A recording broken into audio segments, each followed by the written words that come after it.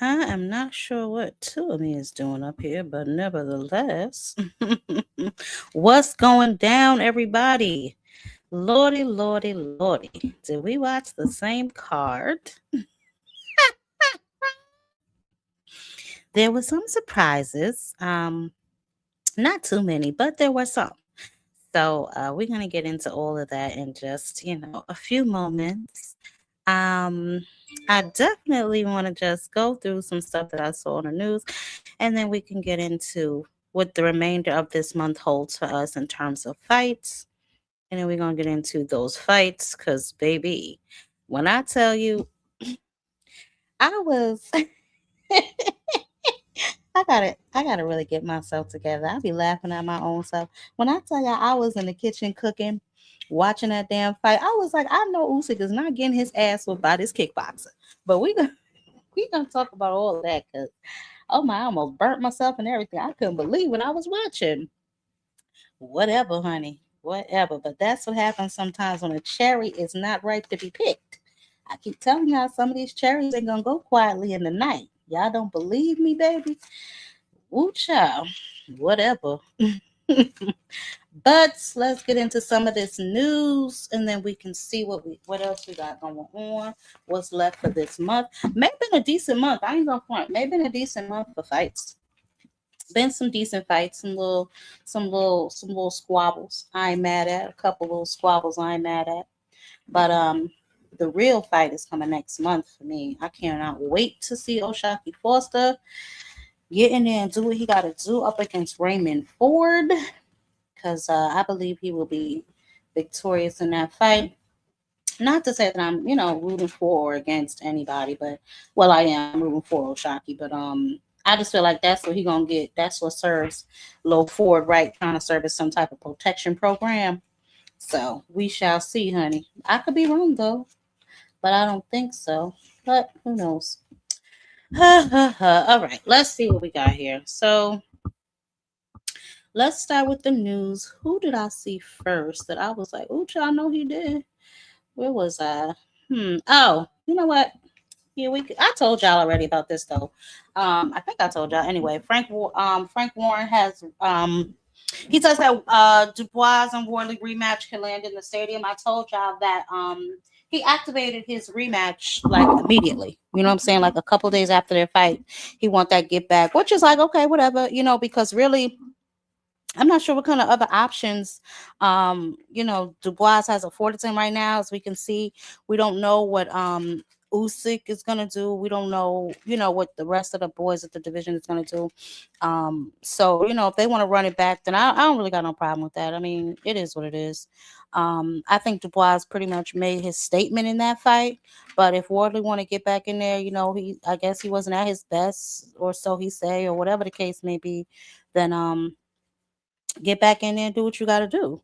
You know what I'm saying? But whatever, child. But yeah, that rematch is gloomy, possibly upon us. So we will definitely see what happens with that. Rolly has been elevated to super champion. So that fight that we saw tonight was for the vacant belt. I did see something that Rolly said that he was retiring. I don't know if he just got an attitude problem because nobody wanted to fight him or like what he had going on. But isn't anybody else? I'm tired of these boys and they fake retirements. I'm sick of it. Like, what are y'all talking about? But most of y'all is like early, I don't want to say early 20s, but y'all in y'all 20s or maybe just got into 30 and y'all talking about some y'all retiring. It's like y'all not even fighting enough to be retiring. Most of them fight once a damn year. You know what I'm saying? If that, and then talking about they retiring when they don't get their way. I don't know what that's all about, but it's annoying me. But nevertheless, he's been elevated.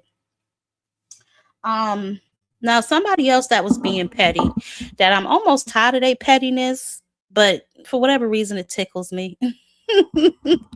So Mauricio Suleiman again, he wasted no time trashing Zoo for boxing. He does that any chance he gets, but it's in my opinion, retaliation because they've talked down about the sanctioning bodies for as long as I can remember. But he has accused Zuffa of trying to bully the sport, stating that during the hearing, about the ongoing issue that we're having with the Muhammad Ali Act, well, their Revival Act, that Zuffa is attacking the sport through public criticism, says that they are specifically targeting the WBC after the Canelo Crawford fallout, and that whole thing where Bud ran off on the plug. It just seems like he's still a little salty about that. He made reference to the UFC only paying the fighters 17%, while boxing is distributing 80%. So, they throwing mud back and forth. It's really petty. But Suleiman is still, as you can see, butthurt about that money that he did not receive from Bud. So I guess he's running around here making his case. I don't know. I have no idea.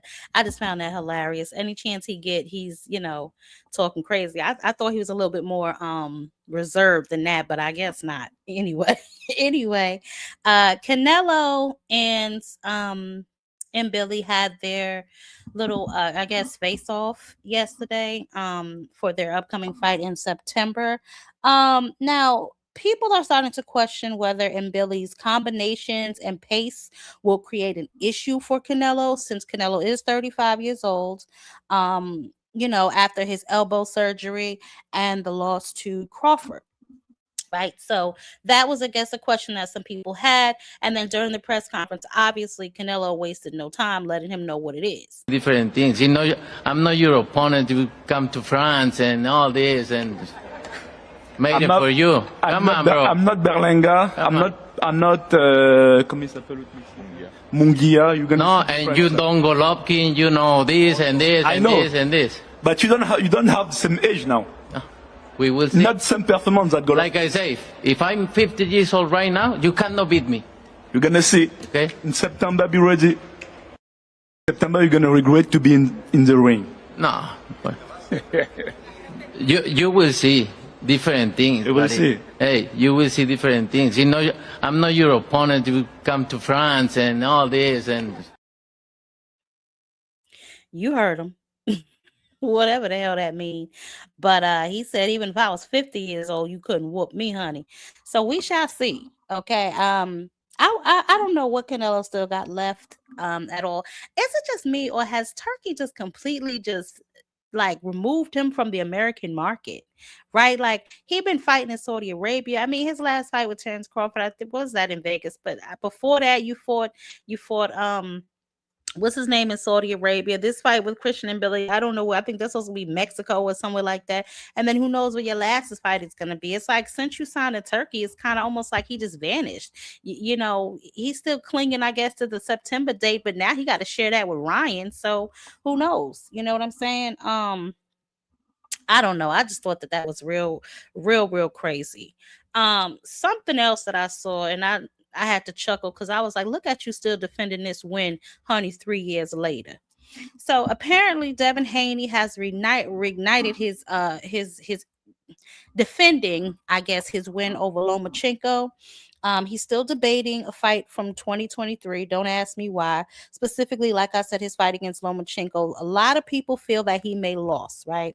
A lot of people felt like Loma did enough in the later rounds to win the fight. Now, he is going on here, child, reminding people that he defended his little tired belt against Lomachenko after winning it against Kambosos.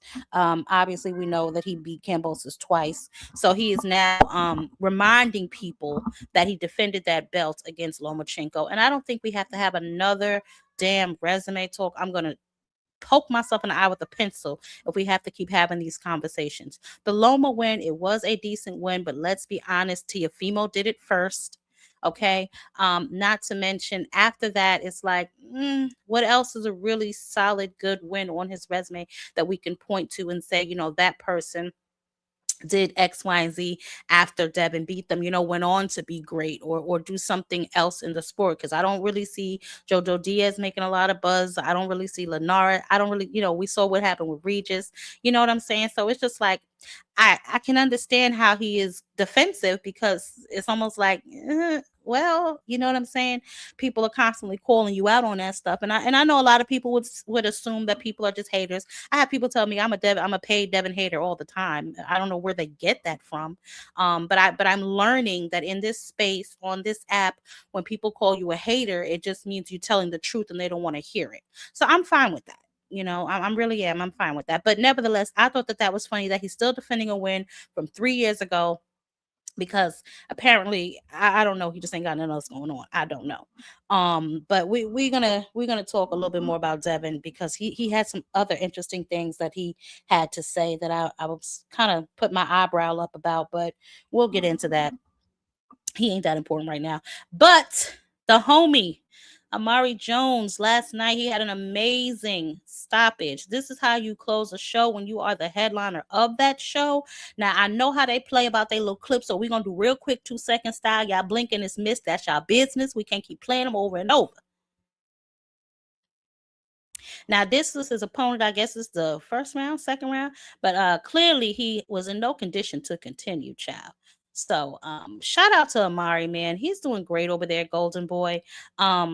I'm very proud of him and what he's seeming to achieve over there. And we can talk a little bit about what's next for him in a little bit. But I just wanted to give him his flowers. Shout out to him beating the former IBF champion. So that is an amazing, amazing knockout, especially when you're the headliner.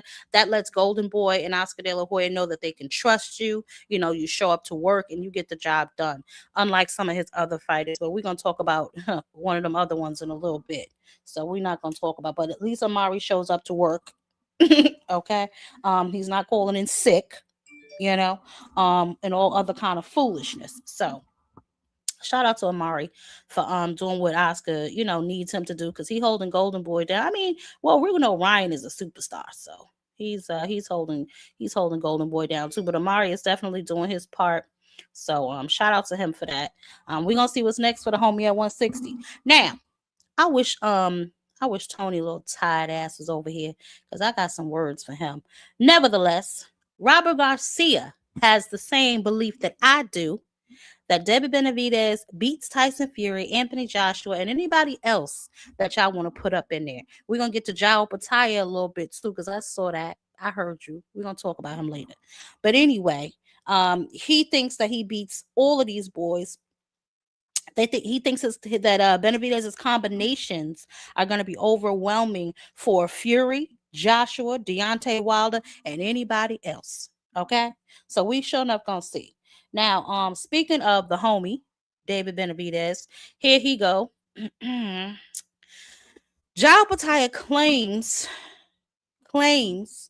that he wants David Benavidez after his WBC title fight. He wants, who we say, Noel first. Then he possibly wants David Benavidez, and stands by his decision to go to Zuffa. Ain't that a... but is continuing to say that he wants undisputed. And we're going to talk about that, because we're going to talk about that. But anyway, this is what he says his plans are. Not necessarily in that order, and he understands that it may not be able to happen right away, but he's just making it clear that those are the plans that he has for himself. Okay? Don't know about the child, please. Anyway, Carlos Adames, he enters talks for Iglesias' title fight. Now, obviously he's the WBC former middleweight. He's in negotiations to make 168 to possibly fight Iglesias. Now, as we know, Adames has been in 160 for several years now. We had that whole issue with him and Sheeraz, that fake draw, so 168 could, put him up against some real heavy hitters. Now, Iglesias has, I think it's like, he's 15-0 with like 14 knockouts or something. And he got the vacant IBF super middleweight belt earlier this year with the stoppage over Pavel. So we'll see. If this fight definitely gets made, it's definitely going to be a banger. If they can come to some sort of agreement and get this fight done for either later this year or early first quarter of next year. I think that will definitely be a oh, hey aircraft baby, who are you talking about? You said you had Loma. Oh, you're talking about Devin? Yeah, child. Child, please. Okay. We ain't got no time for that. But again, like I said, it's still being debated heavily online. He's still upset about the situation. Apparently that nobody giving him his props, I guess. So I don't know. If y'all want to, we could talk about that later, I guess. I don't know. But I mean, I think the majority of people pretty much said the same thing. They thought Loma won that fight. But you know what's crazy? Okay, so even with that, then I've heard people say that they thought that Loma turned it on a little too late. So you know what I'm saying? There's that, but who knows? But let's see what we got as far as like the upcoming fights. So for the remainder of this month, we only have a couple of cards left. We have the that Usyk card tonight. That was a catastrophe, y'all. The last two fights of this month are Dmitry Bivol versus Michael Lafard. This is going to be in Russia. Okay, Dmitry will be defending his unified light heavyweight title against the IBF mandatory.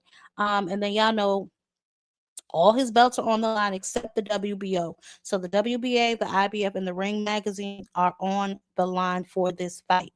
Okay, and it's going to be 11 a.m. our time Eastern. So I don't know if you're in Pacific, you got to adjust it from there. And then we have the Foster versus Ford fight. We're gonna talk about that. Yeah. I can't wait. But then we have the Foster versus Ford fight. This is going to be a banger in my opinion. I can't wait. And I think Zaquin Moses is also on this undercard. And who else did I see on this undercard? I thought I had the damn undercard here, but I guess not. Nevertheless, that's the fight at the end of the month. Those are the last two cards. And then we also have the female card too. I told y'all Amanda Serrano was back in the ring. She's on the Haney Holmes undercard. She's fighting Cheyenne Hansen for the WBA and the WBO featherweight. Okay. And then Stephanie Hannes versus Holly Holm that's a rematch. Their first fight was back in, I think, January, right? And it was stopped in the 7th round because of that nasty cut. So they rematch, and on the undercard, you have Amanda Serrano, and she's putting her belts on the line as well. And I believe this is 3 minutes. I believe she's doing 3 minutes again. So she's been doing 3 minutes her last couple of fights. Her last fight against Tellez. I'm not gonna say she looked. I don't know. I mean, Amanda, I can't tell somebody when to do anything. You know what I'm saying? If she still feel like she got that warrior spirit and she wants to continue to move forward and keep, challenging herself and keep fighting, then, do your thing, girl. I'm gonna watch it. Amanda's always been a very entertaining fighter to me. She gets knockouts. She's got 48 fights and 31 knockouts or something like that. So I ain't mad at her. She do what she got to do, but those are the 3 cards that are left for next week. And then we'll be going into June, and we know what June bring. Yes, honey, we know what June will bring. I don't really know. I got to check and see. I've been so consumed with the fight at the end of the month. I got to see what else we got to tie us over for the beginning, but I'll make sure I get that before the end of this month. I'll see what else is coming and get something going on. But let's now get into this card review, child. This card, first of all, what y'all thought about this card? Let me tell y'all something. I thought that the scenery until a Sostain broke my little heart and told me that was AI scenery. I thought it was so beautiful. I was like, oh, I got to get to Egypt. It looked hot, but it looked beautiful. You know what I'm saying? So I don't know. But let's start with first. I started with the main event because by the time I got home, I was like, man, they don't need me. Let me get myself together and get ready to sit down and really watch the card. So I started with the Sanchez and Torres fight. But before that, let me see who all up in here and speak to everybody first. And then we'll get into this card review and then what else we got going on. Dondra, you always in here crying about something, honey. What is the matter today? Hey, Miss Joette, I feel so safe, Miss Joette. You know what, Geico, we're going to talk about that kickboxer, baby, because, baby, slogan, the ref need to be a hink. Oh, my God. Cam, my brother. What's up, Lee? Hey, baby. Dondrick on the money line. What's popping? Dragon's Assassin. Hey, Crush. Crush, I'm glad you're up in here. I lost your, what you call it. You got to give it to me again. Who is Marius? Rico 1F5. Baby, you preaching to the choir because we know that. Yes, he did, Dark K. Yes, he did. But we're going to talk about that. Don just said, to be fair, Rolly had 5 people talking. We know that, Dondrick. That's nobody's disputing that, baby. I'm just saying I don't think he should retire. Like, he's young. He just starting to get good. He's just starting to get popping. I don't think he should retire. Just find a nigga that's not gonna duck you. I'm fully aware of how many people have ducked Rolly in a matter of a year. I'm very aware of that. DJ, hey baby, Aircraft. Hey, Joe Quinn, how you doing? Dondrick. Listen, I laugh because I just say he's still being petty after all this time, but I resonate with that level of petty, so it's all good with me. I ain't mad at Suleiman for wanting his money. Shoot, I want my 200K too. Shit. You say you got Canelo. Oh, with that fight? Okay. Hey, Sexy Kendra.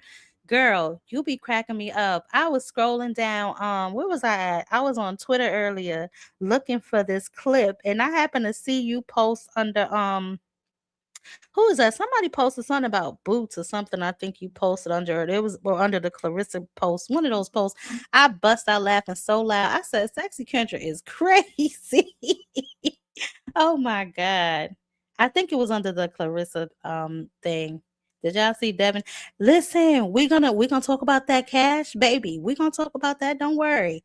We're gonna get into it. We're gonna get into it. Okay, so let's start with the first fight on that damn card, right? Well, the first fight I watched anyway was Sanchez versus Torres, right? Now I know people was laughing saying that Torres who was he trained by, child? I don't know who that boy is trained by, but 4,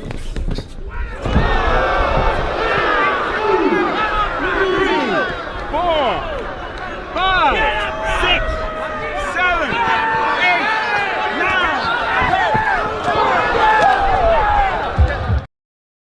okay, I don't want to play too much because I know how to give it up.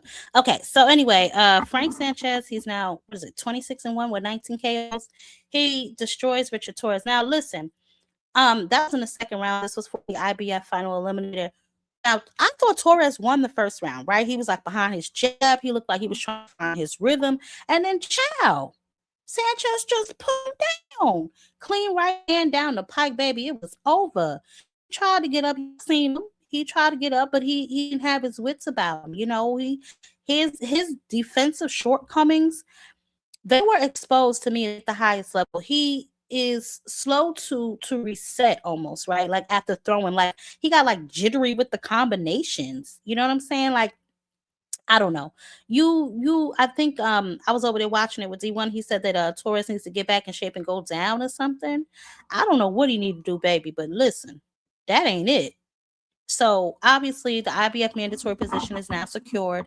If Usyk vacates the IBF belt after, tonight, Sanchez fights for a vacant heavyweight title. Now, the Cuban is at the front of the line. Okay.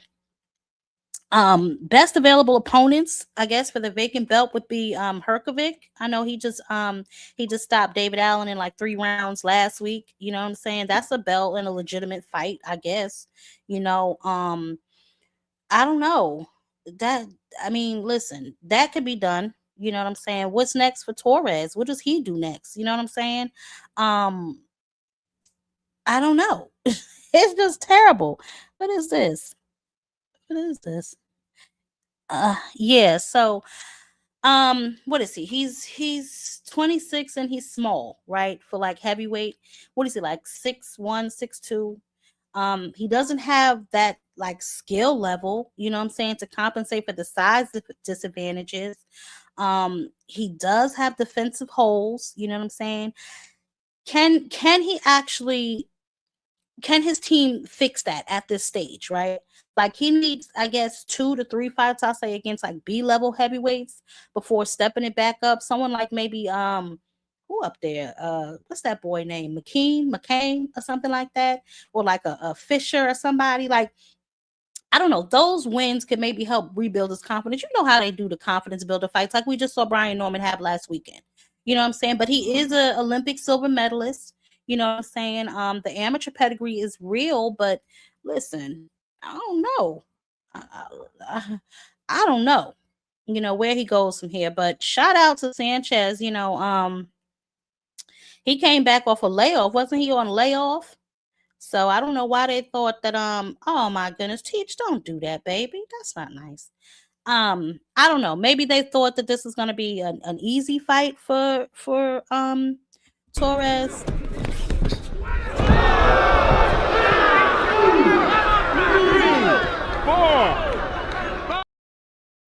And he trains with Bomac, right? So I know people were saying, you know, I just saw you sent me something. I ain't go to it because I was like, Lord, what is this, Sexy Kendra? But he trains with Bomac Torres, right? Doesn't he train with Bomac? So we're gonna see what he does from there. I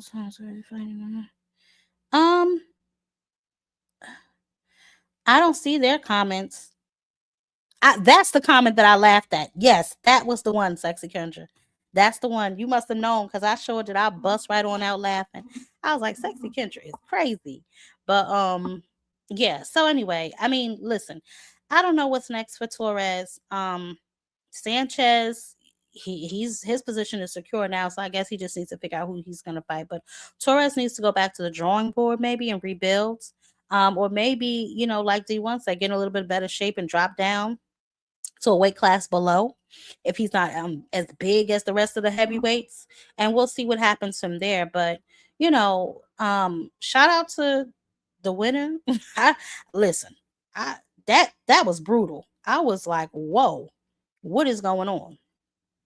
The next fight we had was Giyasov and Catterall. Right now, listen, those obviously are the oh, here go another angle. Let me see something. It's in slow motion. See right there. Oh man, right on the note, right on the button. Poor baby. Poor baby. Oh child. Anyway, next was Giyasov and what is that boy name? Oh, Catterall, Jack Catterall. Catterall won. Listen, I feel like I don't know. Jack Catterall, what is he? 33-2, 14 KOs against Giyasov. We know that was Devin's mandatory and Rolly's mandatory. They ended up fighting because Devin and Rolly couldn't figure out what it was that they were going to do. He won by unanimous decision, 19-108. What is it? Yeah, 119-108, 118-109, 116-111 for the vacant WBA regular welterweight title. Obviously, I just told y'all Rolly was elevated to the super. We saw Catterall drop Giyasov in the first round. You know, he controlled pretty much all that fight. That was pretty much a blowout to me. Catterall, he didn't really pretty much need to take risks like that.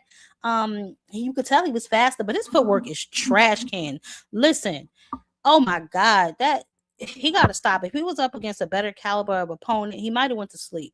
Because the way his feet were placed and when he was through his punches, it was like he was just overextending. It was crazy, but it worked for this fight, right? I don't know.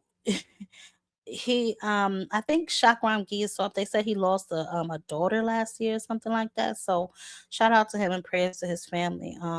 You know, he's been through something most of us couldn't even imagine. So I don't want to, you know what I'm saying? But he came up short tonight. That's just the facts, you know. He was the WBA mandatory for what felt like forever. We know, chasing Rolly around. Rolly didn't want to fight him. And not because I think Rolly was scared of him, because I believe Rolly would have knocked him out.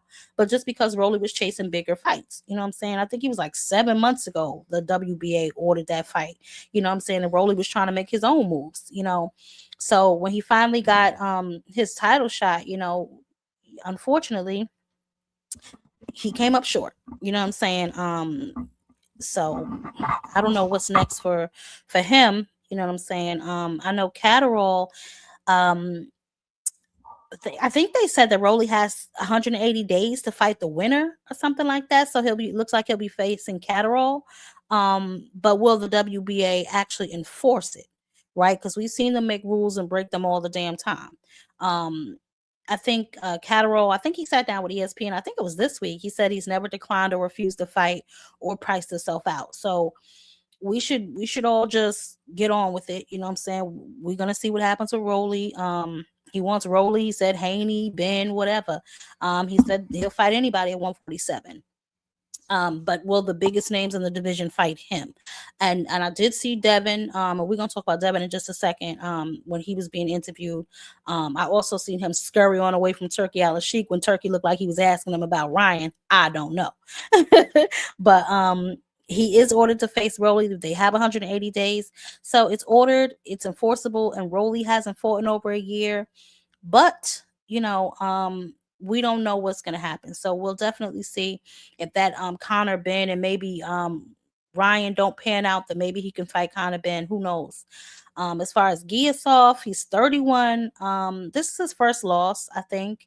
He's had a terrible personal experience. He needs maybe a softer touch coming back. Maybe Stanionis. What is that? 147, right? Maybe Stanionis or something. He shouldn't jump right back into title contention. I wouldn't recommend that, but he should take a minute to do what he needs to do, get his mental together, and then just come back stronger if that's possible. Or maybe we feel like he ain't got it. You know what I'm saying? That's a possibility too. So who knows? I know that the butcher. Hey, the butcher baby, how you been? Yeah, baby, that was. Listen. Tony, I'm so glad you in here. I'm so glad you in here because your boy, yeah, we're gonna talk. Anyway, let's see, because I don't have time to deal with Tony right now. Okay, let's move on to the next fight of the night. This fight. Now listen, I told y'all about this damn fight, right? I told y'all what they're trying to do with this fight. What I feel like they're trying to do with this fight anyway. I think that they're trying to make him the end game for Canelo. Right. But let's just take a look real quick, as y'all know how they be trying. We don't know what's going on with them hand wraps Sheeraz got on his style. Oh God, he comes in at 23-0-1. We know he had that draw with Carlos Adames. He has 19 KOs. He destroyed this boy. Like I said, this boy looks scared to death. Okay. He wins the WBO vacant title by the body shot. Begic, he kept that high guard up. He took a knee. He didn't beat the count. He didn't want to beat that count, if you ask me. So who knows? This, like I said, to me, this was a mismatch. And I told y'all I saw a lot of people pretty much saying he's getting an easy path to Canelo. This was a mismatch. You know what I'm saying? It was pretty much disgraceful. It even, I don't know, but Begic, whatever, is 39 years old. He was undefeated. He basically promoted himself, right? One opponent with the brother, I think, of the man, listed as Begic's manager. I don't really know what took place with all of that, but the WBO had him ranked number 4 because of his padded record, because I couldn't recognize nobody on that resume. And Sheeraz, he won his belt tonight, but to me, he didn't really earn it in the way that a lot of champions should. And I know, I think that was Teach, that was you, right? That said you think like Sheeraz is the real deal. I don't know. He got to fight somebody to me, because you saw when he fought Carlos Adames, they gave him a draw when I really thought he lost that fight. You know what I'm saying? Berlanga, I mean, is that really a test? You know what I'm saying? I'm not going to say he's not talented, because he is talented. I'm not going to take anything away from him, but this was a paper title fight, and everybody in boxing knows that. You know what I'm saying? Sheeraz has the belt, and the Canelo fight is worth more than it was yesterday. True. We know that Canelo's about to fight in Billy in September. They, I showed y'all their little face-off, child, but I don't know. I just think that's where they're trying to go with this. They're trying to give Sheeraz the Canelo fight. Maybe that'll be Canelo's last fight, because we know a damn sure ain't gonna be David Benavidez. You know what I'm saying? So I think that'll be probably his last fight. He can wait for the Canelo winner, Sheeraz, for what's next for him. He can wait for Canelo versus Billy winner. If Canelo wins, he is the WBO mandatory, and that fight is, like I said, worth more than others. If Canelo vacates, Sheeraz can fight for the outright title against Diego Pacheco, but I was told Diego Pacheco didn't want that fight. Edgar Berlanga, we know he ain't getting back in the ring with him, or he could do like a voluntary defense, I guess. You know what I'm saying? Until Canelo gets his situation resolved, but he got to be patient and just see how it all shake out. I'm pretty sure he's going to be waiting to see the winner of Canelo and Billy, to see what he's going to do after that. He wants Canelo. He's made that clear several times. You know what I'm saying? Yeah. I know. Thank you, Dark Ken. I'm not impressed either. Bro, listen, and I don't like, at the risk of sounding like a hater, he just gotta show me more. I'm not saying, like I said, he's not talented, but I don't really know if he like that. You know what I'm saying? I gotta see him get in there with somebody with some experience, somebody with a chin that can, you know what I'm saying, dish it as good as they take it. Because he looked, the man in there tonight looked scared to death. We all know Berlanga is fluff. You know what I'm saying? So who have you really proven that against? You know what I'm saying? But whatever. Begic, I think is how you pronounce it. I hate when I mispronounce people's name. He's 39. You know, he got exposed on the biggest stage. Should he possibly retire? You know what I'm saying? Like I said, his resume look a little padded to me, but whatever. You know, we know how things go. He was ranked number 4 to probably be fed to Sheeraz to make his record look better. You know what I'm saying? They moving him, right? Whoever moving him, you know, they gave him a little name with the Berlanga situation after he got that gifted draw. You know what I'm saying? But we'll see. You know, he looked like he punched hard, but he ain't been in there with nobody with a chin yet, so we don't really know. You know, I don't know. Me personally, I gotta see what's popping, and I really don't know. I'm gonna keep my eye on Sheeraz. Something about him I'm just not fond of. I don't know. Something about him just ain't clicking for mother. I just don't know. So I can't put my finger on it yet, but it's something about him I just don't like. I don't know what it is, but anyway, let's do Usyk, shall we? Usyk versus Verhoeven. Now listen to me, y'all. When I tell you I was hooping and hollering, like, I know he's not getting his ass whooped by this kickboxer. When I tell y'all that he lost every damn round, okay, y'all call it what y'all want to call it. Usyk lost every goddamn round of this fight. Okay. Usyk, he's 25-0, 16 knockouts. Rico Verhoeven, he's a kickboxer with 1 or 2. This is second, I think, boxing match. You know, I told y'all all of Usyk's belts was on the line, which was crazy, but he does get to retain his WBC heavyweight title. This fight was supposed to be a walk in the park. Instead, it turned into the most controversial heavyweight fight since Fury and Ngannou. Rico Verhoeven was winning this fight. Okay, they had it 96-94. Verhoeven after round 10. I don't know. A lot of people had him ahead. I had him ahead. Usyk just looked flat. He looked flat, child. He looked like a shell of himself. For large stretches too, not just in spurts. Verhoeven pretty much bullied Usyk ass, you know what I'm saying, to the ropes repeatedly, landing clean punches, outworking him. I mean, it was just terrible. Usyk had maybe one good round. What was that, round 3, round 4? I think it was like one good round where it looked like he rocked Verhoeven with like an uppercut or something like that. But Verhoeven looked like he recovered immediately. So I was like, what the hell? Round 11, Usyk, he landed that lucky punch, if you ask me, child. I don't know what in the hell was going on. I was sitting here with my mouth open like, whoa. But obviously people were booing, people were upset. This is a controversial outcome because obviously it was only a couple of seconds left in that round. He could have went and recovered and did what he had to do, or let Usyk knock him out. You know what I'm saying? If that's what the outcome was going to be, let him go out on his shield. So y'all tell me, you know what I'm saying? Did the referee rob Verhoeven? Do y'all think so?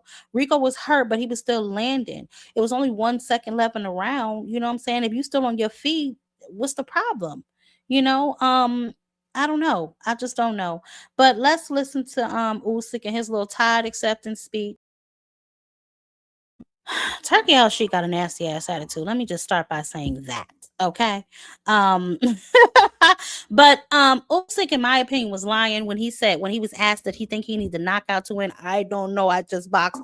You know, you was losing. Stop playing with me. You know what I'm saying? The pound for pound king looked beatable tonight. Flat out. He got outworked. He got out muscled. Okay. Is his age starting to show? What is he, 39 years old? Was he looking past Rico? Was Verhoeven just better than anyone expected? I don't know, but Peter Fury's game was flawless. And that Fury family specialty, baby, I don't know. But I told y'all I had issue with them even having those belts on the line because this could have been a disaster, right? The WBO, said that Usyk could keep his belt even if he lost, right? And tonight that almost mattered because his ass almost lost. The IBF, I told y'all the other day, said if Usyk loses, their title goes vacant, right? So Sanchez won the IBF eliminated. The WBC sanctioned the title against a 1-0 kickboxer who just nearly, almost beat the damn champion. Only the WBC belt was on the line. And Rico nearly took that. You know what I'm saying? So I don't know. A man with one professional boxing match was outworking the pound for pound king of boxing for 10 damn rounds. Usyk looked a little, I'm just gonna say, a little rusty, a little old, whatever. Like I said, he looked beatable. And in that 11th round, the champ, listen, he had to find something. He dug deep, whatever. The uppercut, that was beautiful. The referee stopped it with seconds left. Rico was still on his feet to me. It was very controversial. Absolutely, I think Rico was hurt, but I don't think it was to the point where he wasn't fighting back because he still looked like he was fighting back. I don't know. Maybe the ref made a safety call. You know what I'm saying? And he didn't want to deal with all the drama, but you can't tell me if the fight goes one more second and Rico survives to the bell that the scorecards don't say Rico Verhoeven is a heavyweight champion of the world. He needed that knockout. If we're being honest, that stoppage, Usyk needed that because he wouldn't have won without it, and that's just the truth. So what is next for Usyk, right? The IBF situation looks urgent. Like I said, Sanchez won the eliminator, and then. Listen, that's how you do it, though. You get up in that ring and you put that pressure up on him. So I ain't mad at Adrien for doing that at all. But Usyk needs to decide. Defend the IBF belt against Sanchez or vacate and let Sanchez fight for the vacant title. A Dubois rematch. If they must, I guess that's an option. If Dubois doesn't fight Wardley again. But Usyk can't have another night like this. I'll tell you that. You know what I'm saying? He needed to look dominant. And he needs to do that in his next run out, or I don't know. But Verhoeven, I believe his stock is up now. What is he, 30-1? You know what I'm saying? Underdog who was winning on the cards. His stock rose, in my opinion, tonight. And I feel bad because I didn't even know who the poor little man was. But those be the ones. Those be the ones. So what do we want to see happen? Do we want to see him get that rematch, or do we want to see him just move on and go fight Adrien? Because Adrien has been waiting for quite some time. You know what I'm saying? And I've been complaining about this for a while. So who knows? But the stoppage, right or wrong, y'all let me know what y'all think about that stoppage. I felt like he only had 1 second left. If he was gonna knock him out, let him knock him out then. You know what I'm saying? Verhoeven didn't look like he was suffering from any real damage. He looked a little tired, you know what I'm saying? But he was looking like that for a while. He was still able to bring it to Usyk. So who knows? I don't know. I don't know. That was a very interesting watch. I'll tell you that damn much. It was very interesting for me to watch. Yeah, he did buzz Rico around 4. I thought, you know what, Lee? Thank you, baby. I thought so too. I don't know. I just feel like that was a little premature, but we've seen other stoppages, y'all, that we'd be like, whoa, the ref should have stepped in, blah, blah, blah. So who knows, right? Who knows? Now, I want to talk a little bit about my homie making these waves over here at 160. Yeah, I'm play real quick one more time because I like this. Poor thing. Look at this man. Poor thing. Look at Harvey Doc.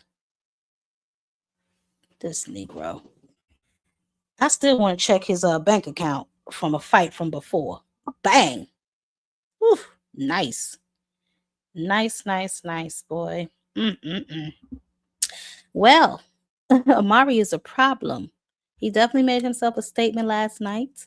He is 17-0 now with 15 knockouts. He just destroyed Vito Gualtieri, I think his name was. He was 25-2-1. He only had 8 knockouts. Third round, like I said, I think that that was a beautiful statement that he made. Golden Boy trusted him to headline a card, so he definitely let them know that wasn't that trust wasn't misplaced. But some would still consider him a prospect, but he made a statement. 15 knockouts and 17 wins. That's an 87, 88% knockout ratio. So, that's a dominant win for him for sure. At 160 pounds, I was looking real quick before I came on. I'm like, all right, who else can he fight? So, I think ranked number 1 is Carlos Adames, and we know he's 24-1, but he might be moving up, so we don't know. If he vacates, like I said, he can join the conversation for Iglesias. That's cool. But let's see, who else could he fight? Yoneli Hernandez. What y'all think about that? He's 10-0, 9 knockouts. Both are young, undefeated, devastating punchers. I don't know. So we'll see. PBC versus Golden Boy. We don't know. Is that a promotional wall? I heard Oscar say he's willing to work with anybody, so we'll see. What about who else? Who else I saw? I think Ammo Williams. I think he's like number 7, number 8, something like that. He's coming off of a loss, but he's still a good name at 160, right? He's Matchroom, Matchroom and Golden Boy zone, who knows? That's something. Troy Isley, that could be a good developmental test for him. You know what I'm saying? Or who else is over there? I don't know. But the fight that makes the most sense to me would be Ammo, maybe. Now he just get dominated by Adames, but he's still a top, he's still a top middleweight. He still has a name, because we want to start getting Amari some names on his resume. He's a Matchroom, Golden Boy Matchroom, like I said, they do business. Amari needs to rebuild.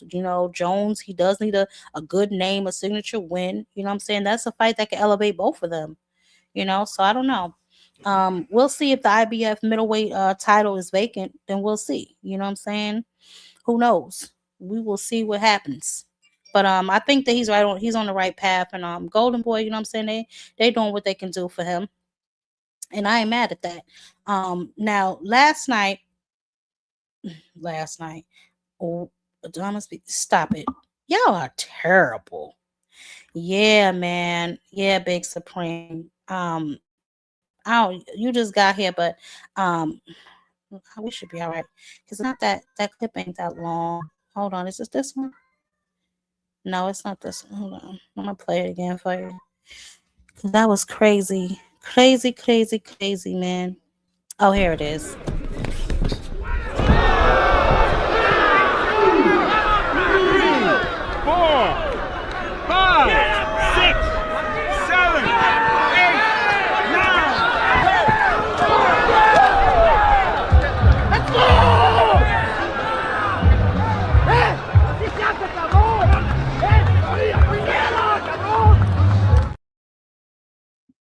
Now, I didn't want to say nothing. My little petty self. As soon as I seen him do that, I said, is that Reynoso in the corner? My eyes, I started blinking. I said, is that Reynoso? Hope that test come out all right. But let me stop. No, but that was a great knockout. Oh, it is? Jenna back off your okay, cool. Okay, cool. That's what's up. That's definitely what's up. All right. Well, then, hey, we shall see. Who else? Troy Isley, I think he's IBF mandatory, isn't it? I know one of them was, but you just say he got stripped, so we'll figure it out. I'm gonna be nosy and see what I can find. Look at me trying to help him get another fight. Nah, but I definitely want to see more of Amari, and he needs a good name on his resume. He about 15, 16 fights strong now, so we're gonna have to get him in there and really see what's popping with him. But that card, y'all, it was a quick little card, because we only had like 3 prelim fights. Because by the time I got in the car to come back home, I was at the nail salon with my daughter. I was like, that's the last prelim day. So I was like, okay. But the card wasn't too bad. I mean, some decent names on there. The scraps was a little lopsided. The Sheeraz fight was definitely a lopsided fight. Didn't know that Torres and Sanchez was going to be that damn lopsided. Catterall and Giyasov, that seemed to be a pretty decent scrap. And then Usyk got his ass whooped by a kickboxer. So, I mean, who knows? We definitely going to see what's popping. Yeah, so moving on. Let's get into a little bit of this Foster Ford. right? Because we know that fight is coming up next weekend, and I cannot wait. I'm so excited to see the homie in there and do what he do. So I was trying to be like objective because I know Mr. Aircraft Carrier accuses me of being biased against Ray Ford. So I was like, you know what? Let's see what's gonna happen. I know a lot of people were telling me I need to go back and watch the that fight that both of them had with what's that boy name? They God, what is wrong with me? I can't think of that man's name. But anyway, they both had the same common opponent. I think it was either the fight he had before Nick Ball or the one after, right? But who knows? I was looking at who's training who and all that, and we know that Ray Ford is being trained by Shakur's cousin. I think that is. But Bobby Benton, I think he runs what is that, mainstream boxing or something like that. He trained both, I think it was Regis Prograve and together. So I don't know. He's the I think he's in he's in Foster's, he's in Shock's corner, right? Abraham Nova, that's what the hell it was. So after the Abraham Nova fight, I think Foster was down on the cards. He basically let him know, like, yo, you need to get it together. And he went out and he dropped Nova, and I think it was like the 12th round.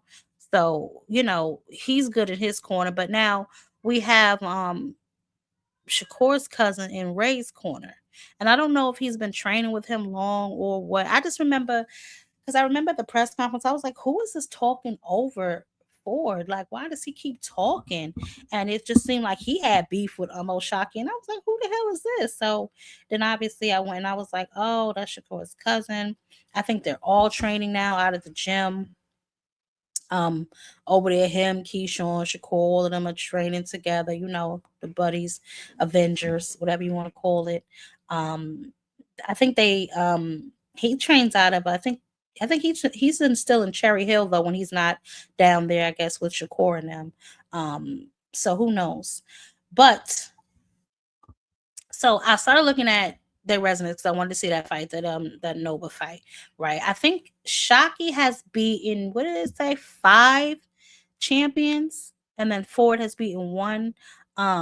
Title losses, Foster doesn't have any, but Ford, we know that he lost to Ball with a split decision. 12-round title fights, I think it said that Oshaki had 5 and Ford only had 1. Ford is like, he's defending at his own weight class, and I think that Ford is moving up. But in my opinion, Ford should have moved up a while ago because he was always complaining about his weight. You know what I'm saying? But Ford is 32, and Foster's 32, and Ford is only 26, 27, like that. So I don't know, but the way I feel like, so if Foster's gonna win, he's gonna have to use his reach advantage because it's 72, I think, over Ford's 69. Right, he's gonna have to lean on his championship experience. He's been, like I said, in 12-round fights plenty of times. I think Ford only been in there once. He is fighting at home in Houston. You know what I'm saying? Foster basically has proven he can find the knockout. Ford, we don't know what he's gonna bring at 130. You know what I'm saying? He's gonna have to start fast, because Foster is a slower starter. He's gonna need to use his angles. I'm trying to be objective because I really don't like Ford. I just don't think, I'm sorry, I just don't think Ford is as good as he think he is. But he does have a path to victory if we're gonna just be objective. I think is it Foster maybe the slight favorite? I have to look at that again. But like I said, Raymond Ford is 27. He's hungry. He's in that whole protection program thing. He's coming off the Nick Ball loss with something to prove. Southpaws are always a problem. If he starts fast and doesn't let Foster settle in, then, it could be an upset.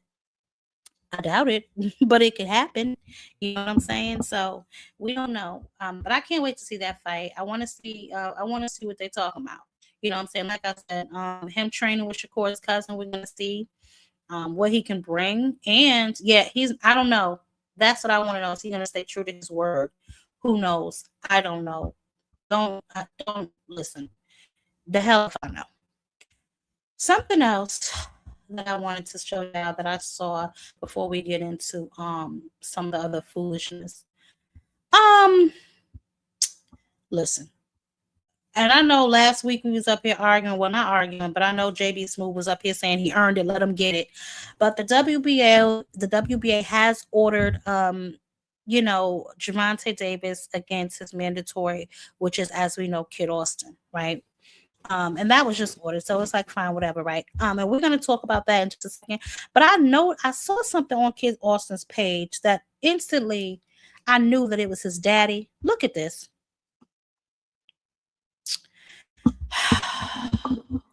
Child, please. Okay.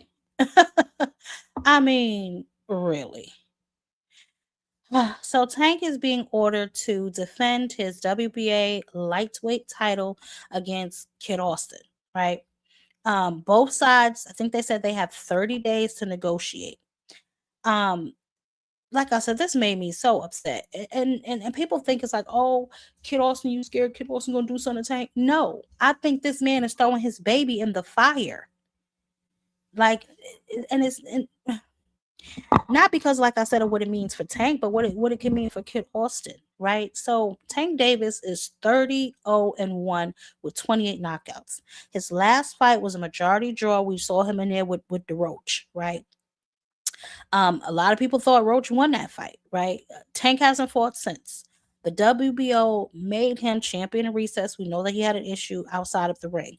But he worked that loophole out, baby, and he was allowed to keep his status despite the inactivity. Now they're ordering mandatory defense against this little baby.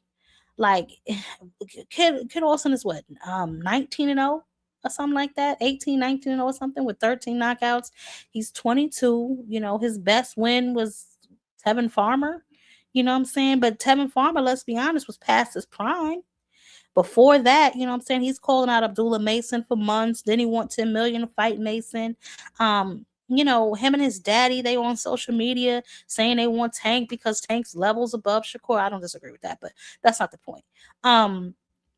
You don't like, I don't understand this. Whatever. But if he's a mandatory, he's a mandatory. If they make it, whatever. I doubt it. But he's been calling for it and then putting out stuff like this. Like, boy, bye. He will eat that little baby up. And I constantly keep asking, who has Kid Austin fought to get him ready for the caliber of a Gervonta Tank Davis? You know what I'm saying? And Oscar is on record saying that he is not interested in this fight just yet. I don't know. But what I feel like Kid Austin should be doing instead, he needs to be trying to, the fight with him and Abdullah Mason just makes more sense. You know what I'm saying? They're around the same age bracket, although obviously we saw Abdullah Mason's done leveled up. You know what I'm saying? He got him a belt. He about to have his first title defense. But still, you know what I'm saying? If Kid Austin wants, if he waits and maybe Abdullah Mason wins, then maybe that fight can be made. You know what I'm saying? Get a 2 or 3 more fights at a contender level. You know what I'm saying? Fight someone who can take him into maybe championship rounds, because I don't think he's ever been there. You know what I'm saying? Learn what maybe 10 rounds feel like when your legs are going. The money, if you still really want to fight Tank, that money will still be there. Tank is the face of boxing. You know what I'm saying? But he needs to develop a little more. I don't know why he thinks that he's ready for a nigga like Tank. Like, this is the clout chasing is crazy. I'll take whatever amount of money to get my son knocked out. It's crazy. It's like, yo, this little boy has not had time to really develop. And I understand having faith in your child and your son, but you don't want to put him in a situation to where his confidence is gone. Because yes, he will receive a huge bag for fighting Gervonta, but how will he deal with getting knocked out afterwards? You know what I'm saying? Is he mentally prepared for something like that? You know what I'm saying? And it's like, I don't know. Him and his dad, they just be moving weird, yo. I don't know. That's what I'm saying, Mr. You know what? I'm not going to deal with this. Mr. Shelton, that is correct, but stop it. Just stop. Okay? Jesus Christ. I I don't know. I just feel like maybe the Roach rematch should be ordered, or maybe if they can make a fight with Lomachenko. I just don't think he should be fighting this little boy. And it ain't because nobody's scared for Tank. I'm scared for him. You know what I'm saying? I know his daddy wants to think that he's ready. But I'm just not sure he is, and that's just the truth of the matter. I'm just not sure that he's ready for that type of fighter. Like, who have you fought that, sets traps like Tank? Who have you fought with ring IQ like Javante? Who have you fought, that's punching like Tank? Who have you fought that can, like that deal with his corner work? Because your daddy screaming, Ronnie, what you see ain't gonna cut it. It's not gonna cut it when you got Calvin Kenny and possibly the other oh my God, I forgot that man's name. The one that he was with before. What are you gonna do? I don't know, but I found this absolutely ludicrous. This was just, it was funny, but it was ludicrous. Like, child, stop. Ain't nobody running from you, baby. You the one ain't been in the ring. You don't have 3 fights scheduled in the last year and a half and ain't made one of them. You know what I'm saying? So who knows? Yeah, stop. Y'all got to stop this. Y'all have to stop this. I thought that was ridiculous. But anyway, tonight, you know what? Do I want to talk about that nigga yet? Let me see. Let's just talk about this real quick. Get this off the way. So I saw this. I thought this was like, okay, Boots. We know his fight is next month. Okay. Listen. He done brought in Vito White Magic Mielnicki for sparring, okay? Getting him ready for his June 27th at the Barclays, baby. Listen, this ain't no random camp pickup, I don't think. Mielnicki is 23-1, I think. He got like 13 knockouts, something like that. But he is the WBO's number 2. Okay. He's middleweight, right? Yeah. That man is at 160. He just dominated Omar, you know what I'm saying? In Atlantic City. That was April last month. Unanimous decision. He's on a 15-fight win streak, so this definitely matters. And Xander, we know he's unified at 154. So this, I don't know. I think he's taking this fight seriously. Obviously, he wants to make a statement in this fight. And if he wins, he's leaving with 2 belts at one time. You know what I'm saying? He needed someone who could probably simulate the size of a 154-pound champion, because Xander's a big boy. You know what I'm saying? Mielnicki is like, 6 feet? He's orthodox. He fights between 154 and I guess 160. He's a bigger version, I guess, of Xander. You know what I'm saying? So that's what's up. That's definitely what's up. He's definitely taking this very seriously, and he knows what's in front of him. I think Xander's doing the same thing too. Xander not just sitting around eating plantanos. You know what I'm saying? He been sparring. I think they said he was sparring with Canelo. Which is a little weird. I don't know, but whatever. I heard that Xander was sparring with Bud, but I don't really know how true that was. So I don't know. But both of them seem to be taking this fight pretty seriously. I cannot wait. To this fight. I'm so excited. On that card is pretty. I gotta take a look at who's on that card again. I thought Zay Quinn was on that card, but I think Zay Quinn's on next week's card. Let me see something. I don't know.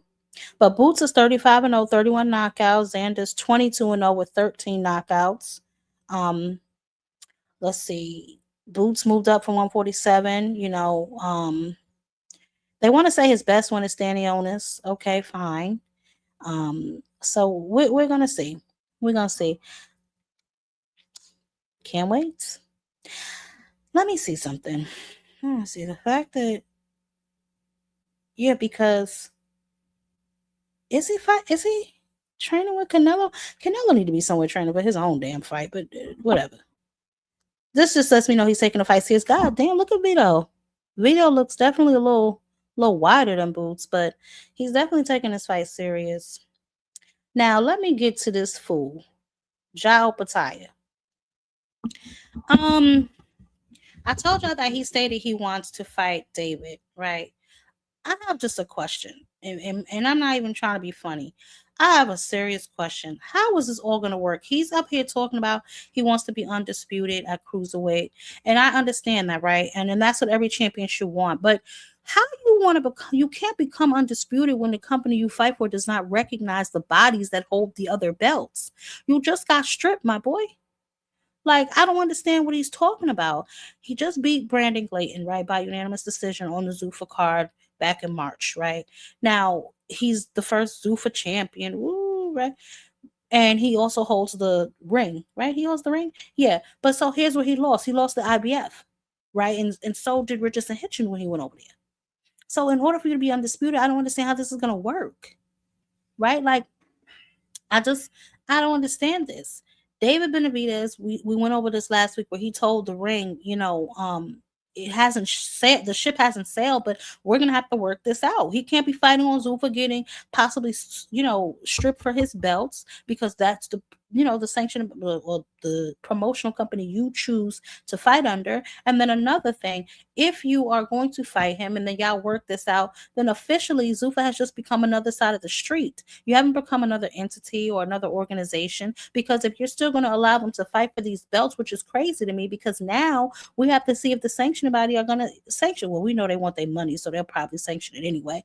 But I don't understand this. Zuffa didn't protect him. They let him walk into there and take his doggone belt.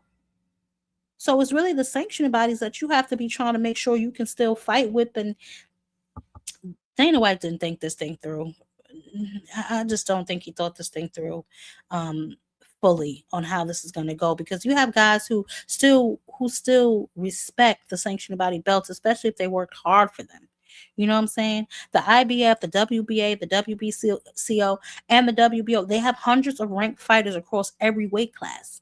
You know what I'm saying? They over there, Zuffa over there building a house in quicksand. You know what I'm saying? Like, I don't know. I think Opetaia might have shot himself in the leg with this one, right? Like, he has real fights set up on the sanctioning body side. Benavidez, he could fight Zerto, the winner of Bivol and Afat. Now, you know what I'm saying, he's holding a Zuffa belt. You know what I'm saying? That David Benavidez don't want that shit. You know what I'm saying? He won't even acknowledge it. So I don't understand this. It's like ridiculous. But listen, child, please. We're going to see how they make this thing shake, because honestly, I just don't see how they're going to get this done unless there's a huge compromise. And then, like I said, you'll just be creating another side of the street where boys can go to duck real smoke in the event they don't want real smoke. You know what I'm saying? So I just don't get it. I don't understand what that move was about, but we'll see, honey. We shall see.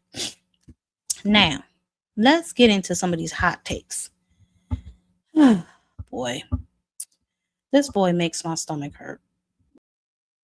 First of all, Devin, stop lying. Who the hell you about to fight, bro? Who are you about to fight? If it ain't Ryan, I don't think Turkey's paying for it. And I'm gonna tell you why, because look at him. He doesn't appear to have an opponent in sight. We heard him just say that, they're working on some stuff. And then so he can't announce it right now, but he is working on a few things and they'll be announcing it soon. So I'm interested. I'm extremely interested to see who it is that he's going to fight. He's been out of the ring for quite some time. It doesn't look like he has an opponent in sight, but hey, we're going to see. Right, we're gonna see. As far as Ryan Garcia, Ryan, obviously we know he's set to defend his WBC welterweight title against Conor Benn.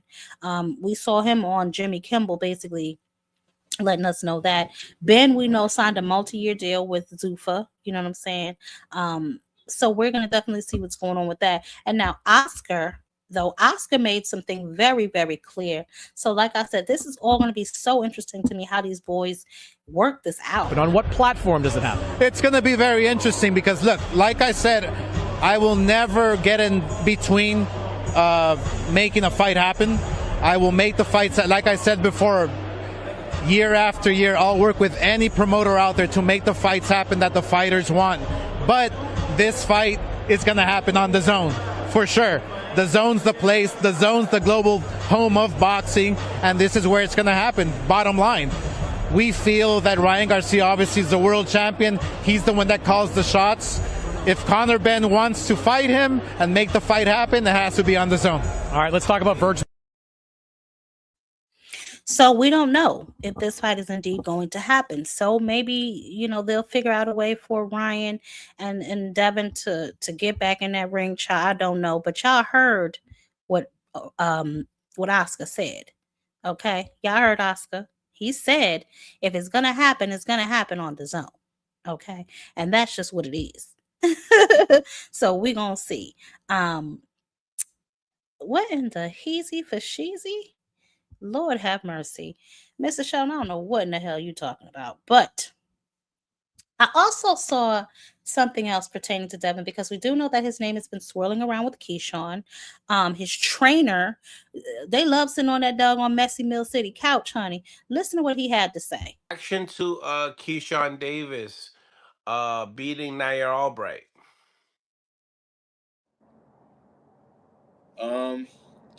I mean, it was cool.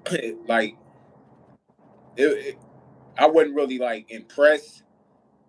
Like, you know, it was a good. It was straight. It was all right. Tell me what when you looked at that performance, what wasn't so? What made you look at it like that's not so impressive to you in your eyes? I mean, just me knowing. Just when you talking about the Devin Haneys, the Shakurs, and the people that they putting Keyshawn up there with, good fighter. He got the ability, but I don't see that in that fight. I ain't see it. Like, you know, I ain't see that. Like, you know, we got to see him come back and fight even at least like a Richardson Hitchens or somebody like that, or Gary Antoine Russell. That engage him a little better. Like, I would think that a smart fighter would beat a fighter even worse that they already beat. Like, at that level, like, you know, dude is a tough competitor, Albright. But I think that he should have did him worse than he did him. Like, coming off all of the hype from him saying he could fight Devin and this and that. Like, be honest, did you see any threat to Devin Haney when you saw that fight? No, because Devin's a better a better boxer than Albright. You know what I mean? And Albright, he did some clinching in there to slow down the pace, which we've seen Devin. He knows how to do that as well, but he can do that and be more effective while doing that. Oh yeah, we ain't gonna need it. We ain't gonna do that. Like, if anything, it's gonna. But it ain't, believe me. Well, me just seeing that though, I'm like, nah, it's levels, big time. Like, it ain't. You couldn't put us in the ring with an Albright. You ain't putting no Albright, no ring with Devin Haney. Trust me, 100%. That ain't happening. Because Like, he outclasses him. Oh, it's gonna look ridiculous. Like, I'm talking about. If you thought that Norman was something, oh, it's gonna be. It wouldn't even look right. Y'all heard him. It wouldn't even look right. Nah, we ain't doing that. We ain't gonna have to do no clinching with Keyshawn. I'll make myself sick. Listen. I hear you. But you know what, if I'm being honest, I said that too. I said I don't think he is ready for Devin right now. I mean, as much as he thinks he is, I just don't think he's ready right now. Especially not his first fight at 147. You know what I'm saying? We know that Devin is a master at disrupting your rhythm with them hugs. You know what I'm saying? And he doesn't appear to be crafty enough to get the hug up off him, you know? So I don't know if he's ready for Devin. I don't know if he has enough tools in his bag for Devin. And I don't know if he seems to have a pretty decent gas tank though. But that was his first time going 12. You know what I'm saying? Devin's been going 12 pretty much his whole career. You know what I'm saying? So I'm not really sure if Key's ready for Devin, if I'm being honest. If they make the fight, they make the fight, whatever. But I just think that Keyshawn maybe should take another fight or two at 147 before he gets in there with a Devin Haney for sure. But Devin at this point in time, he doesn't really have anybody to fight. You know what I'm saying? So who knows? we shall see. We're gonna see what happens. But I don't think he's ready either. And that pains me to say because y'all know how I feel about those people. But lately I've been seeing a lot of these guys. They're streaming on Kick. I've been seeing a lot of AB with this kid who Dean the Great or whatever his name is. And I want to ask y'all, do y'all think that this is a good situation for Adrien Broner? Because I've seen a couple of their clips. Adrien Broner still seems to be drinking. He still seems to be antagonizing women. And just certain things. It's just like, I'm not really sure that this is the best. I mean, he's getting a little bit of money now off the situation, hopefully, you know what I'm saying? But I just don't know if this is still the best situation for him to be in. Dean the Great doesn't strike me as, you know, the most level-headed individual himself. You know what I'm saying? And specifically, I saw this clip earlier with them and Miss Messy herself. So let's break this down. She gonna make me crash out. We gotta go. No, I see you getting upset. You got little man syndrome. Alright, we see eye to eye. What that mean? You got attention? Alright, she gonna make me crash out. We gotta go. No, So I'm assuming they were invited to Yaya Mayweather's party. And for whatever reason, she asked them to leave.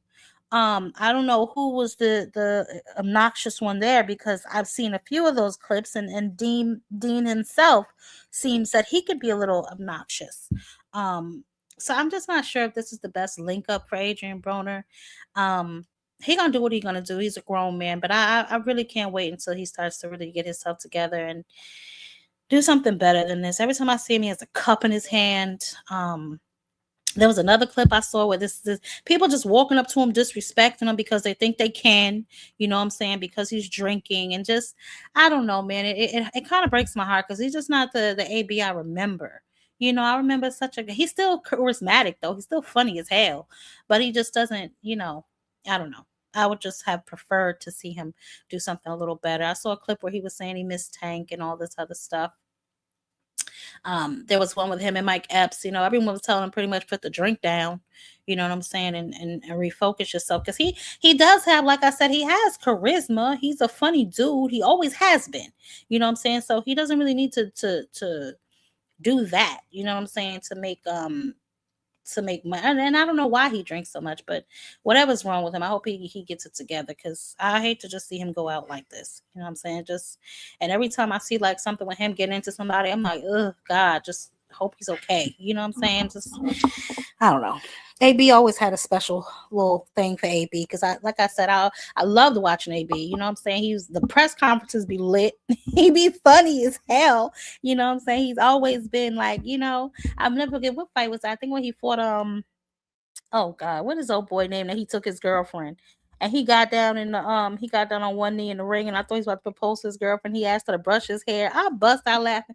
I was like, if this ain't a fool, I don't know what is. You know what I'm saying? So I don't know, man, but shout out to AB. I don't know. I just wondering what y'all think. Like, I don't know if that link up is productive for him even still.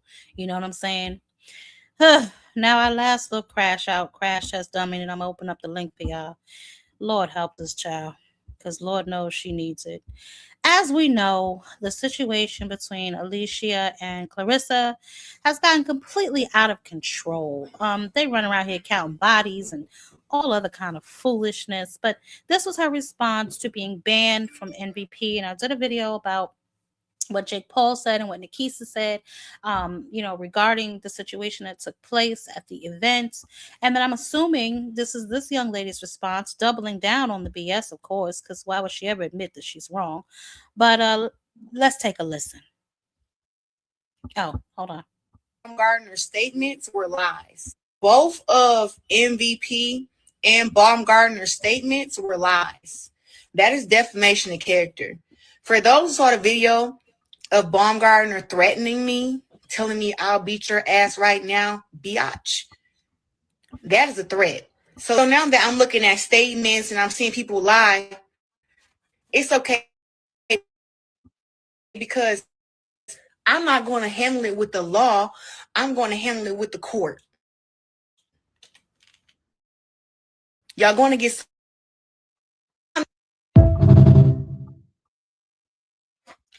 Okay. Do you know what my life was like? Living with a rapper that recorded a whole, not an Okay. So, here's my thing, right? It's a poor child. I just don't even know anymore. Lord help me. However the situation gets resolved, I just hope it gets resolved quickly. Like I said in my video, I think that Clarissa needs a PR team. She needs some help to clean up and revamp her image. At this point, I'm not really sure what they can do to revamp her image, but especially if she just won't take accountability for anything. And I know a lot of y'all, you know, oh, you always hating on her, you just so hard on her. It's not that, bruh. It's the fact that, yo, this girl refuses to accept responsibility for anything. If y'all can just tell me the last time she was in some ish and she came out and said, you know what, that was my fault, I apologize. There's never been a situation that I can think of that she's come out and accepted accountability or responsibility for anything. The issue with Layla Ali, Layla started it. You know what I'm saying? The whole Remy situation, you mad at Remy. You know, like you and Alicia Baumgardner, yes, they've been going back and forth for years. So that situation is what it is. But just think of everything else surrounding her. She's never taken accountability for anything. And that is dangerous. Anytime you run around here talking about people lying, but you cannot tell me one lie they said, come on, man. That's delusional at its best. What's up, Tony? What's going on? Hey, baby, what's up? Before we get into what you're talking about, I'm noticing a trend with you. You like little midget dudes. You like Tank. What? You like Brian. You like AB. What? Like you like little dwarfs. Oh my! What are you talking about? you like them knee-high dudes. Anyway. Whatchamacallit? Shields. Like, bruh. I can't stand it. Like, she ain't no growth in my book. Like, every woman she fights is like mid-30s to fucking 40s years old. Like, yeah, you got a good resume, but you fight when no women fight. There's no competition where she fights. Like, what are we talking about right now? Like, she's fighting girls who got like 4-0 records. Like, what are we talking about? I'm sorry. Yeah, look nice. Them belts sound nice, but there's no competition where she fights. I don't care. What you mean, Brian Norman 5'8"? That man a midget. 5'8" short. Like we gonna pretend 5'8" tall now? Like what are we talking about? Anyways, I digress. I watched Usyk get his ass whooped tonight. I watched the referee jump in to save him. And Ty, you're wrong. You was wrong when you said there was like 1 second left in the round. Rewatch it. The bell rang. The referee let Usyk hit Verhoeven like 4 to 5 more times and then waved off the fight after the bell. Because sometimes I watch it on mute, so I probably didn't hear the bell. But I thought they said it was like a couple of seconds. The bell rings. The bell straight up rings. Usyk lands 4 to 5 punches, and then the referee calls it off after the bell. Oh, yeah, the fix was in. Then they talking about that the open scorecard was even going into the 9th round. Like, no, the hell it wasn't. Ain't no way. That even? Ain't no way. Yeah. Ain't no way. Ain't no way. Look, Dondrick, no. 5'8" is short. Like, I think I'm average height. I'm damn near 6 foot. I'm like a hair under 6 foot. I'm so close to 6 foot. You would say I was 6 foot, but I'm not. I'm the final boss. You're not, motherfucker. The doctor don't say you're 6 foot. Hold on, Shelton. I'm the final boss of the short king. I'm as close to 6 foot as you can be without being 6 foot. And most of the people I come across are around my height. Maybe a little bit shorter, but 5'10", 5'11", that's average. Anyway, but yeah. What you they definitely cheated. They definitely cheated Verhoeven. They definitely cheated him. Yeah, he got beat. What are you talking about? He got beat. Mr. Shelton, stop that. He got beat, man. Y'all act like life is fair, man. The dude with the money said he lost, so he lost. So that works. Good fight, though. He put up a hell of a fight. He did. He beat him every round but one. Doesn't matter. He didn't win the one that counted.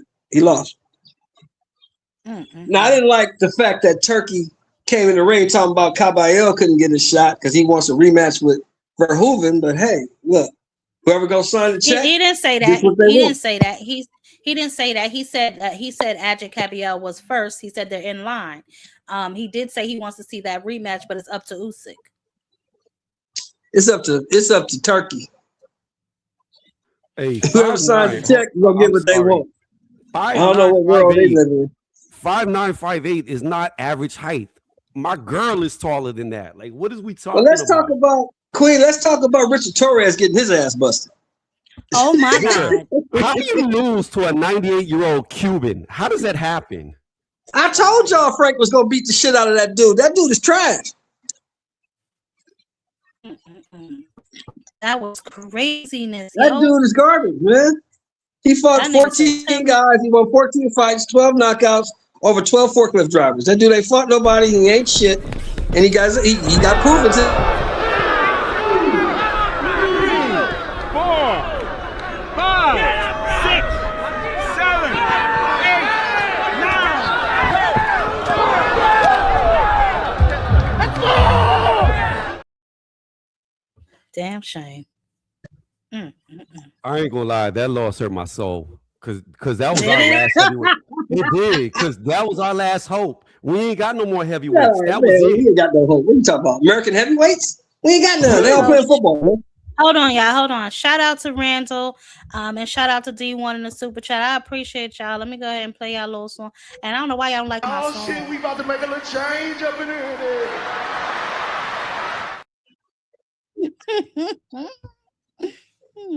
I appreciate y'all for sure. Now, what you were saying, Mr. Shelton? I said all the heavyweights is playing football or basketball. That's what they while at. that may be true, but at the end of the day, we still ain't got no heavyweights. None. Yeah. That was our last hope. That was our last shot because Jared Anderson's trash, and then Torres just got sparked by the 102-year-old. Mr. Shelton, do something with that phone. Yeah, so I mean, listen, yeah, that was horrible. And I don't know what Mr. Shelton talking about. Usyk was getting his butt whooped that whole fight. I don't know what you talking about, Mr. Shelton. What about the Sheeraz fight? Well, we know Sheeraz is Well, Hansa fought a dude who wasn't there to fight. That dude faked exactly. He looked scared. Thank you. And that's when it hit like you. Ryan did. Ryan did, yeah. Yep. Yeah, but you know, I give you that. Your little dwarf guy, Crush, he won that fight. He beat up Ryan, but Kid Austin, he about to whoop that ass. Who? Schofield, he about to lay him out. He about to spark your boy. Child, please. You're right. You see the one running? Tank running. He's scared. Sure, you're right. We'll go with that. But the WBA has ordered it, so we're gonna see. We're gonna see what happens. I don't know if Gervonta will fight, but who? I mean, Tony, what? Why are you so confident that he's gonna beat Gervonta? Because just like I was confident that Schofield was gonna give Shakur a run for his money, I see the talent. I've been very good with my prospects. I've been just like I told everybody, Tevin Farmer was going to get completely demolished before the fight happened. Schofield is very good. The problem with Schofield is, it's just like I was telling everybody that Ryan would destroy Devin if they ever fought. Well, Ryan ended up ducking him twice, and I stayed 10 toes down. Ryan will beat Devin if they ever fight. When they fought, Ryan beat him. Schofield is very good. He's very fast. He's very twitchy. He's getting better and better with every fight. He's got a lot of power, and he knows how to stay behind his reach. So he's a good fighter. You just got to get him in the ring, and he's going to win. Well, that's the hardest part, ain't it? Getting his ass in the ring? Because he done ducked out on the last 3 fights? I don't disagree with you, but my thing is this. If you can get him in the ring, he's not losing. Not to these dudes. Well, that's yet to be seen. I would have loved to see him go against Shakur.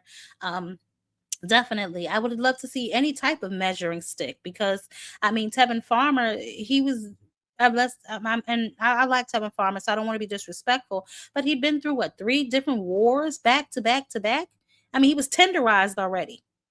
Yeah, but that's not what everybody was saying before the fight. The majority of people were saying Tevin was going to give Schofield a run for his money. Tevin was too experienced. Tevin was going to beat him. Then all of a sudden, right after he sparks that ass, now Tevin wasn't worthy. He's too old. He's washed. He's been in wars. See, people changed what they were saying after the fight, but before the fight, most of the people, I would say 98% of the people were all saying Tevin was going to win that fight. Yeah, I wasn't. I knew that Kid Austin would win, but I thought at least that Tevin would have put up more of a fight. But I knew he was going to win because Tevin Farmer had been like, he done been through 2 wars back to back with Opetaia, you know what I'm saying? And then the war before that with Maritala. So I kind of knew like he's washed. You know, so I don't know, but I don't know if who's he fought that would get him ready for the traps the Tank will set, the angles that he'll be throwing punches from, his ring IQ. I don't see any of that in him. Maybe I got to go back and watch some of his old fights because he hasn't been in the ring in a while. You know what I'm saying? So maybe I do need to go back and take a look at what he got. But I just Tank don't ain't see been in the ring either. Tank been out the ring for a while. But Tank's also been boxing longer than him. Yeah, but that can be a bad thing because as you get older, you can get ring rusted quicker than somebody who's young and his body will recover faster. See, I meant to show y'all this, the super middleweight champions. These are y'all champions, y'all. These are y'all super middleweight champions. Tank is getting up there in age. Everybody like to call him a kid because he's kid size, but that's a grown ass man. That man like 31 going to 32. He ain't young no more. He pushing almost mid 30s. So that inactivity is going to affect him a lot worse than a 20-something-year-old.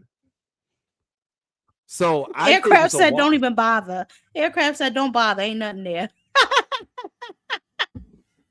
I mean, like I said, they've been saying that. And then every time Schofield come out, he come out and impress. So people can say that, but I see a lot of talent behind that dude. I think he's very good. I think he's a force to be reckoned with. And I think time is only going to show how good he actually can become. I said he's pushing 32 years old, Swoosh. 33 years old is your mid-30s. That's where it starts. He's pushing 32. He's damn near mid-30s. Oh yeah. What about the fight before Tevin? Ain't that the one where he fell off the little chair or something?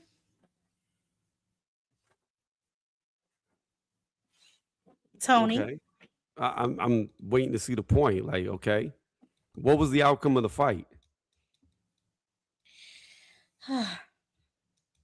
And that guy that buzzed him or stunned him or whatever the case may be, how many fights did he have before that? I would have to look. I don't remember what the guy's record was. We could look it up. Let's look it up, y'all, because I don't know what Tony's up here trying to prove, child, but we're gonna see tonight. Let me see. Because I don't understand what the problem is. He got was 20-3. He had more experience than him. 20-3. Before Schofield, he had got two stoppages and a UD. So he won 3 in a row.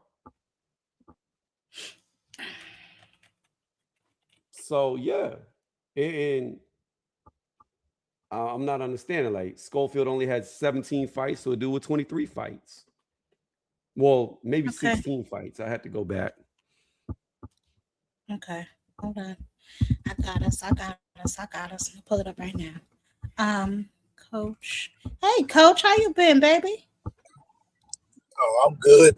Been working all day, cutting grass and doing a little bit of everything. Honey-do list. I'm riding back home now. Show, man. Yeah, I heard my man talking about Schofield. You know, he a good fighter, man. You know, I can't take that from the kid, man. I think he too green for Tank. To be honest, my do opinion. Too. I don't think he beats Tank. Now, can he beat Tank? Yes. Will he? I don't believe so. I believe that everything will get to him. You know, a lot of times being on that big a stage, the media, the back and asking questions, the press conference, all that. You know, if you ain't never really experienced that on that big a stage, it could be draining for a young fighter. And then it's like Tank got an aura about him, and I'm not no Tank fan. You know, I'm just keeping it 100, just calling. I don't think Schofield will beat him, because I think that I think he'll probably run Schofield into something and wind up knocking that kid out, man. Cause he get wide with his shots. You know what I'm saying? He be winging some shots. He do got power. I give him that. He got some power, but I think Tank's gonna be too sharp for him and hit that kid with something clean and probably gonna wind up hurting that kid, man. And plus the pressure that Tank put on people. We seen him when he put that pressure on Frank Martin. He made Frank Martin wear himself out. You know what I'm saying? But Frank was doing good, then he kind of gassed out because he was. The mental pressure that Tank was putting on him, the foot pressure, and making a guy punch when he don't want to punch. Like a guy like Schofield, he don't really change up a lot of stuff. Everything he throws is hard. Everything, all he punches got knockout on him. So as long as you can brace for the shot, keep your hands up, walk the kid down, make him use a little bit more energy than he wants to use. And I think Tank will eventually line him up, because Tank is a really good counter puncher. I mean, even Ryan Garcia was throwing some serious heat at this kid, man, and he slipped over and caught him with some stuff. So Tank is good at catching people. I just think he'll get Ryan was also half dead when he went into the fight from being weight drained. So there's that as well. Stop it. No, he wasn't. I'm not stopping Tony, it, man. you have to stop this shit. No, this is a fact. Ryan looked like a damn skeleton in that fight. I get that. No, the hell he didn't. I'll give him that. But that either way, though, I still don't think that Schofield beats. He ain't showed me that he can beat Tank. I'd be very, very surprised if he beats Tank. Very surprised. He's gonna show you on the night. But hold on, Tony. Let me ask you this: how do you go from Tevin Farmer to Tank? You barely got any rounds in. You know what I'm saying? Like Coach said, he's gonna drag you into deep waters and he's gonna drown you, bro. He's not ready for that mentally. Those traps that Tank sets, the mental pressure of coming forward, dodging your punches, because you exert more energy when you miss punches than when you actually land them, right? So imagine you being in the ring with Tank, you trying to hit him, you don't hit him, or even if you connect and those punches not doing nothing, do you have the boxing skills to outbox him if you can't knock him out? So what I'm gonna tell you is the fight ain't gonna go the way you think it's gonna go. I'm telling you, Tank. See, this is the thing. You talk about opposition. Tank don't fight nobody. Tank ain't fought no top tier fighters. Tank fights low opposition. All of Tank's peers have exceeded everything that he's done, and he gets a pass. He ain't done what Devin did. He hasn't done what Shakur's doing. He didn't do what Tio did. He didn't do even what Kambosos did. He didn't do what Lomachenko did. All of his peers have outdone him, outperformed him, and beat much higher competition than him. And he just gets a pass. This is ridiculous. What you gonna see? I'm just telling you, what you gonna see, Ty, is you're gonna see what happens. Eventually, when you fight enough low opposition, you become low opposition. Isan Cruz is not good. Frank Martin is not good. We just watched Roach. Oh my goodness, Roach isn't even damn good. Near get his ass knocked out. I'm trying to figure out what you see in Kid Schofield that made you come to this conclusion. Because I ain't trying to put you down to that, but I thought you was a little more crafty with this boxing thing. I ain't saying you're a bad fighter. But like every person that you mentioned is like Coach Schofield. I just don't see it. Maybe you see something I don't see. I don't see it. Can he win? Yes, but in my opinion, it's highly unlikely that he beats Tank. I'm just telling you, like with these prospects, I've been very good. Like whenever Nick Ball first came out, I said Nick Ball gonna be a force to be reckoned with. Whenever they made the Raymond Ford fight, I'm like, nah, I'm going with Nick Ball. Nick Ball gave him his first L. Now, yes, Nick Ball lost here recently to Figueroa, but Figueroa a good fighter, so there's no shame in that. But just like I was telling everybody for years, Matias is trash. Oh, but he killed somebody in the ring. He trash. He's proven to be trash. David Morrell, trash. Proven to be trash. Just got knocked out by a part-time boxer or electrician. Like, I get fights wrong. What about Usyk? Is Usyk trash? Because he just went life and death with a kickboxer. Let me finish saying what I'm saying, Coach. I get fights wrong like everybody, right? You can't bat 1,000. We're human. We get picks wrong. I get a lot of picks right. But when it comes to prospects, I have yet to get a prospect wrong who I thought was going to be good, do something, and who I thought was going to be trash and fizzle out. All my prospect picks so far are 1,000. Now, as far as Usyk goes, Usyk was just fighting the best kickboxer that's ever been in kickboxing, ever. The number one guy. There's nobody better than the guy he just fought in kickboxing. Now, kickboxing. How does that translate to boxing, Tony? Because kickboxing and boxing are fundamentally very similar. You're still fighting on your feet. No, you can't throw kicks, but the body movement, it's not like MMA, where them dudes are squared up. All they do is wrestle. They're looking for the takedown, so they can't get angular. Like in MMA, you can't have an angular stance like you can in kickboxing or boxing. You can't move the way you do because you could get scooped up. So kickboxers can come over to boxing very well because the way that they move, position themselves, throw feints is very similar to what boxers do. And I think Verhoeven, who's the greatest fighter who's ever fought in kickboxing, just proved that tonight. We're not talking about like some bottom of the barrel dude. We're talking about a dude who ain't lost in 13 years. I don't think that has anything to do with boxing, though, Tony. I mean, it's been a few kickboxers. He went life and death. Yeah. Well, the point Chris is, Adrien was he a went life and death kickboxer. For the kickboxer. So listen, here's my thing, right, Tony? I don't get what you see, right? But listen, you say you see something in the kid, then fine. The way for him to prove that would have been to fight Shakur Stevenson. The way for him to prove that would have been for him to fight Jojo Diaz or to fight Lucas Body, but he did not fight any of those guys. You're gonna go straight from a Tevin Farmer last year off of a 30-second knockout into a fight with Gervonta?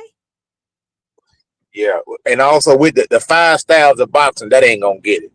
Cause shout out to Papa Schofield, but 5 styles of boxing ain't gonna get it against Tank Davis. Yeah, I'm sorry, it ain't gonna happen, man. You know, if Schofield beats Tank, that would be the biggest, probably the second biggest upset in boxing, maybe next to Mike Tyson, Buster Douglas. I think he'll be a 20. I think he'll be a 20. I think he'll be a 20-1 underdog if that fight happens. It'd be something crazy like that. So this is what I want you to explain to me. I don't see that, and I don't even see how you come to that conclusion. Tank has never beat a number 1 fighter in any weight class he's ever been in. Not one. Like, you can literally go through the resume, you can literally go through the rankings, and you can see that this dude ain't never beat a number 1 guy in any weight class he's ever been in. But yet he's supposed to be this next best great thing. The dude's record is extremely padded. Like, if you really go to the raw tax, Tony, I'm gonna put your ass up off here. I know y'all like Tank, but these are just facts. You can literally look up where the guys are ranked. No, that's your opinion. It's not an opinion. It's an empirical fact that you can look up where the guys are ranked that he fought. So when he fought Pedraza, what was Pedraza? Can I say something real quick? Hold on, Coach. What was Pedraza? Pedraza was like the number 3 ranked dude at the time. Pedraza was the champion. What are you talking about? Do you realize there can be 4 champions in a weight class at a time? I don't have time for this. Lee, thank you so much for the $5, baby. He says, we just wanted Torres, Wardley, and Morrell at top contenders in the last 3 weeks. Got their ass knocked out by veterans, and Tony don't know shit about boxing. Okay. All right, well, let me play my song for y'all, and then we moving on because Tony, your hateful Tank is like, contenders. Oh shit, we about to make a little change up in here. Morrell damn near lost that shit. We about to make a little change up in here. Shitty ass Hot Rod almost beat Morrell before he fought Benavidez. What are you talking about? What top contenders? We moving on. I want to say something. Yeah. Yeah, I mean, at the end of the day, I think rankings, accolades, and championships is an extremely lazy way to assess things because in order for you to get a championship, you got to get an opportunity, first of all. Some guys get more opportunities than others. Rankings, ranking is kind of like payola on the radio. You know, if you can pay for a ranking. So it's like, just look, you got to look at the 2 fighters and put them in the ring against each other. You know what I mean? At the end of the day, and I like Schofield. You know, he got a lot of talent, strong kid, young. I think he's just too green to fight Tank, to beat Tank. But if he does, hey, more power to him. It is what it is. Now, as far as the fight tonight happened with Usyk and Rico, I understand, the kickboxing and boxing does transfer. Chris Algieri was a kickboxer. Vitaly Klitschko was a kickboxer. That was his first discipline. That's why his style was so awkward. An awkward guy can pose problem to you. I think Big Baby Miller was a kickboxer. So it does translate over. But at the end of the day, I think the fact that Rico is strong, that you can't let a guy like that who got first of all, he hit you, he hurt you. So I understand why Usyk struggle with him. Get it out. Am I bad? Am I still in a bad area?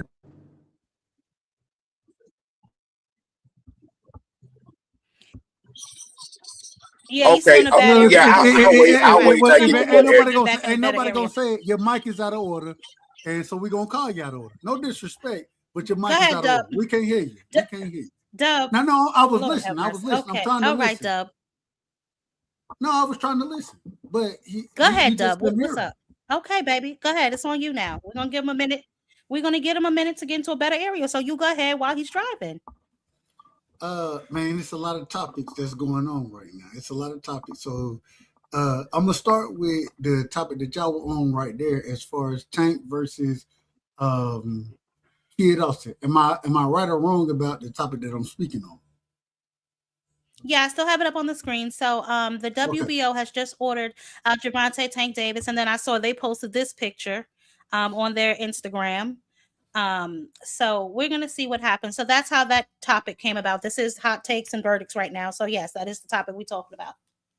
It's interesting. So I didn't watch and I'm on Instagram. I ain't really on Instagram like that because you'll never see me post anything. I look here and there. I done seen Kid Austin, and they have the AI memes or whatever. I done seen the AI memes. You know what I mean? Where Kid Austin and Tank Davis both in wheelchairs, and you ain't gonna fight me and all this other kind of stuff. Hey, now you got what you asked for. You got what you asked for. And me personally, I like Kid Austin versus Gervonta Tank Davis. I didn't think that fight would happen, but I like the fight. I think that I'm picking Tank to win the fight. No disrespect to Kid Austin. But I also think, man, I think Kid can give him. Hey, I think his style. I don't trust him as far as being. What's the word I want to use here? Being disciplined in the way that he's going to attack the fight. I don't trust him in that piece of it. But I would love to see that fight. And I think that it gives Tank an opportunity to showcase. Hey, well, y'all think some of these younger niggas can whoop my ass. I'm finna show you what can happen. You know what I'm saying? I like the fight. I just don't like the way that it happened. And the reason I say I don't like the way it happened because I would prefer to see, and I understand the whole. Hey, we're gonna according to the WBA, Tank he asked for this fight. Correct me if I'm wrong there. Correct me if I'm wrong. I know Kid Austin is number one or something like that. So I think they asked for the fight. So I'm not really sure who asked for it. I doubt if Tank even. I don't know. I don't know who asked for the fight, but they ordered it. So well, we done seen Auntie Schofield. Oh, excuse me. We done seen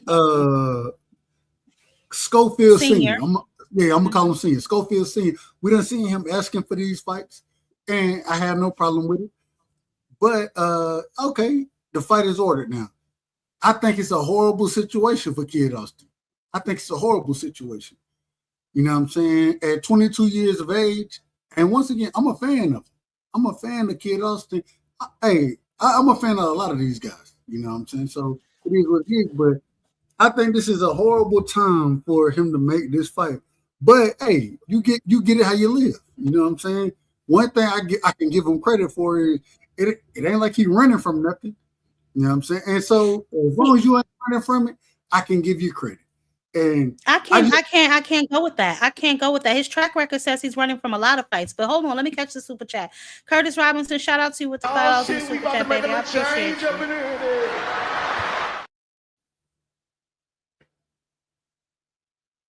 But so the Shakur fight, he ran from that. For whatever reason, he didn't fight Jojo Diaz. He had a sprain. Well, real quick.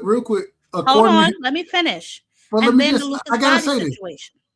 this. But I gotta say this. So according to them, they didn't run from. And now, if you want me to break it down, I will break it down. But according to them, they didn't run from the Shakur fight. They had, niggas were playing drugs on them, and they was child trafficking, and they was doing all that. Hold on. I'm not just dealing saying with what that they said. foolishness. I'm just saying I'm not what they dealing said. with that. I'm not dealing with that foolishness. You and I both know that is a bunch of bull, and That's what they said. said. Deal with it. I didn't say it. They said anyway. It. Shout out to the Flavor Queen. The fight is premature, and I agree with you, sis, 100%. Yeah, I don't care what they say. You and I both know that that's way too much going on to be real. I plead the fifth. Hey, Dub, can you hear me? Oh, stop it. Now go ahead. Yeah, absolutely, I can hear you.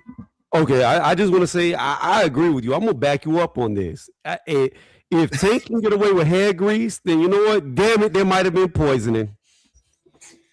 Tony, you're gonna sit up here and tell me you believe somebody tried to they broke into his house, climbed down his fire escape or whatever, like they Spider-Man, and stole his passport, and then that wasn't enough. They still weren't about him making it to the fight, so they planted drugs in his car. No, we're not saying we agree with it. We're not saying we agree. We're just saying that this is what the man said. No, what I'm saying is it could be possible because I'm to believe a ninja snuck into the rafters, dripped some grease into the middle of the ring. Nobody saw it land in Tank's eye and made him take a knee. Well, Tank should have lost that fight. He should have lost that fight. But we're not talking about Tank. We're not talking about Tank. We're not talking about Tank. All I'm saying is I salute Tank in this situation. The fight, because from everything I've heard, they said that Tank went to the WBA and said, man, make this fight. You know what I'm saying? And the next fight going to be Lomachenko. The only thing, and this is why I kind of I get up in arms about things. We ain't never asked anything crazy of Tank outside of what we ask any of our favorite fighters, any fighters that we rock with. Man, fight the best competition. That's the only thing we've ever asked for.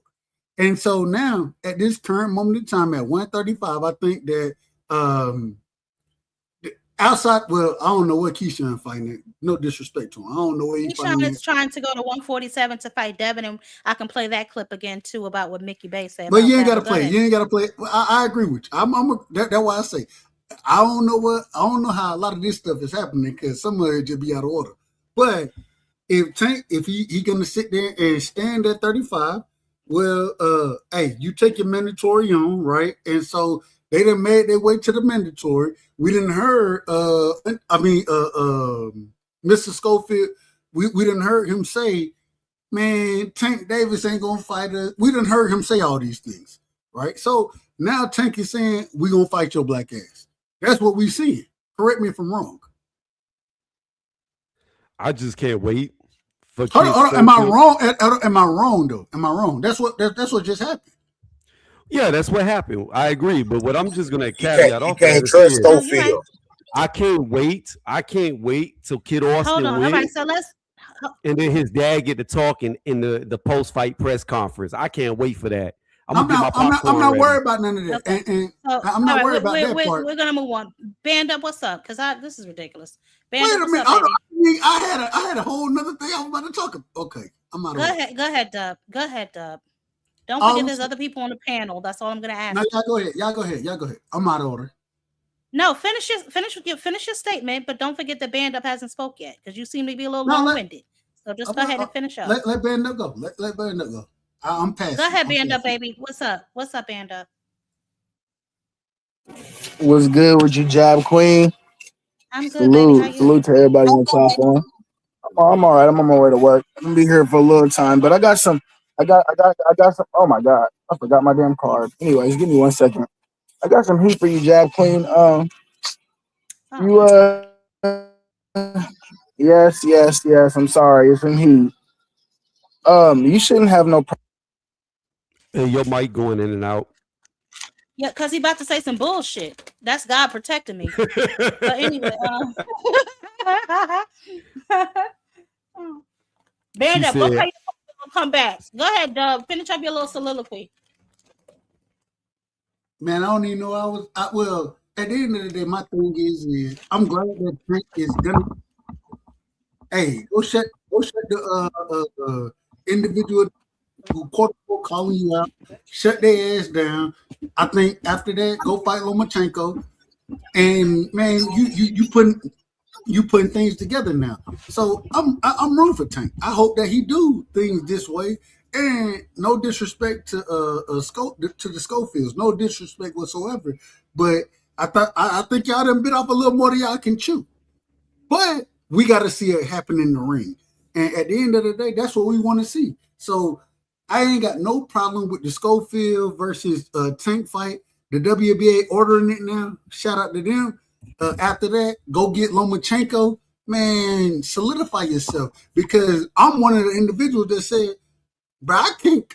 If I was a voter as far as Hall of Fame goes, Tank wouldn't be a Hall of Famer right now. His resume is trash. It's trash. But once you start to collect these names, I think that gives you that much more confidence to go collect the bigger names. You know what I'm saying? So if Shakur Stevenson, I find y'all so funny. I find y'all so very interesting because it seems to me, yes. Can I just respond to what you put up on the screen and take like 2 seconds? Oh, go ahead. Hey, Arena, this is what I want you to do. I want you to go to your local cap store. I want you to go give me that NY cap and a 9 1/4 because that's the biggest size they make. And I want you to send it to me after Schofield whoop that ass. You got Schofield? Hold on, Tony. Hey, real quick, Tony. You got Schofield over Tank? Oh, I got Schofield punishing him. Punishing. So amazing. Here's the problem. I ain't got no problem with it. I had no problem with y'all. Hold on. So here's my problem with y'all, right? I love how y'all say Tank is not fighting nobody, yet all of y'all favorite fighters are chasing his leftovers. I love how y'all say that Gervonta has not fought nobody, yet the niggas that y'all glorify, their resumes look like trash. What are y'all talking about? Y'all glorifying Devin Haney. He got his ass whooped by Ryan Garcia. He won't even fight anybody else. He wouldn't fight Rolly. He don't want to fight Shakur. Yet y'all want Gervonta to run around here fighting all these niggas, but these two niggas don't have to fight nobody. These two niggas are in a protection program. Y'all letting Shakur and Keyshawn run around here, best buddies, my buddies. They don't gotta fight. Excuse me? Didn't Devin beat the dude that Tank is still ducking? Didn't Devin fight the guy that Tank ducked since 130? Who was that? Lomachenko. Tank ain't never ducked no damn Lomachenko. This is the most ridiculous shit I'm saying. You got amnesia. See, Tony, this is what I'm talking about, yo. This is what I'm talking about with you. Your hate for Gervonta. I don't know if he slept with your girlfriend. I don't know what's going on, but your hate for him is blinding you. He could try, but he's only like 2 foot tall. He could try. It's the nastiest work I've ever seen. It was Tank literally said, y'all trying to set me up. Man, you keep going on that bullshit. What was the last thing that happened between us? These ducks and smoke. Get out of here with that 2020. One at a time, y'all. One at a time. One at a time, y'all. Listen. You can get loud if you want to, but listen. When I say one at a time, that's what I mean. Please do not be on my panel talking over one another. The people in the chat are trying to follow the conversation one at a time. And Dub, we've heard enough of you. Go ahead, Crush. Y'all done heard enough of me. Like, listen, I cannot believe that there's so much hate and talk up here right now. This is what it is. I've been listening the whole damn time. And y'all think y'all up here talking some boxing-ish? Y'all up here hating. Acting like everybody is stomping out and they got all these #1 killers on their damn resume. All their resumes is trash. Hey, Crush. What the hell is you? Don't interrupt me, please. All their resumes is trash. And you sit here acting like these dudes got so much of a better resume. You know, y'all know better. Don't even play. Let's pour the damn layers back because they all ass. Shakur biggest win is a fucking overrated, streaky ass fucking goddamn Tito. I don't give a damn about no accolades. That's what y'all doing. Accolades don't mean skills. I keep telling y'all that, but y'all talk boxing. Y'all ain't no boxing fans. Y'all boxing are these fighters, cause I can tell exactly what the fuck y'all saying out y'all mouths. And I like y'all, but I'm being real with y'all, no matter if I agree or disagree. So a whole bunch of cat. The moment y'all get to talk about this dude, he ain't did nothing, he ain't did nothing, he ain't did this, he ain't did that. You going back to old stuff. But the last thing I remember that was the most recent thing, Roma Duck that smoke. There was no smoke before that y'all so-called that tank duck because it was nothing never sent. So y'all need to send that shit somewhere and talk boxing instead of talking hate. Hall of Famer ain't none of these dudes no Hall of Famer. You know why? Because they not inducted into the Hall of Fame. Y'all sound crazy. That's not boxing talk. That's fanboy talk. None of these guys are Hall of Famers. You're not a Hall of Famer until what? You're inducted into the Hall of Fame. And most of this generation of fighters don't need to go into no goddamn Hall of Fame. This generation of fighters, this shit won't even be talked about years from now because it's sick overall. And your favorite fighter ain't making it any damn better. They're making it worse. How he ain't doing nothing but clout chasing, unemployed, ain't got nowhere to fucking go, running around on desperate measures. And y'all gonna sit here and just dog out and hate somebody and hate on somebody because they didn't do what you wanted them to do when you wanted them to do it. You're just a fan. You ain't nobody's boss. These fighters don't work for me or you. They do what they do whenever they do it. And trust me, none of these dudes that y'all keep pickle pulling is moving the way that y'all want them to move. So cut that bullshit out. Let's really talk some boxing shit instead of some hating shit on some fanboy shit. Because I'm tired of y'all doing that. And most of y'all know better. Most of y'all know better.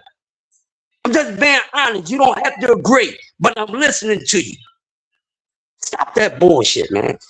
So I heard I'm hearing a whole bunch of love and lust from you, Crush. I hear a whole bunch of fanboys going from you. This is boxing, bro. I almost thought that was a video. Hold on, one at a time. One at a time. Crush, are you finished? Don't interrupt him, Tony. Are you finished, Crush? Listen, I ain't got no time to be going back and forth. I said what I said. Now listen to y'all. I don't want to hear nothing else. Let the next man go. I ain't trying to hear none of that. You don't want to compare resumes and accolades because with Tank is the only time accolades don't matter when it comes to Tank. Every other fighter don't matter when it comes to none of these dudes. Why you worrying about somebody's accolades? Do you have them? No, you don't. So why you keep praising somebody's accolades and statues? You don't have them. Because accolades is how you prove to be the best. You have to beat the best. That's the whole point of being the best. Just because you got accolades don't mean you got the best. What are you talking about? Literally, you have to have something to measure. Like this whole thing, belts don't matter is the most ridiculous thing that's ever been said. That's like saying, well, I don't need a win. Wins don't matter. It don't matter if I only fight people on low tier. It don't matter because I'm knocking people out. No, accolades do matter. Making it to the top does matter. That's the goal. It's always been the goal. But for Tank fans, it's not the goal. That's the only time it's ever changed. So here's my thing. Tank has been boxing longer than Devin.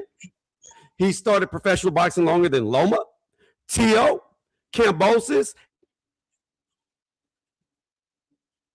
Who are that? Why is Kambosos even in the conversation? Hold on, Coach. Kambosos can't even fight, bro. That's horrible. I got it. It doesn't matter, Coach. Kambosos did something that Tank ain't never done. He beat a number one of a division. Tank ain't never done that. He ain't never even been in the ring with a number one of a division. Tio's a bomb, bro. They ain't been in the ring with him. They ain't been in the ring with him either. So that's what we're gonna do. We're gonna move the conversation along because this conversation ridiculous. I don't know why it is that whenever the topic of content comes up, y'all niggas getting y'all feeling something terrible, bro. It's nasty work. Let's move it along. Go back to the fight card review or something else, because that's ridiculous. That's ridiculous. Torres got started. That's the funniest thing of the night, Jag Queen. Torres got started. Where BVO ass at? Talking this bitch Torres crap. Crush, why was Where that funny? BVO at? Why was that Where funny, BVO Crush? at? Talking Crush, this Richard Torres crap. He Crush, got why was that started. funny though? Why was that funny? How? Because people talking about Richard Torres, this and Torres, that's why I found it funny. Because I know he wasn't like that. So That little short nigga become the good. 4, 5, 6, 7, 8, 9.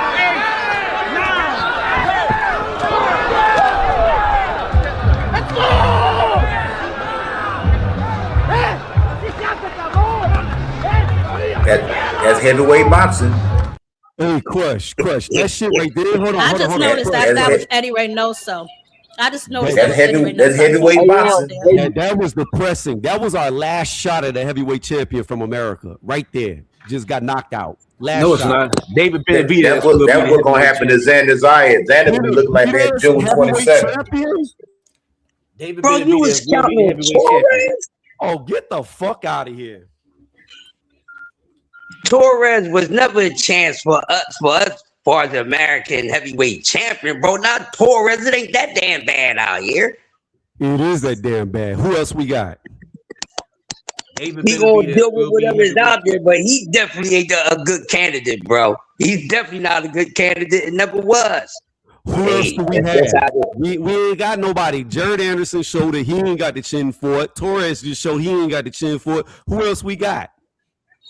Hey, we gotta go with the reality, bro. We don't have to run here. You gonna have to roll with Big Baby Miller. Roll with him. Can I get in here, man? Yeah, go ahead, baby. Yeah, so what I was trying to tell you earlier about the Schofield real quick, because I'm about to go to work. So I ain't gonna be here too long. Okay. But I feel you. What were you saying about the fight? Because that's where I came in. Were you okay with this fight going down? What fight? The Schofield and Tank. No, I think it's too early for Schofield. And you know, you're gonna hate me for this one. That's exactly how certain cats felt about that man down there at my guy Boots. You know what I'm saying? My guy in that picture with me. You dig? When it came to Bud. So I feel like if you guys wanted that fight and was cool with that fight, a young pup, you know what I mean? Young Bud, young guy, you know what I mean? 26 at the time, they were at 47, because he's 28 now. So, you know what I mean? 2-3, you just rewind it back 2-3 years, whatever the case may be. You know what I mean? Young guy coming up to fight, fight the number one guy up there. I think you guys should do it. Like you guys say you guys wanted it for Terrence, it should be the same way for Tank. So let me tell you the difference, right? The difference between Boots and Kid Austin is Kid Austin ain't no goddamn Boots, right? He's not as active, and I just don't see him as that good. Now, some people may think he's that good, but he hasn't proven anything to me. His last fight that he was in the ring that he looked like, you know, he might have even got buzzed was against Roland Tellez or whoever that may be. You had 6 seconds against Tevin Farmer. You ducked out of the Shakur fight. You ducked out of the Jojo Diaz fight. You ducked out of the Lucas Body fight. So no, I don't think that they're about the same. And the fact that you even put them in the same conversation is a little alarming to me. I don't think he's anywhere near as good as Jaron Boots Ennis, nor has he been as active as Jaron Boots Ennis. To even say I deserve to test myself against one of the best of the sport, or who people consider to be one of the faces of boxing. It's no disrespect to Kid Austin at all, but I just don't think he's ready. I don't think he has the ring IQ. I don't think he has the experience. I just don't think he's ready. Do he got a little power? Sure. But does he know how to use that power? Because your power is only effective if you can land the punches. And Jab Queen, I feel you on all your sentiment. And at the time of the time where they was started talking about Boots and Bud and Boots and Arrow, the same things could have been said about him, that he was young and experienced, that he fought, fought the competition that he fought, and this is what we seen.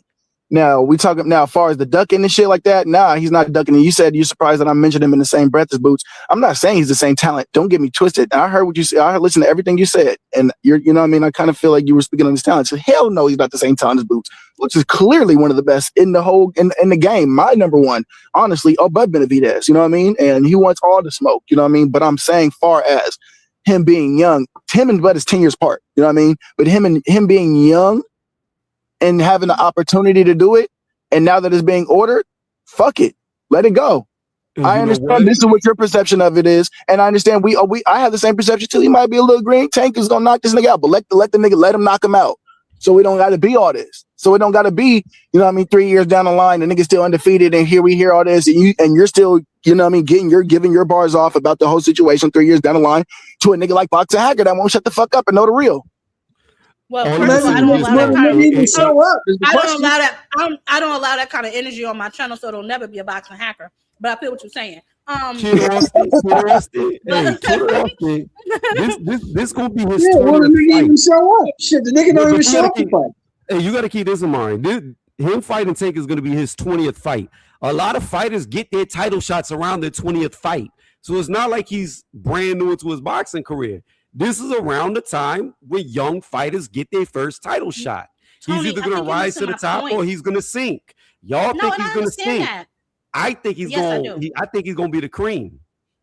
And that's what we're just gonna have to agree to disagree. And I'm not saying simply because he has only 20 fights, because you're right, this is around the time when they get their title. I'm talking about his inactivity. That's what I'm speaking specifically to. You're very inactive to somebody who's so young. You have a lot of, what did he just say? He had a hairline fracture in his hand or something like that. That's the reason why he didn't fight. I agree. I agree with you. And I would say 100% I ride with you all day. But when it comes to Tank in this situation, it's an inactive fighter fighting an inactive fighter. So I don't think inactivity is going to matter. It ain't the same caliber inactive fighter, bro. And we know for a fact that Tank will show up. We don't know if this nigga gonna show up or not. He might not. He might not. It might come night of the fight and somebody might, food poison him again. We don't know. Let the kid fall on his face. And if he surprises everybody, then what? Then what? Then he surprises everybody. That's the thing. That's why his dad is speaking the way his dad is speaking. Because if his kid does surprise everybody, then it puts him in a whole nother light. And I think that's a good risk. I think that's a good news. He said the same thing about Shakur. Shakur's a good name too. Is he as big as Tank? No, but is he top 10, top 15 in the whole sport? Yes. Shakur better than Tank. That's a way different caliber of fighter. Shakur would embarrass Tank so bad if Tank would get in the ring. It wouldn't even be a competition. Just like I told everybody before Shakur got in the ring with T.O., it'd be the easiest fight of freaking Shakur's life. That shit was crazy. They actually thought T.O. had a shot. And everybody argue with me. Easiest fight? Are you crazy? Easiest fight? He might beat T.O., but it ain't gonna be easy. That was the easiest fight he ever put in his life. Everybody knew T.O. was trash. With the cap, y'all niggas said T.O. had a shot. Don't do that. T.O. Everybody knew Shakur was I didn't think T.O. had a shot. T.O. ain't like that. One at a time, guys. One at a time. Cam, what's up? Kid Austin ain't shit. No, Cap, it's not on you, baby. Cam, what's up? We talking about Kid Austin. We up here talking about Kid Austin right here, bro. Kid fucking Austin. The same guy that Doug Shakur, Doug JoJo Diaz. You can't even fucking trust these dudes. This fucking Pops is a bona fide fucking liar, as we fucking know it is. You know what I mean? Motherfucker talking about Shakur trying to kill him, a whole bunch of extra shit. Nobody ain't worried about no fucking Kid Austin, bro. Kid Austin need to be trying to fight Lucas Body, Abdullah Mason. Shit, the motherfucker ducked the Abdullah Mason smoke. Shit, the man said he wanted $2.5 million the first time they offered a fucking fight. And then after that, he said he wanted $10 million to fight Abdullah Mason. So how the fuck you gonna trust a Kid Austin, bro? Like, make this make sense. Tony Reviewers, I got a piggy to bang with you a little bit, because you the same guy that was talking about David Benavidez and Ja Opetaia. And Ja Opetaia has 2 fucking fights lined up right now. This fight happens. Two fights lined up. He been able to fight Tank. He was been the number 2 guy. He been the number 1 contender for the WBA to fight Tank. I don't know, Cap. I don't know, Cap. This nigga I don't know, Cap. I don't know, Cap. Cam. I got a question for you. No, hold on. No, don't fuck the question. No. Well, you haven't asked me a question. You made statement. Have you watched Ja Opetaia's recent interview on Ring Magazine? Yeah. Where he said that they're suing to get his title back? That one? Oh, you heard that portion of it. You didn't hear the whole entire interview. Is that the interview you're talking about? Is what I'm asking. Yeah. I talked about that briefly. Did you hear the portion of him talking about that he's talking about fighting Noel McKellen, and then he's talking about fighting the winner of Ryan Rizicki, Chris Billiam Smith? That's happening June 6th. That's happening in let me ask you this: in that same interview, did you not hear him say that he wanted to fight Benavidez over all of them? Later on, was looking for a reason not to fight him. See, that's your problem right there. You listen to respond. You don't listen to hear. I heard what you said. You ain't listen to the No. You talk. Hold on. No. Don't cut me off. Don't cut me off. You cut me off. I was in the middle of talking, and then you said I talk not to hear. I was talking. I literally responded. Cut me off. The man is talking about fighting Noel McKellen right now, and he's talking about fighting the winner of Ryan Rizicki and Chris Billiam Smith that's happening June 6th. He already has 2 fights lined up. Dana White right now is the main person that's positioning him and putting on for Ja Opetaia right now. It's not even a fucking short thing. He's going to get the fucking fight with Noel McKellen for one, because due to the fact Noel McKellen is a Don King fighter. Then on top of that, if you got 2 fights lined up, right, is that showing that you're trying to fight David Benavidez really when you already got 2 fights lined up in the process? Hell no. You make this make sense. So you make this make sense. You want to go off that interview, but you want to leave out the fact that he said, I want to fight Benavidez. I don't give a fuck. I don't give a fuck. No. Now you talking while I'm talking. You told me not to talk while you talk. Now you jumping in while I'm talking because you got no impulse control. I was quiet. I sat there and listened to what you had to say. So you talk just to talk, but you don't talk to be responded to. So you're still talking while I'm talking. You had finished talking. I was quiet. Now you talking while I'm talking. Please, one at a time. Clearly, I was the one talking. Emotional. Go ahead and say you're emotional. How am I emotional when you're talking with me? You finished. I'm talking. You're the emotional one because you can't be quiet while I talk. So again, we'll come back full circle to where we began. You cut me off first, by the way, but okay. How did I cut you off when you were done? How did I cut you off when you were done? Literally, you stopped twice, and both times you jumped in on me. We're waiting for your weak ass talking point. I'm asking you, are you done? Tony, are you done, Ken? Finish your statement. Go ahead, Tony. We're waiting for your weak ass emotional talking point. He's not going to stop talking while I talk. You hear him. So again, I'm going to come back to it. You can't use an interview and leave out the most important part of the interview. The most important part of the interview is where Ja Opetaia said, I want to fight Benavidez, but he don't want to fight me. He's coming up with excuses why he can't fight me. We've already said we can fight him. You left that part out. So when you have a guy telling you that this dude is ducking him, he's also talking about other fights that he could do. Do you know? See, there he goes talking with me again. You see that? He can't be quiet. Number 2. Having fights lined up. Emotional. There he goes. He's still talking with me. I'm emotional, but you keep talking behind me, chiming in. So number 2, this is the other part that you try to falsely narrate. There he goes. You see, Ty, can you mute him? Because he ain't going to stop talking with me. I can stop with him, but he going to keep making little comments behind me. Well, no, go ahead and say that weak ass talking point, man. Because you already giving yourself right now. I can't even finish talking because we're gonna keep talking behind me because he knows he's losing. So here's the other thing about it. Number 2, having fights lined up means you already had them signed. He was talking about potential fights. Potential fights are not lined up fights. Lined up fights are fights that you're going into because they've already been signed, sealed, and delivered, which he does not have. He's still open. Dana says they want Benavidez. He says he wants Benavidez next. The only one that's saying that they don't want Ja Opetaia next is Benavidez. So you're wrong. Benavidez never said he didn't want that fight next. And I played it last time he was on my damn show, Tony.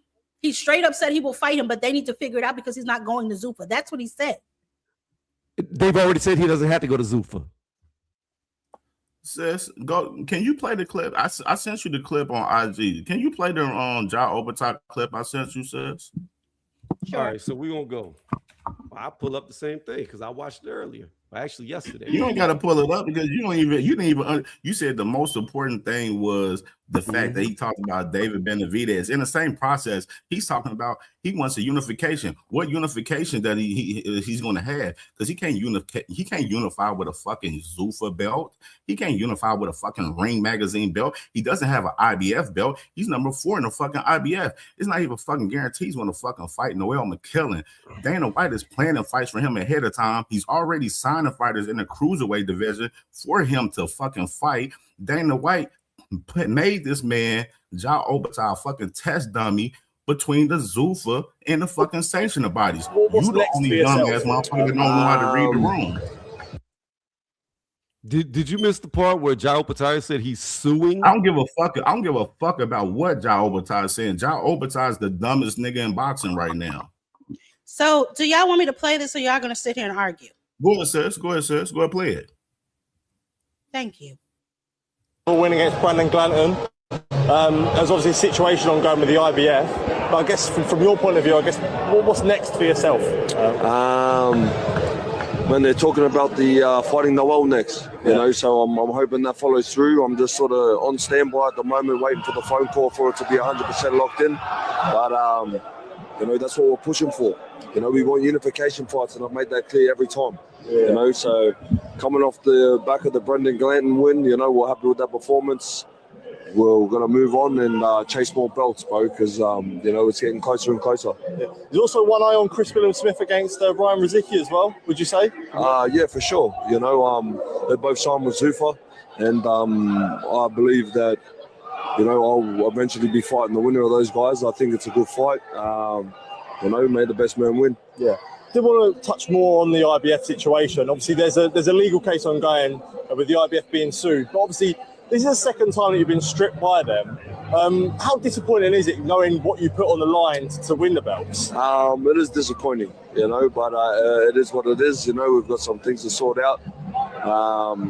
You know, it is a bit frustrating with all the stuff I've had to sacrifice to get those belts and stuff like that. But, you know, we're obviously going through a situation, and, you know, by the end of it, I'm hoping to come out on top. Yeah, are you confident of a positive outcome from everything? For sure. You know, I feel like I've done nothing wrong, so, you know, why wouldn't I be? Yeah. But David Benavidez, he got a good win against Zurdo Ramirez, who's someone you called out heavily. I know there was a little back and forth between you and David. Yeah, you're confident that potentially one day you could get that fight on? Man, that fight's easy to make on our side. You know what I mean? I've been ready. I've been, you know, I'll just hear excuses and you know, fucking this and that, you know. Buzz, reach out. How bad do you want to fight? How bad do you want to be undisputed cruiserweight? That's an easy fight to make. Yeah. You know, there's all these little excuses and stuff, but it is what it is, man. I think he's going to take a different path, and I think he's going to take a smarter path, to be honest. Okay. Let's talk about yourself. What do you say right there? Oh, Benavidez is coming up with excuses. He don't really want to fight. It's an easy fight for us to make. We want the fight. Didn't Dana White say that they're not recognizing the sanctioned bodies? Did Dana White also come out and say that they was? You pulled a clip up. Find the clip. You still haven't even found that clip. And Jag Queen asked you about that 2 weeks ago. Find the clip. What are you talking about? In the clip that you just played that we both agreed that we heard. What you just agreed. Dana White saying that. In the clip that you just played, in the clip, look, I know you want to run from what's the subject at hand off the video you just posted, but the video you just posted, the video you just had type play was Jai telling you he wanted Benavidez, and Benavidez just coming up with excuses. It's an easy fight to make. Literally what he said in the video that you was using for evidence. So you disproved yourself. You killed your own argument in your own video. Hold on. So here's my thing, Tony. So it's easy for Ja to say that Dana said it's an easy fight to make. Dana does not operate with the sanctioned bodies. And Ja Opetaia should know that for himself, since his ass was stripped running over there to Zuffa. So Dana White has no authority when it comes to what's going to happen with people's belts. And that I told you when I played you that clip last time you were up here, okay, long as Benavidez knows his belts are fine and he can do what he needs to do, that fight can be made. It's the issue about the belts. We've seen it twice already. Opetaia, then we saw it with Richardson Hitchinson.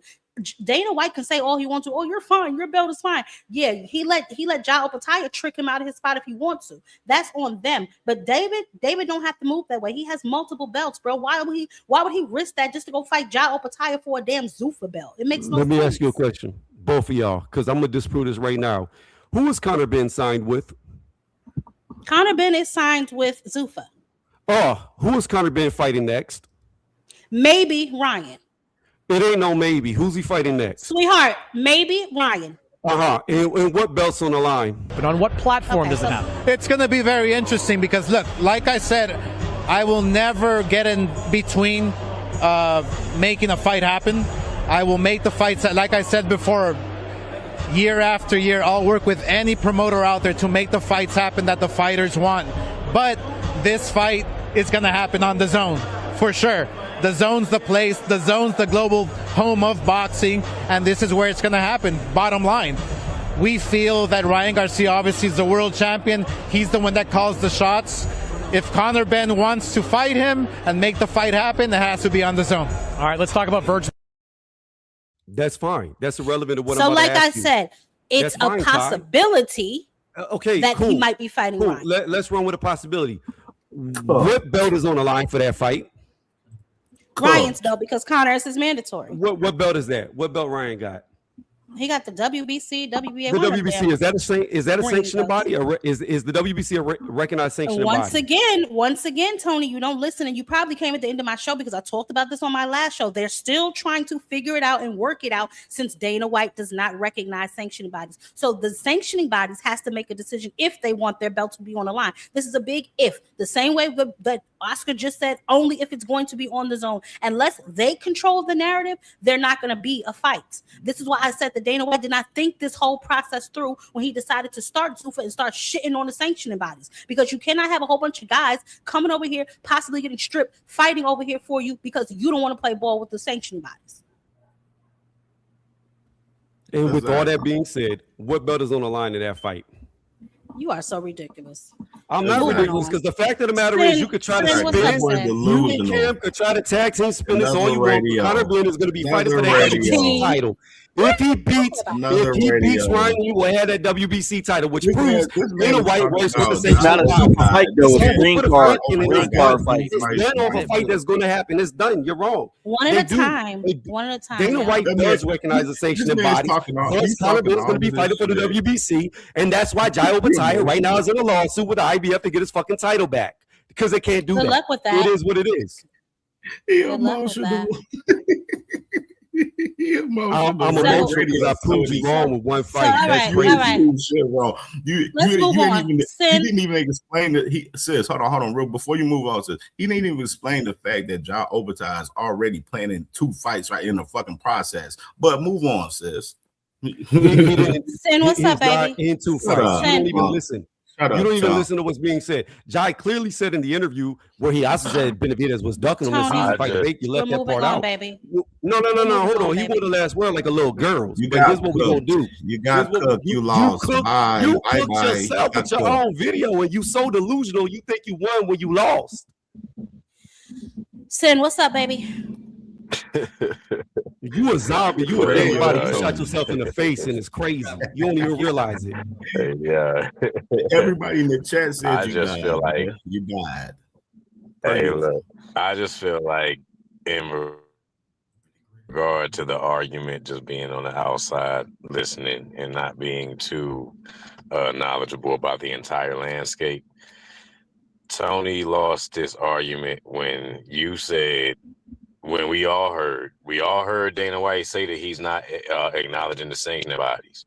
And then you said he also has an interview where he said he is. So why are we relying on double talking niggas to make these fights? You know what I'm saying? Like, it's like, obviously the burden to make the fight is going to be on Opetaia if Dana White has shown initially resistance to work with the other sanctioning bodies, which we all know, which we all heard and know to be true. Yeah, You're going So in it and don't out, really son, but matter what the when. you're going in and out, baby. I can't understand nothing you're saying. But to your point, I mean, I don't understand how many times we have to see this happen before we realize that it can and will happen, right? Like, so Opetaia got stripped. Richardson Hitchens was forced to vacate his title. So it's obvious that the sanctioning bodies and Zuffa Boxing are not on the same page. So why would somebody who is actually chasing undisputed, like Opetaia claims that he is, go over there? See, that doesn't make any sense to me. You can't claim to want undisputed, but then you're participating in a promotional organization that does not recognize sanctioning bodies. So actually, if you want to be undisputed underneath Zuffa, you already are, because you have the only belt. You know what I'm saying? So it just doesn't really make a lot of sense. And then you know, it's not making any sense. Like I said, I still have to. Dana White just didn't really think this all the way through when he started talking trash about the sanctioning bodies, and they're not a fan of his right now, which is why they had no problem stripping Opetaia, which is why they pressed Richardson Hitchens when he went his ass over there. You either gonna fight your mandatory over here, or we're gonna take our belt back. So I don't really understand, you know, what the big disconnect is right now. I just don't understand. The disconnect is this. This is the disconnect where these people are delusional. Number one, it does not matter if Dana did double. We don't have to name call, Tony. Didn't call anybody's name out. I just said they're delusional. No, you said they're delusional. Just go ahead. Yeah, they are. Because here's the fact of the matter. It's apparent in the fact and reality of what's going on and what's happening.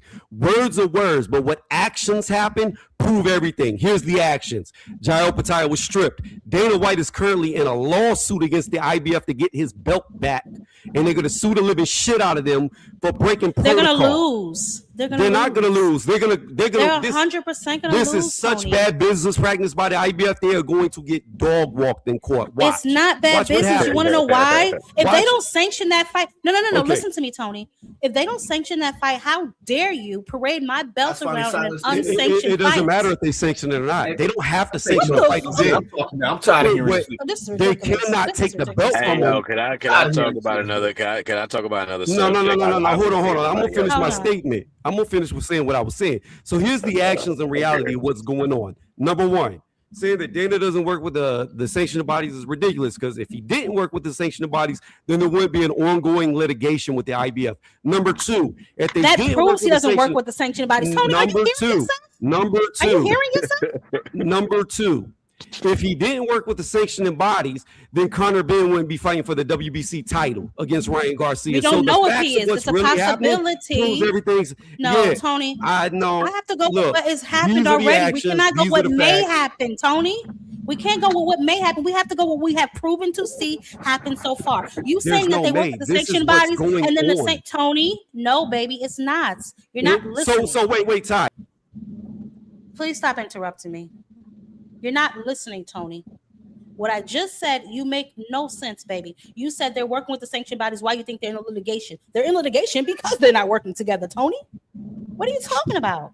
No, they're in litigations because the IBF refused to work with them. That's why they're in litigations, because they broke business protocol. Read about what's going on. Number two, if Dana did not care about the sanctioning bodies, then there would be no litigation. They wouldn't care that he got stripped because the belt doesn't matter. All that matters is Zuffa. The fact that they're taking the IBF to court to get that belt back tells you that they're going to be dealing with the sanctioning bodies. Again, Conor Ben. No, what that tells me is that Zuffa didn't think this all the way through, and in order to entice other boxers, they don't want them to come over under the guise of having to lose their belt, which is going to prevent them from coming over here. That's why he's taking them all to court. So why he's taking them to court to see how much he can get away with.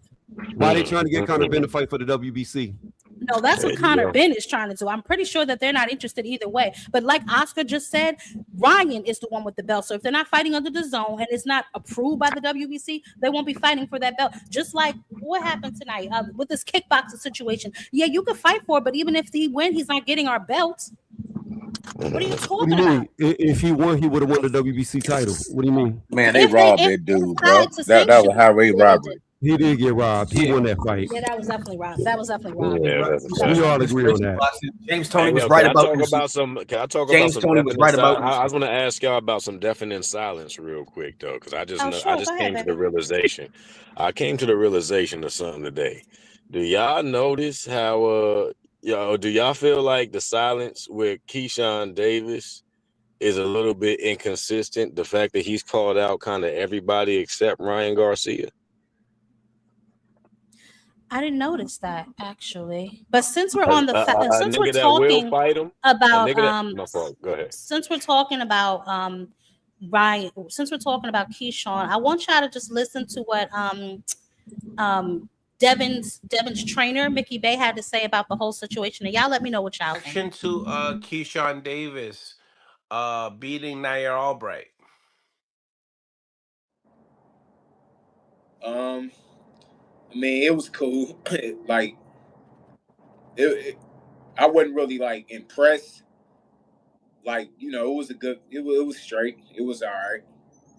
Tell me what when you looked at that performance, what wasn't so? What made you look at it like that's not so impressive to you in your eyes?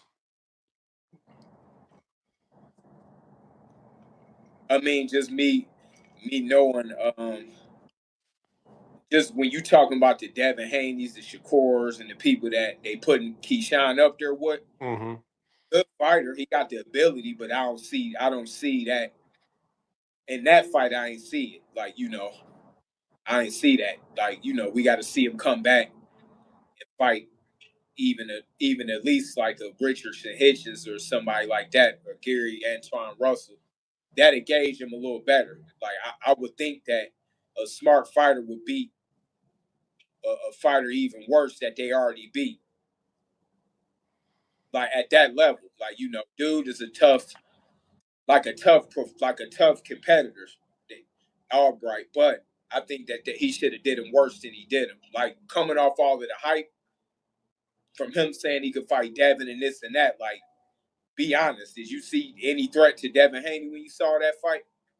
No, because Devin's a better a better boxer than Albright. You know what I mean? And Albright, he did some clinching in there to slow down the pace, which we've seen Devin. He knows how to do that as well, but he can do that and be more effective while doing that. Oh yeah, we ain't gonna need it. We ain't gonna do that. Like, if anything, it's gonna.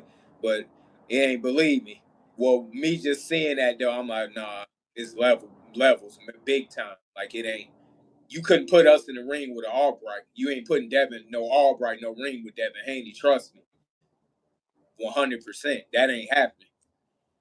Because Like, he outclasses him. Oh, it's gonna look ridiculous. Like, I'm talking about. If you thought that Norman was something, oh, it's gonna be. It wouldn't even look right. So what do y'all think of that? This is a cap. Mickey Bay is a cap artist. Super cap. You thought Norman was something? No, I didn't think that was something. That was a boring ass fight. Yeah, I think Try to shoot Keyshawn, you go get kinda suplex like Albright did. And, you know, Albright just tried to survive. That nigga shelled up, got beat up. He looked like a Street Fighter continue screen at the end of the fight. They have to like, what the fuck did he do to Keyshawn that fight? Nothing. And that fight had more action than any Devin fight in the history of Devin fights. Devin is ass. Devin is scared of Keyshawn. Bill is scared of Keyshawn. I don't know about all that. Them niggas is running scared from Keyshawn Davis. Keyshawn outboxed Devin 12-0, unanimous decision, no excuses, no Osterine. Just outboxed this nigga. He got better skills than Devin. He faster than Devin. Oh my goodness. Devin ain't okay, shit. no cap. Devin claimed to fame is beating Cambosis. He never beat a guy like Jermaine Ortiz, another boxer like him. He never fought another boxer. Okay. He never fought another boxer. When the last time he fought a sleek black fighter? Never. All right. Thank you. Never. No cap, baby. Never. Okay, Where he fought like an athletic dark skinned nigga. He got never. a point. Okay. All right. He never fought an athletic dark skinned nigga in his life. What dark skin got to do with anything? He never fought like an athletic dark skinned nigga in his life. It's got a lot to do with it. Got a lot to do with it. Nah. There was a lot of truths. There was a lot of some half truths and whole lies up in there. But I definitely think that, and I spoke on this with my brother. You know, us being from VA, it's like we want to like Keyshawn, but you know, aside from his little snack pack of hyenas that he rolls with over there. It's something that's definitely missing. It's something that's not there at the elite level. I definitely don't. That the comparison to Devin is hilarious because Devin clearly scared of him, and I definitely see him beating Devin ass. But I think he should have finished Albright. Even though I was going for Albright. Yeah, I was going for Albright, but I think he should have finished him. I think Albright is like like a slightly better Tony Harrison. One of those guys that probably can't execute. I like Tony Harrison. I think Tony Harrison's an excellent boxer, but he just doesn't have the pop or the emphasis on his punch and to execute what he really knows how to do. I think other people, those fighters that are more athletic and more talented than them, are always going to give those guys problems. And they got to rely heavily on their fundamentals. And if they don't have some natural durability or something, something to them, they're just going to suffer against those real talented fighters. So I think Keyshawn's performance overall was kind of B-, and I'm noticing, like I said, just to spin it back around, I'm noticing that, for him to be as loudmouth as he is, he's very solid about Ryan Garcia, which is a big ass fight. And Ryan always seems to show willingness to fight damn near anybody that says something about him. Yeah. And the reason why I also find it funny, Jab Queen, is because Keyshawn is somebody who always prides himself on size. One of the things he always critiques Tank about is being bigger than Tank, along with his ability, but it's always a size thing. But now when it comes down to somebody who's bigger than you, or at least you're seeing eye to eye with, and that has the willingness to fight you, that same fight, and he has a special move. He has a special ability in that left hand. Those are the motherfuckers that they are not reluctant, they're not ready to talk about. Yeah, I don't think any of them really want to fight punches, if we're being honest. I know, we heard Shakur say he'll fight Ryan, but he wasn't really pressing it like that. I'm saying? Not like he's trying to press this Maratala situation. All of them have said they'll fight Ryan, but they never really pressed to fight Ryan. I noticed that too. Or Rolly. You know what I'm saying? If I'm being honest, I don't see a lot of them going after Rolly either. If he's such easy work, why ain't y'all all calling his name out? Yeah, baby. Go ahead and look at your link in your chat. But you know what I'm saying? I don't really see that, but I understand what you're saying for sure. Cause I don't know why what is this? Tony, what is this nonsense? Dana White saying that his fighters can fight for other belts. See, Tony, this is what I'm talking about. No. Cam asked for the video. I put the video out his mouth. You don't listen, bro. It doesn't matter what Dana White says, nigga. It's if the sanctioning bodies are going to sanction their fights over there. And given as Dana White has been talking trash about them, we don't know that they will. That is the point, Tony. Okay, no, that's not the point. The point was he said, I said 2 weeks ago, I'll get a video where he said he could fight for multiple titles. It doesn't exist. Well, the video does exist. It's in your chat. So he's wrong again. So he got deaded all the way around. The replay will show it. And it is what it is. My God. That's double talk. That's double talk because the nigga said he wasn't. So here it is. My fault. I ain't trying to prolong. Yeah, Dana White has clarified a major policy shift. Excuse me. Dana White has clarified a major policy shift for Zuffa Boxing, confirming that fighters signed to the promotion will be allowed to compete at Ring Magazine shows and hold multiple championship belts simultaneously. See, that's a lot of bullshit. You know why? Because he didn't say at Zuffa. He said at Ring Magazine shows, and they already do that. So that's a whole bunch of nothing. If you play the video, he speaks on it, where they can have the Zuffa title and multiple ring titles as well. It's not it. Hold on. Yes, it is. Video, it's just an article. Oh, here it is. It is a video. Hold on. And if you press play, it'll just skip straight to shows. Yeah, hold on, Tony. Ring fighters and ring shows. He said nothing about Zuffa. Yes, he does. Press play. Hold on. The guy literally asking, will the Zuffa fighters be able to fight for other belts? Who is he to say that, Tony? That's what I'm trying to tell you. He can't tell nobody what the sanctioning bodies are going to let them do. Ask Opetaia. This is why they're suing now. Because he told them that it was okay. He don't get to do that. He don't work for no sanctioning body, nor does he run any. When has a Stop sanctioned talking body about ever slow. been able to block somebody? In terms of the rankings, when You do gotta you go to, guys like, think you guys are going 513 to get or that something. established, and how are you guys going to go about doing that? Yeah, great question. Yeah, that's something we have to start working on this week. Yeah. Yeah. The answer is yes. Do you have an idea? Like, is there anything like you could share, like the thought process behind how that's going to work? Well, I mean, if you look at other things we've done, like the UFC, power slap. I mean, we created rankings for that. This shouldn't be too tough. Spoke to Rayo a few days ago, and he had mentioned, I just want to get clarification on this. Will the Zuffa fighters be allowed to fight like the ring fighters, like and the ring shows? Will they be allowed to go there and get those fights? Yes. So how does that work? Because they have a belt. You guys will have a belt. Like how it's. You can have both belts. Oh. Oh. Yep. Oh. Speaking about, do Zuffa boxers have access to the?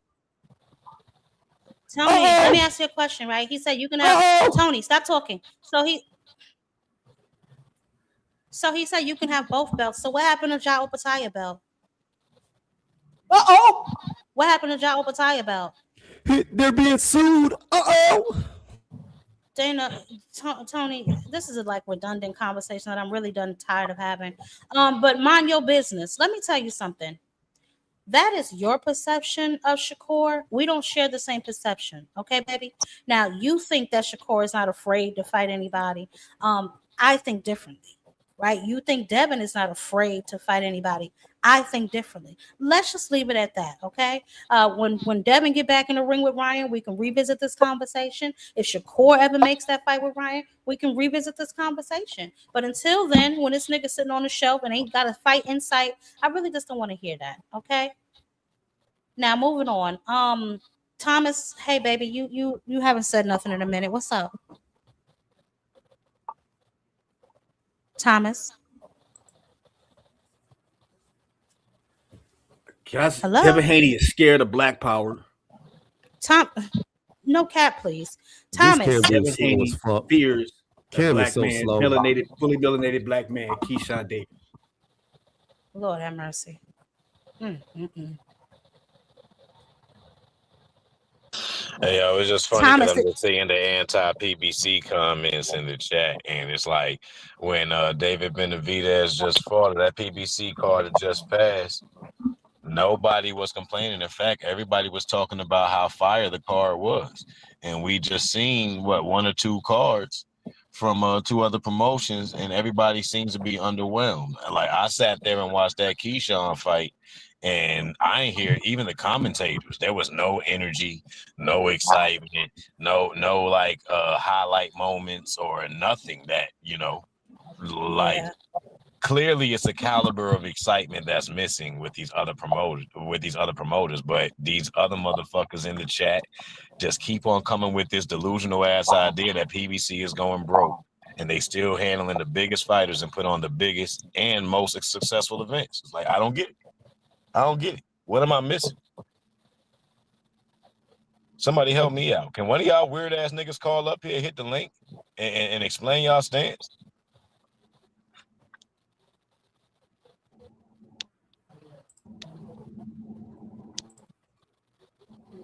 Shit, I need answers. I feel like Manager Marty up Well, there. Tony, Tony, you've been heavily critical of the PBC, so maybe you can answer Sin's question. I didn't hear what he said. I just got back. What was the question? I was talking about the niggas in the chat. I mean, I don't know. Maybe you might be one of them too. For the people that think that's been saying PBC been going broke for the last 10, 15 years, but they still putting on the biggest events, have the biggest fighters, and from the card that just happened, a couple weeks ago, in comparison to the cards that we just seen, there was noticeably much more excitement around the PBC card than these other 2 or 3 events that have taken place since then. Like the last event that we just seen with Keyshawn and Albright and all of that shit, like that had energy behind it. That was an actual grudge match. And in the actual fight, there was, like there was no excitement. Like it was very mediocre performance, overall. So I'm just noticing the lack of savory boxing on one end, but yet it's these weird ass comments that people keep putting out saying that the PBC is either going broke or they're doing bad, and they're doing better than what everybody else is talking about. Yeah, I've never believed that. Saying they've been saying the PBC been going broke since day one. Like the minute they started, they was like they're gonna be broke within a year. Then once they made it to a year, they're gonna be broke this year. And it's man, the PBC's always got like broadcasts. They got what, an Amazon Prime deal now. Like they got Benavidez, who's one of the biggest stars. They not going broke. I don't believe. Yeah, man. And this whole shit, like everybody's gonna sign with Zuffa. Like, where the fuck do y'all get that from? With the weak ass fighters that's already in conversation of going over there. There's a certain caliber of fighters that go over there. They're not getting no A-list top tier fighter. And nobody. Zuffa does have A-list top tier fighters. However, like who? Who like Shakur's about to sign with them? They got Devin Haney. No. All right, now here we go. We're not gonna do this. Wait. They got Devin Haney. They don't have. Hilarious. I said A-list top tier. Stop. Tony, be quiet 1 second. You said who they have. There has been no announcement from Dana White saying that Devin Haney is over there. We are talking about who they actually have on their list right now. Tangible names that we see listed under the Zuffa banner. Not who may be signing, not who's going over there. Who do they have right now? I'm confused how they don't have Devin. Did you hear Dana White say that he did? Did you hear Dana White say that they announced that they have Devin? They announced they have Richardson Hitchens. They announced that they had Edgar Galanga. Why haven't they announced that they have Devin yet? Okay, so I don't know. Like, I know Bill came out and said they were signing with him. All I know was Team Haney saying they signing with him. So I'm going to assume. You heard Bill. I hear what you. I got you, Ty. I hear what you're saying. But Opetaia is the number one cruiserweight. They got him. Richardson Hitchen is a very good fighter who you mentioned. He's not A-level. Well, he was still a champion. He's a top. He is an A-level fighter. I want to stop. He is an A-level fighter. I want to stop at Devin Haney because you was quick to name him when I said A-list top tier, and you said. But what do you consider? That was like. What do you consider A-list top tier? Do you consider how good of a fighter they are, or do you consider commercial? Yeah. All right. One, how good of a fighter they are. That is one. And for two, where can I set them up? What state can I put this fighter in? Or how many states can I put this fighter in and they sell out? Where can we take Devin Haney and he have a sellout performance or a sellout gate? Where is Devin Haney a headline at? What the fuck town does he even come from? Do we even know that? Well, they have Conor Ben, and Conor Ben is a huge sell in the UK. How you ask me a question, I try to answer. Y'all have a tendency to not let me speak. I feel that. That's a more sensible answer. Everybody on here has a tendency, whenever I go to answer, to just keep chiming up because people don't like the way it makes sense. With you. Okay, well, I appreciate you agreeing with me, but agree with me after I finish, please. Like I let you finish. All right, my bad. So all I'm saying is Conor Ben commercially is a huge. Now I will say I don't think he's a talent. I don't think he's that good of a boxer, but on the commercial value, huge in the UK. Like you put him up against any name, it's gonna sell out. Look what he did with Eubank in both fights. The dude sells. As far as talent goes, I guess I can't use Devin Haney because Devin Haney's a top tier talent. But Opetaia is by far a top tier talent because he's the number one cruiserweight. I don't care if Benavidez just got there. Ain't nobody better than Opetaia. Opetaia has been the number one cruiserweight for 3 years now. For 3 years, he's been reigning, is the best. So that's A-list talent. Whenever you look at Hitchens, I have my problems with Hitchens, even though he's from New York like me. I say he a capper, he a ducker, because he be ducking a lot. But the dude is very talented. He's a very good boxer. I think he's a A-level boxer. I don't know every single individual fighter that signed with Zuffa, other than the big names, but I would say those are 3 talented guys right there. Now, if Shakur goes there, That's a huge talent, especially coming off the TO win. The TO, I think he's a huge talent to some, maybe, but the TO I know is the same TO that got his ass beat by George Kambosos. I ain't see Teofimo as a great trophy for Shakur Stevenson. I still feel like Shakur is like a developing talent. He hasn't fought nobody that says, oh, this is the guy. And I have never seen that level of violence, vitriol, or anything in any performance that he's ever put on. Same thing for Devin. We clearly, they're like niggas. I don't even know how niggas are a Devin Haney fan. For all the damn talk that he had, I don't know what notable performance constitutes creating a fan base for Devin Haney. Like, what happened? What did he do in boxing that made him so great? I hear what people say he's the youngest undisputed, but beating George Kambosos is a very easy task for anybody. So, I mean, I don't agree with that statement, Sid. I don't agree with that statement. Beating George Kambosos. But yeah, I just don't think you don't agree with the George Kambosos statement. Yeah, let me explain why. Okay, so the only people who what the hell happened?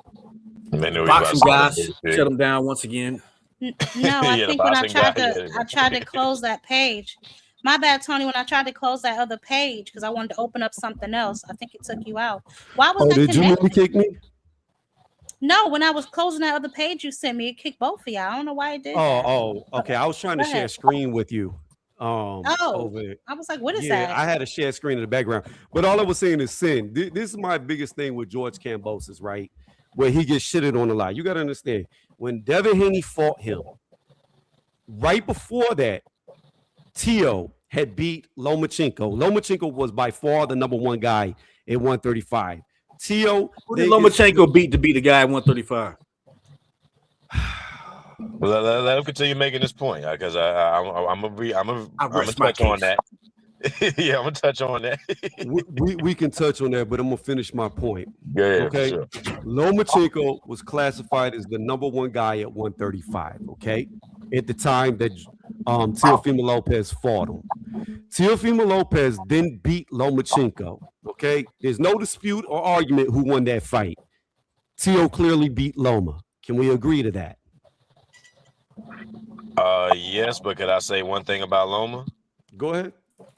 Loma's a mobile threat. He's not a violent threat. Okay. Well, what does that have to do with anything? Like, I don't know, but where is this conversation going? What is the point? I'm saying that Shakur. We're talking about is Shakur wasn't no big. Shakur hasn't done nothing. My fault. Go ahead. Go ahead. Tony. What I'm trying to do is I'm just trying to show that George Kambosos ain't as shitty as people make him out to be. Yes, he's lost. But my point is this. So when Kambosos fought Tio, he was the number one guy of the division. He just beat Loma. He had the other belts. Tio is now the number one. Even if you want to argue that Loma wasn't the number one, it was between Tio and Loma at the time. Tio beat him, inherits the number one position. Can we agree to that, Sin? Sure. Okay. So then George Kambosos fights the top guy at 135 and beats him. He's coming off his biggest win of his career. Devin Haney goes and beats George Kambosos. Now, when you look at Kambosos has beat two former champions, okay, before he fought Teofimo Lopez. He had already fought two champions that were former, all right? He beat both of them.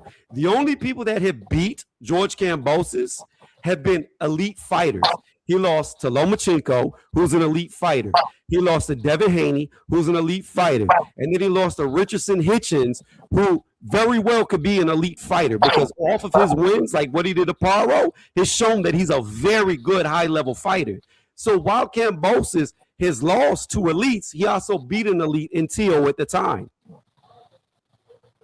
I don't think that none of those niggas were elite. But I think that they were George Kambosos' ceiling of potential. Like they were where the Kambosos' potential stops at. That don't make them elite. There's still a ceiling of fighters over them that they got to prove themselves. That they got to prove themselves to. And right now, So, they don't have no notable names that so really TD, what constitute up? like Shakur. Even with Shakur, well, Shakur didn't fight you no. can't put Shakur. I mean, just because we said Devin and Shakur and they the biggest names that you did mention about Zuffa. Okay, so Shakur here's in the thing. Hold on, Sen. I'm so sorry because this is giving me a headache. We're not going to talk about Shakur and Devin being at Zuffa because they are not at Zuffa. The question was very specific, and then you let Tony move you off your square with his word spaghetti like he always does. Devin and Shakur are not at Zuffa. What are the best names that he has at Zuffa? You said he got A-list over there. Who are the A-listers, Tony? I don't already think know. those niggas are A-listers. That was my point. But go ahead. Say I was just going to validate that. But yeah, so go ahead. Any name that he mentions is going to be smaller than them. And those niggas ain't A-listers because there's nowhere you can push a core and he gonna sell out neither. Well, So, no, I mean the biggest anybody else? A-lister. The biggest Does A-lister. Cambosis even box anymore? The biggest Like, A-list. It doesn't matter if he's Cambosis- boxing or not. who It's Cambosis fighting irrelevant. next? It's irrelevant if he's Who fighting or not. Cambosis fighting next? It's irrelevant if he's fighting or not. He's out the game. He's put out the pasture. Who Stick your cares? fork with him. He's done. Who cares? You're bringing this guy's name up as something. No. I was He's out of the bringing game. up He's dead in the water. It doesn't matter, no cap. He did something that a lot of fighters can't You're do. talking about a dead man. You're talking about a dead man. Stop putting death on people's doors. Boy, what's wrong with you? But again, whenever it comes to A-list fighters, Conor Ben is their biggest sign. Like that dude sells the fuck out. There's no disputing that. Ben does not sell out. Are you out your mind? It costs like $15 USD. Nah. You know money worth less the than UK, the UK stand behind their people, but if you look at the comments from the UK motherfuckers about Conor Ben, bro, they take honor serious. They don't like that egg shit. They don't respect that motherfucker like that. Like there's some patriotism that's always gonna show behind his name, but he ain't got a lot of respect in his country, bro. So I really don't even know how that may pan out in terms of just him selling out. I think that he'll have to rely on a big American name for that. But a lot of people would probably show a lot more American support than they would for Conor Ben because a lot of people feel like Conor Ben have shamed the country with that excuse. And that was a double entendre. Conor Ben had one circus fight. I You acting like he's some kind of draw. It's a bunch of bullocks, as they would say in the UK. It's a bunch of rubbish. Okay, so all right, Okay, so let's not get what caught up. I- Let's not get caught up on that. I don't even know why we're still talking about Zuffa. At the end of the day, Dana White has no authority to tell anybody they can fight for a sanctioning body belt under his umbrella. That has to come from the sanctioning bodies themselves. Hence, as to why he's in litigation with the IBF because he had no right to tell Opetaia that it was okay for him to use Opetaia belt in his fight with the Zuffa belt without clearing it with the IBF. So they can work that whole thing out in court, and I will be watching to see how that plays out. And so will Dana White because he wants to know if he can continue to get away with this. But as it stands right now, they are not on board with that, which is why. Eddie, that's why Oscar De La Hoya said it's a possibility. If they can work it out, then they can work it out. But if not, then guess what? They won't be fighting. I don't know why y'all running around here listening to Dana White like his word is some damn Bible book. He has no authority over the sanctioning bodies. None. Well, nobody so now said that we're that done he with did. that conversation. But the thing you about kept- it is the sanctioning bodies cannot legally railroad him out of boxing. They can't do that. That's illegal. Nobody's railroading him anywhere. He decided that he wanted to did do not that want to to them. work with us. It doesn't He matter. didn't want to work with the sanctioning bodies. It He doesn't decided matter he didn't want to what- work with the sanctioning bodies. He came in here like I'm about to do my own thing. That's why he wants to change the elite access. He didn't want to work with the sanctioning bodies. So you can't then come back and say, yeah, you can fight for the belt under my umbrella. Who the hell do you think you are? It doesn't matter what he said. The fact of the matter is, when you got a fighter like Opetaia or other champions who pay Tony. sanctioning fees, no. You can't tell me it The doesn't matter fighter what he said themselves- when your whole argument was based on what he said. So you It's can't then turn irrelevant around and what say Dana it matters. says. on? The fighter themselves is protected by the law. The fighters themselves have been paying these sanctioning bodies money to be ranked. So the fact that these fighters are getting punished for signing with a promotional company is illegal.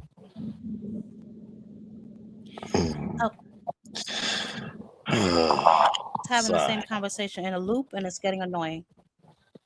So finally, like I said, and for those of y'all who just got here, we reviewed all the fights tonight. I think we're all in agreement that Verhoeven, the kickboxer, might have got a little swindled. I know aircraft carrier don't want to hear that, but Usyk was losing every round, baby, until that magical uppercut or whatever that was that took him out. We did see Torres get starched. In the what was that, the first round, the second round? Sheeraz, he got in there with a dead body and got his belt. You know what I'm saying? So let's bring it back to the fights tonight. And then y'all know we got the Oshaki Foster fight next weekend. There's been a lot going on. We saw that Alicia Baumgardner was attacked by a vicious bear this week.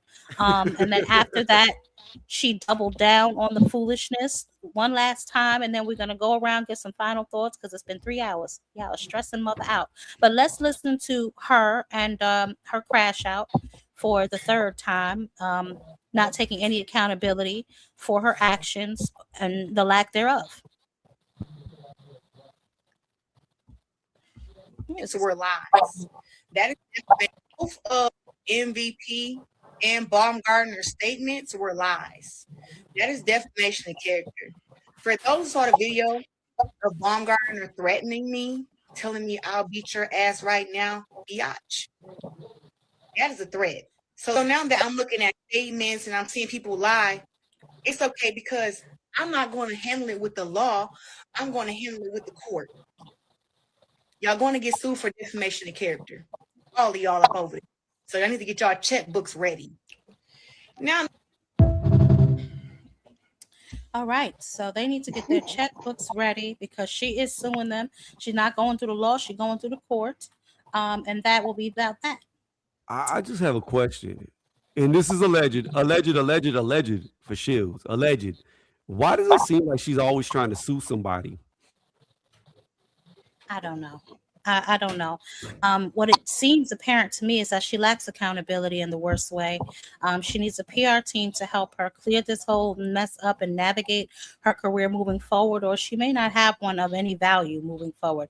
All that hard work she's done to get all those accolades, they'll be worthless in the event she doesn't clean up her act. But Crush, what do you got for me, baby? Crush, you there? Yeah, I'm there. I'm already past that situation with this broad and everything. Not, being accountable for things that she said. She wasn't around talking about she wanted to beat people and whoop their ass and all that. But soon as somebody tell her, I'll beat your ass, she tried to flip the script and play victim. I'm just tired of maybe rid of this circus show with what's going on over there with my people. With that situation. I agree. And what do y'all think about, Devin saying he has an announcement to make? He's going to be coming out with a fight soon. Who do we think that he's going to be fighting? Nobody. The mirror. You know the 7 pantomimes, the 7 ways in which you know how to tell somebody lying. He exhibited every last one of them. No eye-to-eye contact. Constantly moving his head. He started to stutter. He was fidgeting. Well, damn. He ain't fighting no damn body. He lying his ass off. Damn, OJ, you couldn't give him a little bit of slack. Like, you couldn't cut a little bit of slack though. Like, I ain't giving him or his daddy shit. Oh my Not goodness. a damn thing. damn, yo. Okay. They gonna think that we hate. They gonna think we hate Devin up here, man. Devin's all of us. Man, he ain't me. Fuck Devin. He ain't me at all. Hey, Just look. simping the pimp. And whatever they do to Devin, they can do to all of us. I'm gonna put you off of here with that nonsense. Okay. I hate Haney. I'm just saying we got to slow down for the young black king. We got to slow down for the young black king of boxing. You know what I'm saying? Because he represents. Stop, gas. Stop, man. Stop. Right, I tried. That ain't funny. That ain't funny. Them people is literally in a cult and they don't know it. There's some sick individuals, So Rick Timms, I'm not sure what you mean when you say everybody's ducking Devin. I'm not sure where you're getting that from. He been on Freaking Fried's podcast a lot. Oh, that's where he be at? That's where he be at? Mm-hmm. Be over there with Fry, The only 2 names that come to mind that Devin could be fighting next could be Lewis Crocker for unification. I don't know what's going on with Rolly. And then it looks like Conor Ben and Ryan are going to fight. So I have all ideas. It's probably going to be Lewis Crocker. Well, one thing, if he fights Isn't Lewis hold on, Crocker, Lewis Crocker just fought Pyro, didn't he? Or about to fight Pyro, one of those things? Yeah, I don't think that quite happened yet. Yeah, so I don't know. Hey, if he don't try to fight Ryan, if he ain't fighting Ryan, I don't care to see nothing from Devin. I'm just wondering where he finding other niggas before Garcia. Why is there such reluctance to get not only your biggest payday, but the Somebody got a actual mute. I don't know who the cops is chasing, but y'all do something with that. Yeah, what up? Can somebody run, handle that, D, please? run. But yeah, Yeah. I don't know why he keeps finding other motherfuckers to try to fight. And now that he put Rolly in the mix and done ducked out of that, it's like I don't even take dude career serious. I mean, I already did it anyway, but it just validates everything that I've been saying about him. Devin, the only person I hate comparably to Crawford. You know what I'm saying? Plain and Oh simple. my goodness. Oh my This goodness. nigga is a I scumbag. mean, They are both the same people. They are Devin, both the Oh same. my. Devin Two is a damn very good cowards. fighter. I don't see the hate on Devin. Two City decorated cowards. How is he a coward? I ain't about to explain that tonight. I mean, if y'all want to see him as a warrior, let him be a warrior. Yeah, that's He up to called y'all. out Ryan. Ryan has shown no interest to do the rematch. Oh, get the fuck out of here, man. Look, hold on. First off and foremost, wait. First off and foremost, wait. So Hold let me on. say this real fast. First off and foremost, I was the only one for years saying that Ryan would beat the shit out of Devin. One of the only ones. So again, I will restate as being one of the only ones that picked Ryan to beat the shit out of Devin like he did. Ryan is the one showing no interest in wanting the rematch. I knew he was going to kick Devin ass. Because he beat Devin ass. Why would he be interested in the rematch? Devin need to get back. That wasn't a hard assessment to make, Tony. I mean, I thought that Ryan was gonna whoop him out. Thomas. Fuck Haney. Thomas will win his ass to sleep.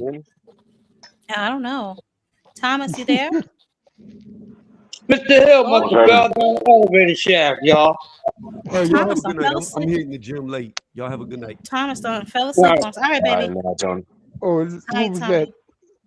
All right. Yeah. Thomas Enigma, gone. what's up? What you thought about What's the fights going on, tonight? Devin? What you thought about the fights tonight? Usyk got a gift tonight, man. He definitely got a gift. You know, that young boy, what's his name? That was on the prelim, on the prelim card. What was his name? Black kid, young dude. I don't watch the prelims. Yeah, man, that dude got some work, man.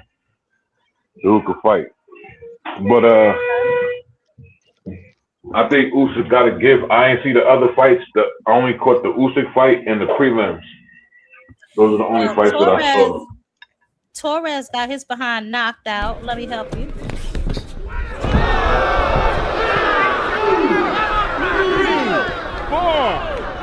5, 6, 7, 8, 9.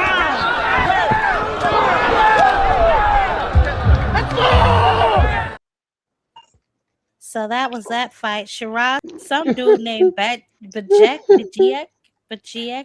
something like that. I don't know. But yeah, Somebody with an effed up name. Hey, Just how say it y'all like feel that. about Canelo just up and fighting niggas now? Oh man, yo. I just found that a little funny. Like now he just want to fight because remember when he said that when he was fighting Crawford that if he beat Crawford ass it'll avenge his loss against Mayweather. I feel like Canelo really feel like if he just fight a black person, it's just gonna beat the last nigga who whooped his ass. Like, but isn't Billy black though? I mean, shit, he's damn sure darker than milk. I know that much. He can't join the clan. Nah, his his accent is something else to me. It's not. Well, I think Canelo feels like he want to take it out on anybody with dark skin. Like he just want to take out that loss because he can't get Bud. He got to find somebody. You know what I'm saying, to kind of make it feel like Bud a little bit and make it feel like Floyd a little bit. You know, and it's I don't know, man. I just found it funny that all of a sudden he's fighting a black guy now. Like, oh shit! Did you check out the way the look when they had Canelo and Bud next to each other when he did that photo shoot by the pyramids of all the Turkey's prized possessions, Oh all of the yeah. boxes he bought off. Man, Bud Canelo standing next to each other, y'all. I was crying, man. I was like, this shit crazy. With they Hold up, where's Saudi Devin? Arabian pimp. They ain't That's even crazy. had Devin out there.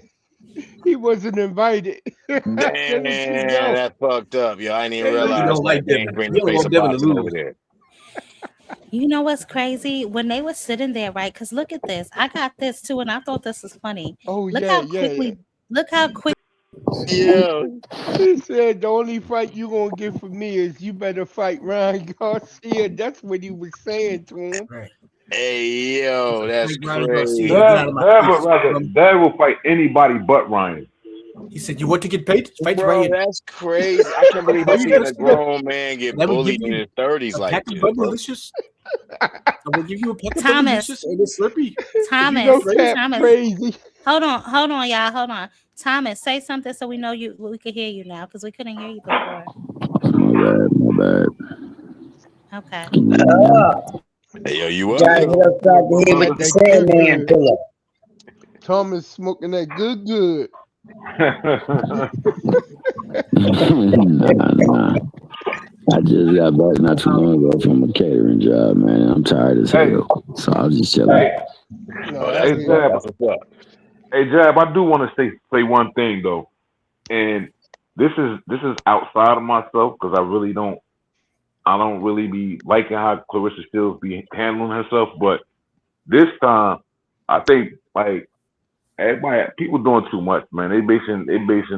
They whole channels and everything around this girl, man.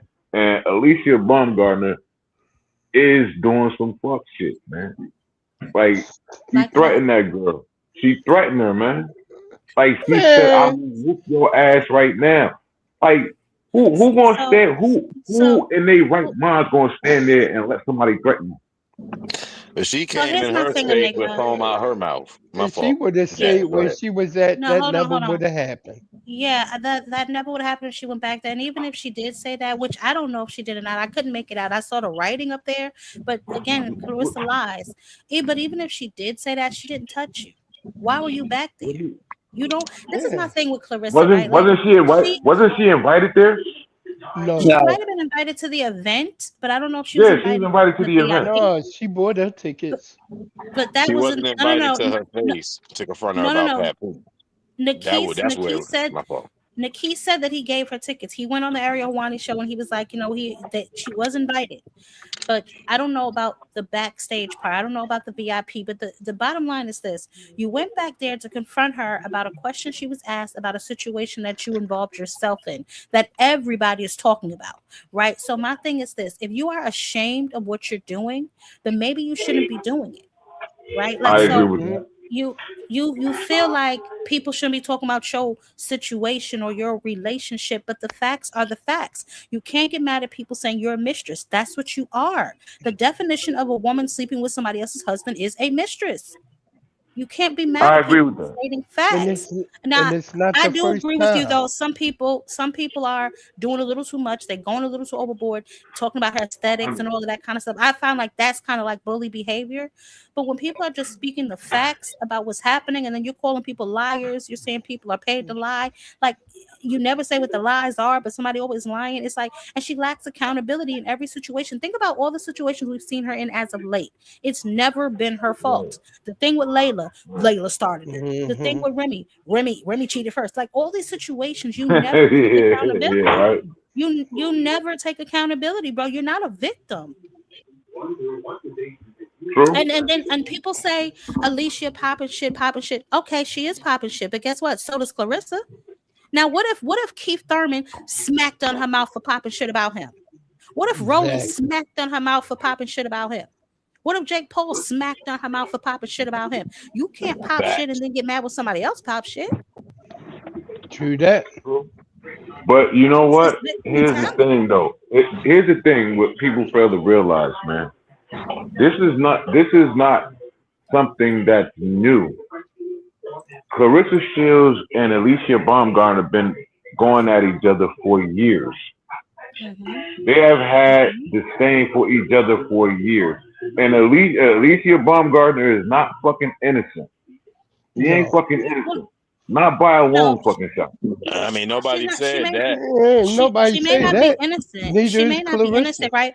But they've been talking shit back and forth to each other. So why now do you Yeah, decide that you they've want to put been your hands doing on her? It appears to me as if you did it because you were in front of Papoose trying to show off. Because y'all been in plenty of situations arguing back and forth. I can remember at least 2 or 3. Like You on the never plane. Remember did. when they was on the plane? Yep. They was on the plane, and don't forget that last fight that they was at. Drug cheat. You was in her face before. Y'all was going back, and you never put your hands on her before. So what changed now? Mm-hmm. That little gecko face nigga she got with her. You know what I'm saying? Got her ass feeling like she bout something now. Now she want to bring this little ratchet ass hot Cheeto behavior everywhere that she be at. You know what I'm saying? That Papoose. Ratchet hot Cheeto behavior. Yeah. You know what I'm saying? And now that Papoose little bitch ass running around here egging her on. Like, I don't know what type of man, you know what I'm saying, gonna sit there and let their woman act out like that and just be okay with it. You know what I'm saying? One Knowing that don't care about her. Yeah, that don't care plain about and simple. Yeah. No, he's It's wild, juicing man. her. And I really, Pap had a reputation as a stand-up dude prior to this, so it's like it's just disgusting to see, you know, all these colors come out. But that's the and thing. shit, you know? Was he really a stand-up dude, or did his wife hide it well? That's the I question you really got to ask yourself. I'm talking about every beef man. outside. I ain't even talking about relationships. You know what I'm saying? Just all in all. Pap kind of, you know, what had a strong reputation for standing on principle up until a certain point. So and it seemed like this is the breaking point, apparently. So, you know, I don't know. Love will make you do some crazy things, won't it? True. Hey, so here's the thing, though. Here's the thing, right? There's always 3 sides to a story, man. 3 sides to a story. No, that's 100. That's 100%. His side, her side, and the right side. Rick Timms, you're saying that hoes get smacked every day. Hold on, because Rick is saying that at least the GOAT has low mileage. We don't really know that, right? You mean because the we do GOAT? know that there's been some overlap, right? She was engaged, and then all of a sudden she pops out with Papoose. Then all of a sudden pops up Maserati Bud. So we really don't know that, right? And I think that her going online talking about another woman's body count shows me that you're not really a girl's girl. Because how the hell do AB know that? He's getting secondhand knowledge, if that, from men. Men lie all the time. Women lie all the time. But for you to promote that as if it's some sort of truth to it, like you know that for a fact, simply because you two are in a situation, that's nasty business. You know what I'm saying? And she asked about your situation with Papoose. Yes, Alicia could have said no comment, but she didn't. Just like nobody else says no comment. You want to know why? Because you're flaunting it. When you're flaunting somebody else's husband, you're inviting that type of negative conversation. It just is what it is. If you're going to be proudly wilding it, you can't want to be a quiet public side chick. You just can't do that. You can't go on all these talk shows talking about how you service him and he service you, but then you don't want other people to mention the fact that he's married. It's like, we can't forget that. We're not going to forget that. What are you talking about? That's the only reason either one of y'all really popping is because of his connection to Remy. True that. The nigga put out 12 albums in 1 year. Who knows a word off of any of them albums? Somebody? Anybody? Nobody. Yeah. I mean, let's we can't say that. He does have a fan. We don't know He no does Remy have a shit fan. neither, though, just to be clear. You know what I'm saying? We don't know no Remy shit Nah, either. Stop him. I'm That's a conceited. goddamn lie. That's a goddamn lie. I know All I plenty of know is Remy I'm shit. That's a conceited. I damn got a lie. reason. Remy is known because of Terror Squad. Remy is known because of fucking Terror Squad. Fat Joe and them. I know what she's known for, but I'm talking about her raps, you know what I'm saying, and having a fan base and shit Hell like no. that. Hell no. Y'all tripping. Pat Annie had up. a hell Her of a verse on coach. Annie up was rocking. No, the hell he Remy didn't. Ma Y'all better than tripping. Papoose. Rim got a fan base, but Papoose got a fan base too. See, here's the thing, No, right? the hell he don't. No, the hell Yeah, he do. He does. I guarantee you he do.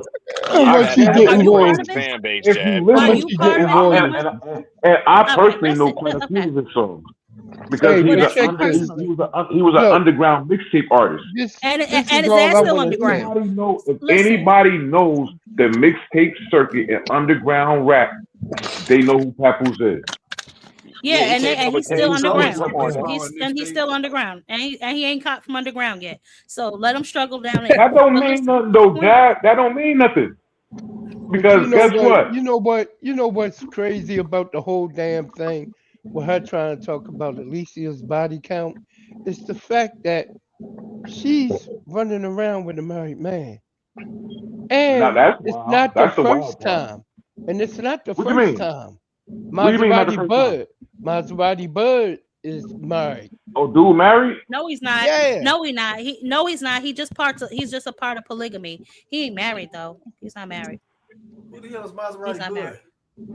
Bud? Her side nigga That she fucking with on Papoose. Yo, chill, yo. She would never cheat on that man. You heard that These song. no name She would niggas never hit cheat on me. that I got man. a chance too. Nigga, they all You cheating, always man. They man. But I'm They gonna tell might as you Y'all well. what. some haters, yo. Y'all But you y'all know hate what? black women. Y'all hate black You women. know what made her go at Excuse Alicia? me? It's the fact that I'm standing up for you, Jab what Queen. you These say? niggas hate black women up here. No, what I want to say is, you know what's making her go at Alicia? It's the fact that she seemed to have gotten the stamp from Layla that she always wanted Layla to give to her. When You think Layla so? did the interview and she said, look at her talking about Alicia. This is what I'm talking about. You're polished, you're professional, you're handling your business, you're building your brand, and every accolade she gave to her was what she was telling Clarissa what she needed to do. Get a nutritionist, work on your brand, you know what I mean? Be professional, this and that. And you know what I mean? But she chose to go the other way, right? Mm-hmm. But she see all of that, what Layla see all of that Alicia is doing, and that's what she needed to do. Clarissa Right. looking at it like she gave her the fucking stamp. I'm the GOAT. I'm the GOAT. And she probably crashed and she crashing out. That's what that But you know was. what? I feel like maybe if she had a better attitude, things would more doors would open for her, right? Maybe if she wasn't so like nasty, she would be in I a agree better with you position. on that. Somebody, What do somebody they with should her make? They should her make that. accolades, They risk to make somebody $1 with million. hold on, no cap, somebody with her accolades should be getting more, right? Should be doing more, but she's not because she's focused on the wrong things. I feel like sometimes her jealousy and her just bitterness, it takes over her and it just ruins things. Like, look at this situation, right? Because bigger than the slap of Alicia, okay, now Alicia will sue you or whatever the case may be. Now MVP has banned you from their events, right? Now you went online and you doubled down on Jake Paul. Now, what if he decides to be even pettier, meet your level of petty and say, none of my fighters will fight you? Who is she going to fight? Jake Paul has 90% of the female boxers. Right. She never thinks True about the that. long picture. She's so short-sighted and just so explosive. That's like the mentality of a child. But none You of know those what? That's a black women. very snacky That's the only personality. thing I don't like about her, Don't you man. notice that everybody, kind of everybody over there that's on the snack side of things, like they got like this, they always feel like they underachieved or they do some shit that don't make sense with all their accolades. Like you nigga want to retire and then you want to call niggas out. Motherfuckers want to fight 48-year-old retired This fighters, nigga fighters, take taking fighters who shots at retired Bud, 20 boy. years ago. Yup. I swear, I was just about to say that, This Enigma. He they just can't taking leave shots her at alone. Bud. Look, I went to Nebraska and left. Nigga, I left the conversation real quick. Now, y'all like y'all want to stay there. So I'm just saying. Look, I'm just saying. I'm noticing a trend between everybody on Snack because it's like you got all these accolades, but they always seem to want to prove themselves against people who would not really do them any justice if you look at the resume. Why would you Yup. go to somebody who is 3-4 times smaller than you or 40 pounds smaller than you and go smack them, knowing that your ass ain't about to put down them goddamn Red Lobster biscuits and try to make weight and meet her nowhere for that motherfucking fight? Plain and simple. I'm saying All it right, don't all make right. Hold on, y'all. Hold on. my All fault. right, y'all. That's enough. First of all, Rick Timms, okay? Nobody is negating the fact that they probably all do have nasty attitudes, but guess what? They're not always in the headlines for their nasty attitude, are they? Guess who is? And you are a part of the problem. You and the other Guoties or Guatettes or whatever y'all call yourself, just like you are the problem. What? Y'all never see nothing wrong with what Oh. she does. That's the problem. Y'all enable this girl. Y'all never can call her out on her bullshit. That's the problem. Why do we have to Everybody call wants her to out her blame bullshit though? everybody else. Hey, Jack, what you call them? That's The crazy. You just call these niggas the Guotis. It happens all the time. But they see the big idea about it. The Guotex, the Guatex. Yeah. What you call them niggas? Stop it. Y'all know what I meant. Y'all know what I meant. You the one said it. You telling us to stop it. That shit was funny. I ain't gonna lie. That shit was funny. Y'all have to stop this. Y'all know what I meant. I meant her supporters. She called them niggas Guotis.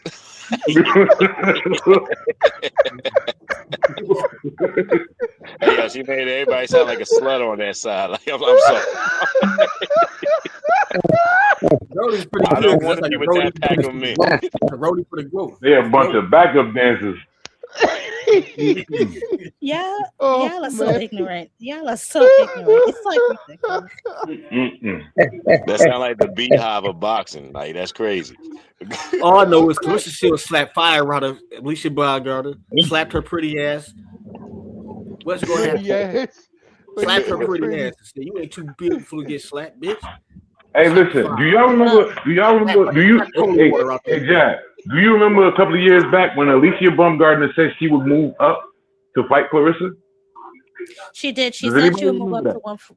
I do. She said she'd move up to 147, and Clarissa said she would go to 147 or 154 to fight her. Mm-hmm. So why can't they just do that? I don't know why they can't do that. They need to do something. Lose weight. Clarissa ain't trying to lose that weight. Hell She ain't trying to get down. She got it easy. She get the bum of the month club from now on. She a heavyweight. It ain't nobody up there. Nigga, she got crab legs wrapped around the back of her motherfucking head right now. All right. That's enough, y'all. Like a That's face enough. mask. No. All right, y'all. The bottom line is they were both wrong. However, Clarissa should have never put her hands on that girl. Now, since she did, she has to deal with whatever consequences come her way. But in order to move forward, I feel like apology, I don't know if people would have believed her, but an apology would have been nice, at least to Nikisa, because from what he said, he was like, she texted him right after the fight and didn't say anything about it. Said, thanks, I had a great time. Like, didn't even mention the fact that you just assaulted one of my, you know what I'm saying, my fighters, or nothing like that. You know what I'm saying? So it's just a mess. I just hope they figure that out and work that out, because it's just nasty. It's not a good reflection on nothing that's going on. Alicia, she's been quiet, you know what I'm saying? She's handling things the right way. So I don't know what's gonna happen to her. But Clarissa's not gonna get nobody from envy. She's not gonna get no good fights. You know what I mean? She picked to move up there. Nobody's gonna move up there to her division to fight her up there. You know what I mean? And all of the fighters is with who? MVP now. So when he says that she was bad, I think he really meant she's bad. So I don't know. he just say goodbye to her career. I doubt that. Yeah, I don't know if she's gonna. I mean, they can't do anything about her career. They can ban her from their events. You know what I'm saying? I don't know why she thinks they can't. From their fighters as well. They're gonna ban her from their fighters. If they decide to. If they decide to. But I think people are looking at this in the wrong way, right? Like, a lot of people are looking at it in a hood way, like, yeah, she said she gonna mess up, so yeah. Instead of looking at it like they're at a Netflix event. Alicia has on a dress and stilettos. Now, why you would think, why you even went back there is just, I don't understand why you went back there specifically to confront her. Let's not pretend like we don't know why she went back there. I'm gonna go stand up for my married man. You know what I'm saying? Like, you went back there to confront that girl. Like, let's not act like we don't know what's happened. You know what I'm saying? Now that you put it that way, because I ain't have all the figgity facts. She went to her. Yeah, she went back there with that red 40 behavior. Straight hot Cheeto attitude off the rip. I'm saying, you remember the chicks? Blue Hustle, hold on. Blue Hustle man, click. You know what? I'm gonna start doing this with y'all. The next person that says I'm hating, click this damn link and explain to me how I'm hating by stating facts. Is it not a fact she's sleeping with a married man? Is it not a fact she went back there in an attempt to antagonize that girl? Is it not a fact that she went online after that, gloated about slapping her, and then went online talking about some she don't care about MVP banning her, this, that, and the third? What part of that is hating? Like I said earlier, y'all niggas, y'all call people hating that are telling the truth, and y'all just don't like it. Well, can I say something? Because I know I've seen this done. I've seen it personally. I've seen it. I witnessed it. There were people they get divorced. They don't get divorced. They just separate, and no one ever signed divorce papers. But both of them go on to live separate lives. Yeah, I've seen that happen. Do that. Yeah, it's I've seen people that that do happen. that. I've That's seen that happen old several school. times, but it's still ghetto. That's ghetto. It is. That's It ghetto. is. But here's my thing, right? If you really care about this girl, you know that's the majority of the reason she's getting drugged on this internet is because you are still married. Why wouldn't you go and divorce your wife if you really cared about this girl and her reputation? Because that nigga don't want divorce. He still loves Remy. This is what I'm talking about. You know what I'm saying? So this is what I'm talking about. If you, this is why it's not all her fault. I blame her because this is your career that you letting this man ruin. And in a matter of a year or two, the fact that the whatever, when it came out, that hit the airwaves, that you are now messing with Remy's husband, that has all you've been since then. Nobody cares about your accolades no more. Anytime you're on an interview, all you're talking about is your relationship with this married man. You reduced yourself to that. Nobody did that for you. You did that because that's something that you are running around here for whatever reason you're proud of. So you can't now get mad when people are talking about it like and not talking about your accolades. You don't talk about your accolades. I can't remember the last time she went on one of these talk shows and talked about her being a boxer. All she talks about now is being his girlfriend. What do you think do you think that her signing on to Zeus Network was detrimental to her career? Yep. I think it's all detrimental to your career. Because first of all, what are you going to do over there? You are a licensed boxer. And I know it's a myth that you can't put your hands on a civilian, which that is a myth. But you are a licensed boxer. Why are you going to fight with these street girls? What are you doing? She's a bad. You can prove yourself that are counterproductive to your accolades. You're supposed to be a level above that. You're supposed to be a level above that. You went and took this seriously. You're not in here drinking and pulling hair and scratching each other damn eyes out in clubs and in the house and pulling each other tracks out. You took it a step further and decided to actually professionalize yourself in that. So why would you then take a step back and want to be on baddies? Do you think it's snack rage or something? You think it's snack rage? I'm gonna hurt you. I'm gonna hurt you, Sin. I'm gonna hurt you. I mean, seriously. Like, I mean, it's got to be something. Clearly, it's more than just red fingertips and barrel juices. It's got to be. It's got to be snack rage at this point. What puts the foam at the edge of her mouth at every event she goes to? What gets this vitriol to where it's like no matter how many belts, no matter how many opportunities you give them, they still want to fight the motherfucker that shops at Food Lion or the old lady that's at the retirement home. It's like, only thing I can think of is that they're insecure. But Randall, to your point, it doesn't matter if Remy won't sign. You can get a divorce contested. You can go down to the courthouse and say, I am no longer in love with this person. I don't want to be with them. We haven't been together in such amount of time, and they will grant you a divorce. So that's a cop out. There's no reason whatsoever that you have to stay in a marriage.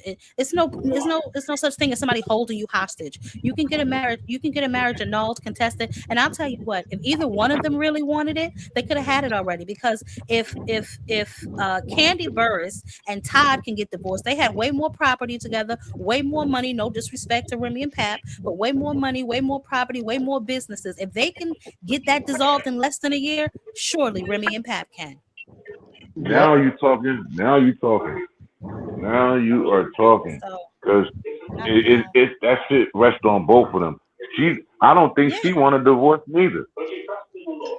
Yeah, I don't know what the situation may be. I don't really care, but I know that if you cared about this girl, you know that everyone's running around here calling her a mistress. If you cared about her, if you cared about her image, you would take the time to clean that up for her. If you really wanted to be with her and you really cared about her image, you know what I'm saying? It's not cool. It's not cool. And that's messed up. Yeah, it's not. It's like, at what point do we start giving him some of this responsibility too? You're older than her, sir. You're 48, 49 years old. You can't take this young wild thing and semi-tame her. Never trust a nigga that look like a hammerhead shark. Damn. When that nigga got the space between his eyes like a hammerhead shark, never trust him. That's a Okay. fact. All Shit, right. that shit's almost All on his right. temple. That's a fact.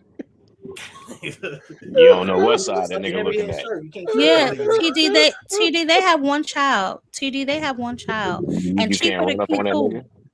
That's what I'm saying. Like, they don't really have no assets in common. I don't think it's not that tangled.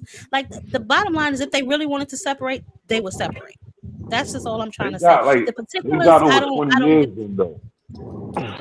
but this is They what got I'm over 20 saying. years in, man. Okay, and that's what I'm saying, Enigma. It's on Work both it out. parts. Is if either one of them really wanted to be divorced, they would be taking those steps. But there's nothing filed anywhere. Not New Jersey, where Right, they were married, not in New York. It's nothing filed. right. I ain't never had an issue with their relationship or nothing like that until I seen this nigga let him smack that girl and he ain't make no motion to show no type of manhood or level of control in the situation. Now you over here No, looking like a that's sucker. not what I'm. You know what I'm saying? No, Rick. I mean, no, I'm Like, saying Rick, that was I my don't know what thing. not You you, talking not about you, that. saying. I'm talking to Rick. Saying he's married, man, is like, let Remy still live together. What the? Rick? How old are you? Because as a distinguished man of your caliber, you should know married is married. I don't give a damn if you live down south and I live in Jersey. If something happens to Papoose tomorrow, who's going to be responsible to make that final decision? Is it going to be Clarissa or is it going to be Remy? Right. You That's the already real issue. And I know somebody who made a fucked up decision in that situation right there with somebody that they weren't with. Like, and that's when shit really matters. When a Exactly. motherfucker incapacitated and she got to sign off if they're gonna keep your ass alive or not, if they're gonna keep that machine going or if they're gonna flatline your ass. Remy has that decision, and that's the issue, But You know, Remy pulling the plug on that nigga. know what I'm Stop saying? it. Hey, look, no, she hey, not. look. Hey, Oh man. I'm just saying, it's a scary situation. But I ain't trying to get all in that. I don't hold none of that against Clarissa. My issue is, know what I'm saying, her mud puppy attitude. That's why I coined her I gave her the name the Michigan Mud Puppy. She's the first It's not. female boxer. She's the first female supervillain in boxing. Plain and simple. And I don't know how else to. I don't know. I don't know what else to call the Jad. If you got a better name, please give it No, to me. I I know. don't know how to label it. No, you're fine. So no, I'm talking to Rick.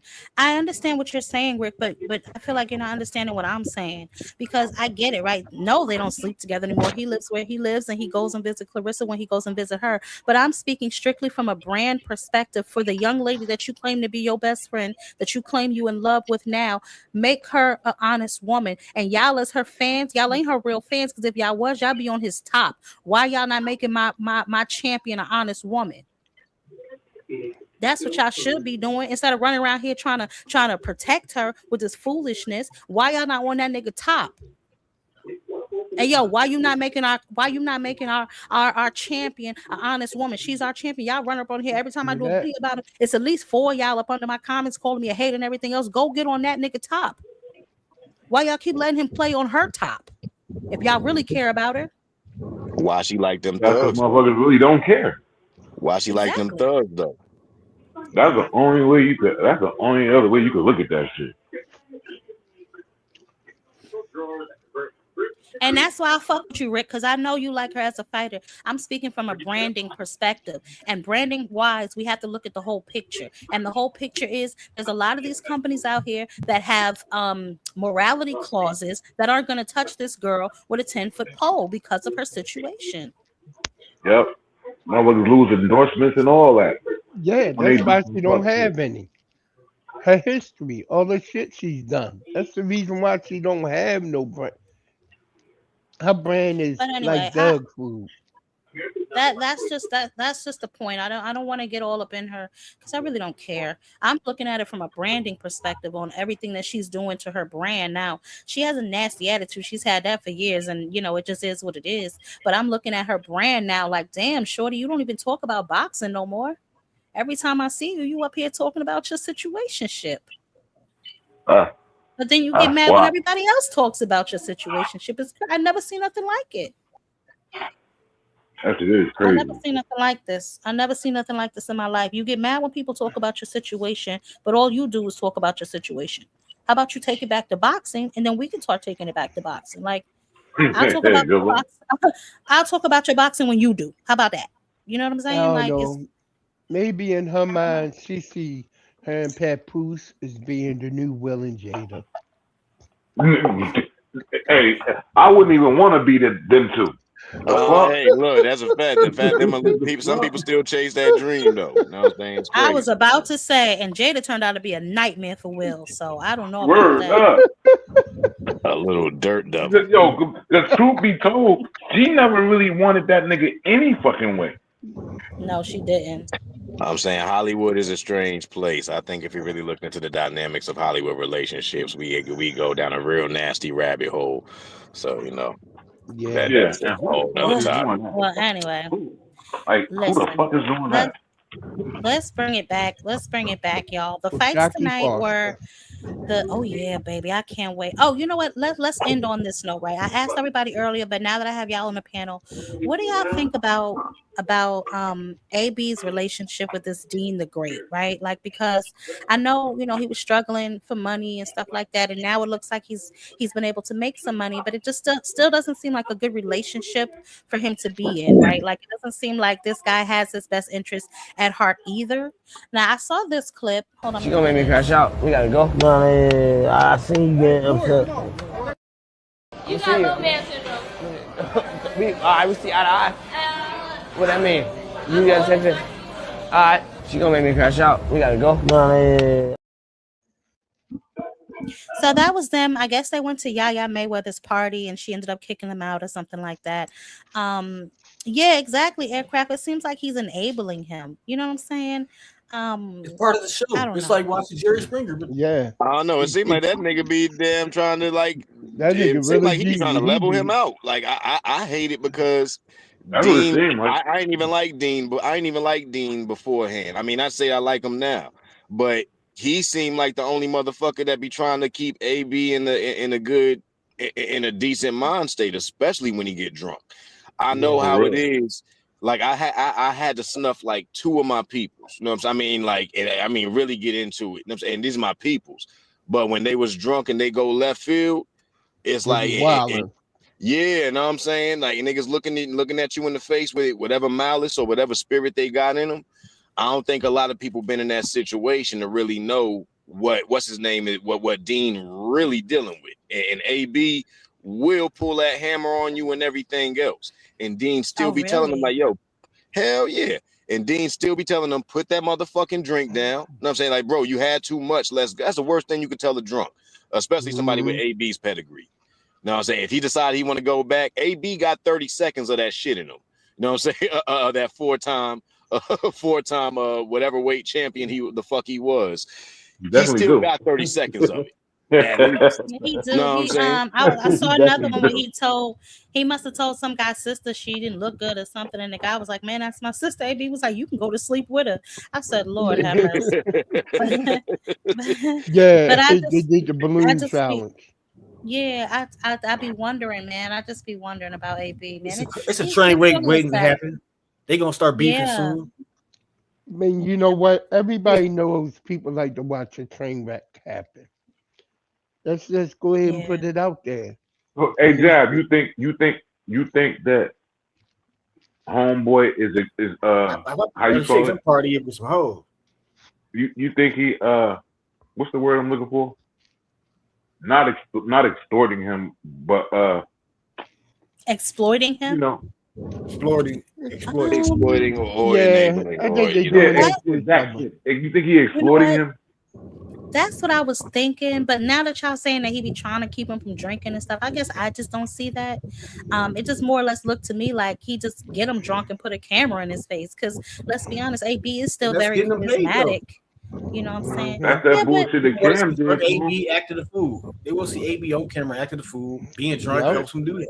That nigga be throwing his security violently. Like he could have security handle him if he wanted to. He'd be like, nah, chill, yo, we good. Like he still be in AB face, like, yo, let's go, nigga.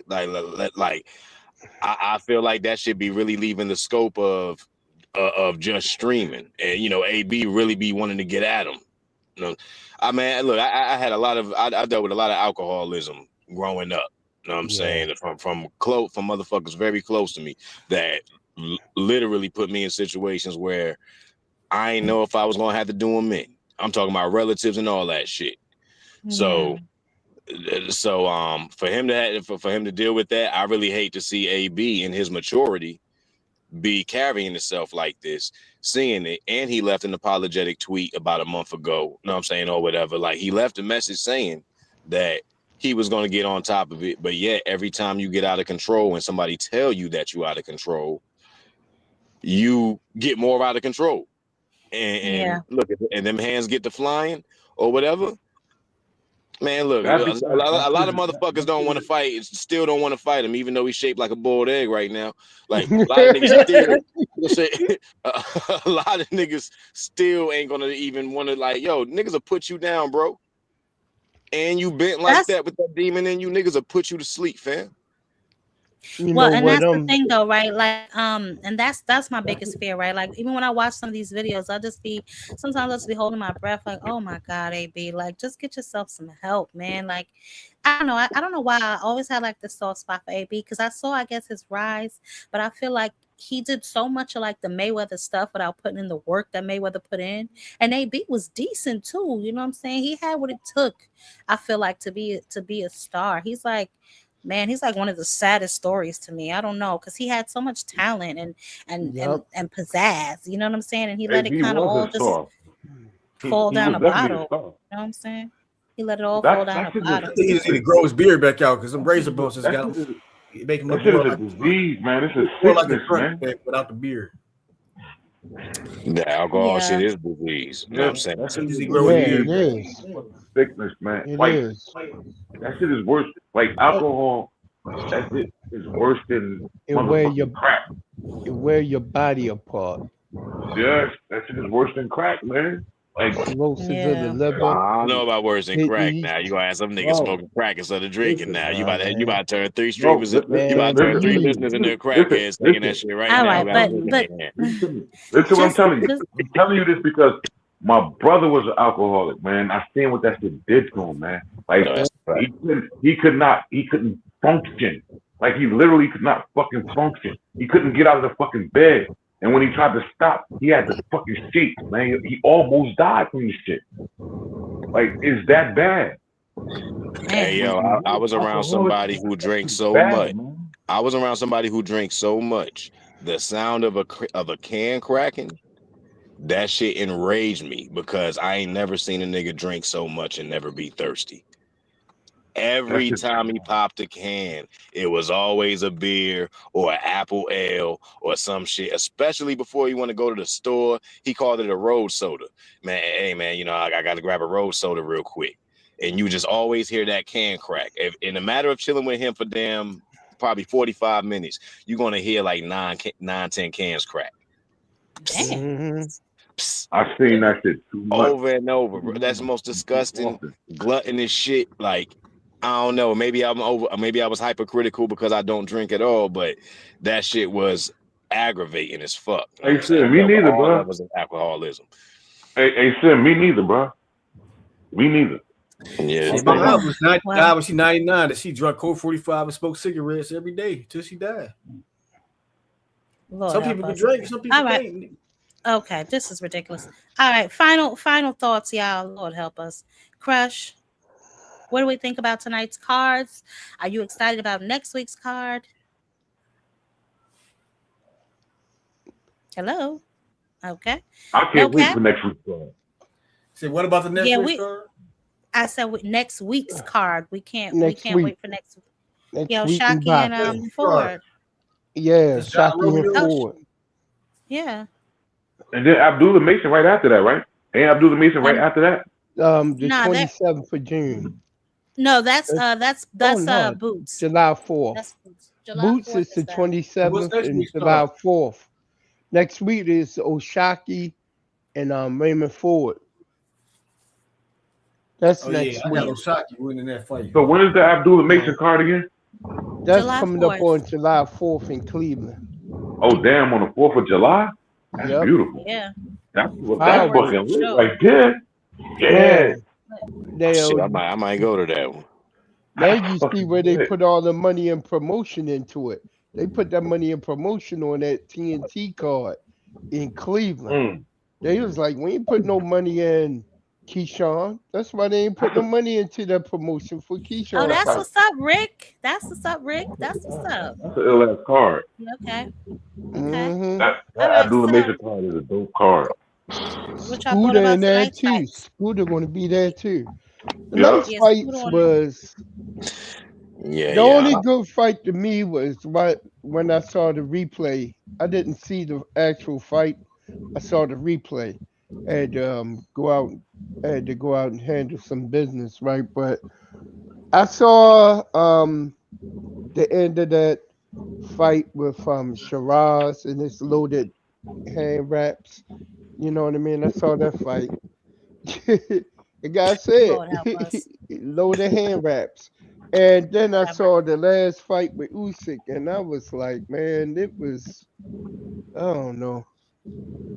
He got a gift, man. I think Hey, that Usyk, yeah. you know Usyk was what getting it his ass is? whipped. You Usyk know was what getting his it ass is? whipped. You know what it is?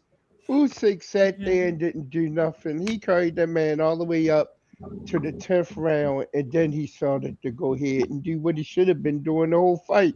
The uppercut was there the whole fight. The guy leans forward and throws a jab. Uppercut right there, wide open. Double jab, wide open. I'm like, what is he doing? Anyway, all the way up to the 10th and 11th round, then he knocks him out.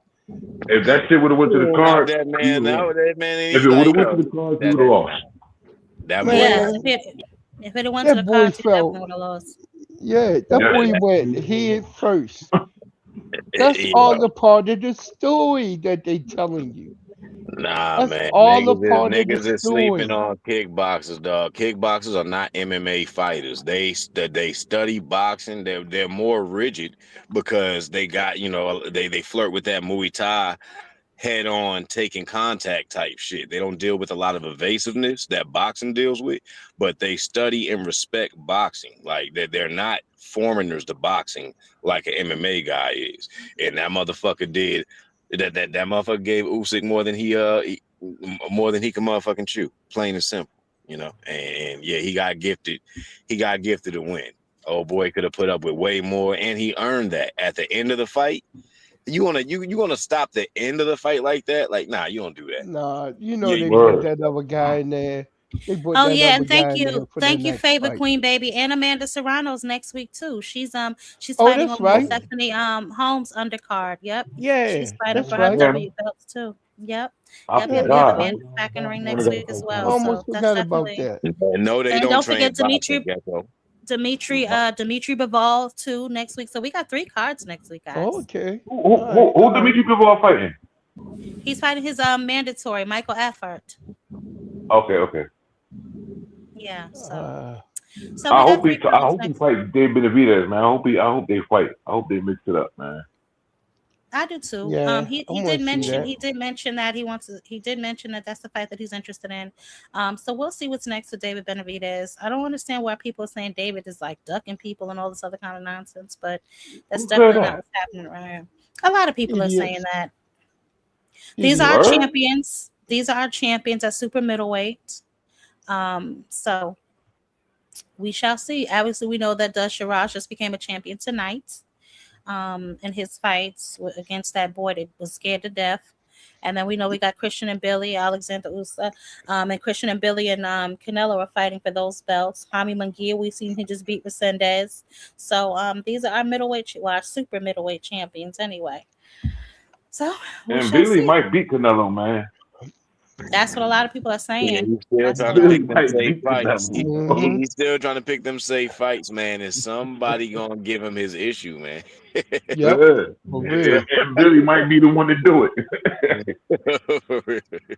it. They're trying to do it the top rank way. Really? Hold on. Really? Rick Timms? The judges had Usyk as a draw? Nah, that's wild. on the See, card. that's how you see the fix was in. The fix was in. God damn it. Exactly. The fix was in. All right, y'all. Any final thoughts so we get up out of here? Hey, Oh man. Nah, I'm ready for I a ain't got shock. nothing, I'm ready man. for a shock in the Hey. beat. Ready for his soft ass next week. You know what I'm saying? Ready for it standing for the softest cause he could stand for in boxing, which is defense of Shakur Stevenson. And that shit is going to make him fail. And no matter how many weights he lift and no matter how many snacks he take, I feel like the motherfucker gonna get his issue. And that's what I'm going to see. You know, so that's Before all. they, Good night, what did then, anybody baby. think about my young Hey, I appreciate you having me, Jab. You already know. Always, All right, always. What y'all You think know- about that boy Amari Jones getting that stop in the 3? That was that was a good beautiful. Wasn't that Good. beautiful? Good. Yeah. I He played went that out there and earlier. did Hold what on, he let's needed to see. do. Word. Yeah, I thought that was beautiful. I thought that was an amazing way to headline a card, his first Golden Boy card. So he definitely did what he needed to do. It just shows that Golden Boy has faith in him. I want to see what's next for him. And He going at the IBS though. He's gonna fight for IBS. oh, he gonna Yep. IBF route? Okay, I ain't mad at Yeah, that. that's what He gonna fight for the that's what IBS. Oscar, Oh yeah. Oscar was like, yeah, we can hook that up. We gonna Oh hook yeah. that up. Okay. He's like, oh shit, I got lightning in the bottle, rubbing his hands together. He said, yeah. who is Ortiz? Who is Virgil? Virgil's done for. Yeah, It's man. over with. Yeah, He's he on did the it to shelf. himself. We probably ain't gonna see Virgil to 2028. Really? 2028. Some possibility. But you know what? I want to say this though. You know, I feel. You know what? Poor little Floyd Jr. Man, his father offering up as a sacrificial lamb just so he can get some more trick money.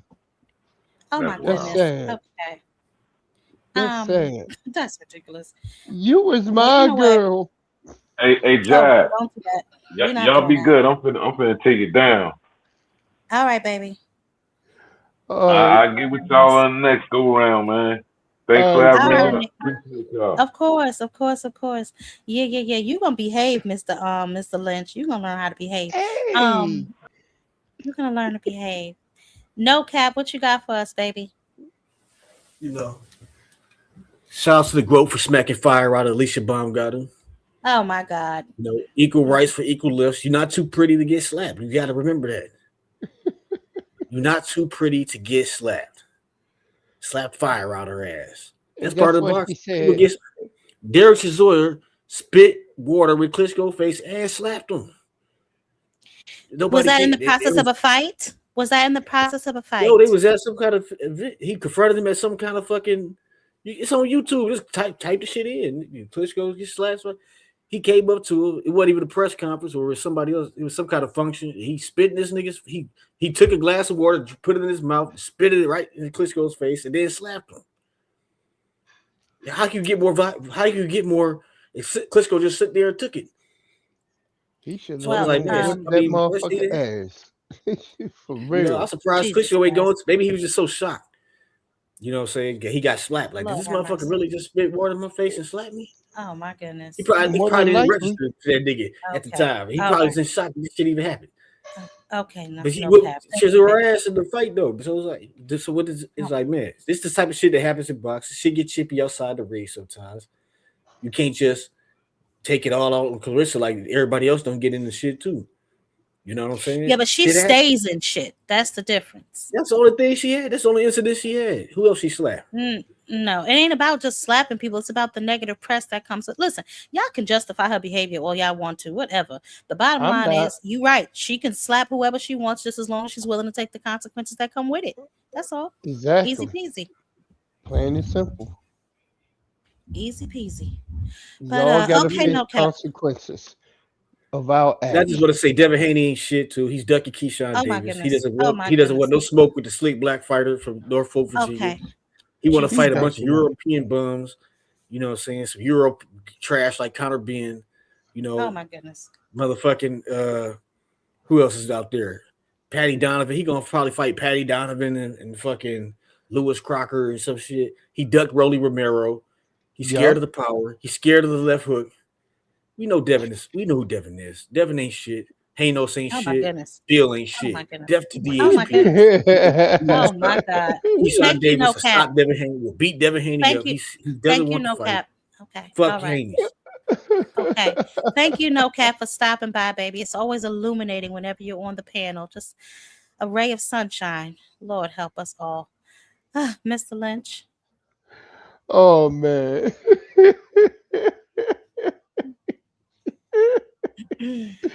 No cap, crazy. First, so Oh let me make, man. because every time no cap up here, I have to make my public service announcement. Public service announcement: the thoughts and views of no cap do not reflect the thoughts and views of Jab Queen Boxing. We like to keep it fair, and we like to keep it fair and neutral on this side of town. Now, go ahead, Mr. Lynch. Lord have mercy. You had to do a disclaimer. Oh man. That's all. That's about all. You know what I mean? I'm like, he's sacrificing his son. I'm like, okay, they must need the money. They should have made those last two fights, and at the same time, hey, I'll go ahead and put in a clause where so we will sue you for the every dime you got if you do not show up for this fight. Oh yeah. Cause it's ridiculous. How many fights have they ducked out of? 3. That's crazy. That's crazy.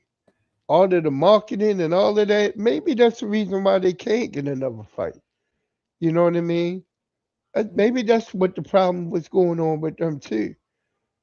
You know, these promoters are not going to put out money for advertising and blowing up a fight if the fighter gets a tummy ache or mosquito bites on his hand and decides he's not going to show up for the fight. It's like when you trying to play hooky from school and you faking in bed like you got a fever. I used to put my thermometer once my mother leave out the room, she put it in your mouth. I go ahead and put it near the light bulb and then put it back in my mouth so it could go down until at least got like 100 and something or 101. You You can't can't put go it right back no. in your mouth. You don't burnt your tongue. Yeah, but see, that's the thing is, you got some drink right there with you. You always had orange juice or some hot tea. Oh, you a pro. Yeah, boy. I had some good days. I used to be at home, up in the room, looking at soap operas, peeping outside. You know what I mean? To see what's going on. Sometimes I was sick though, especially when I had the mumps. But anyway, we don't want to go into all that.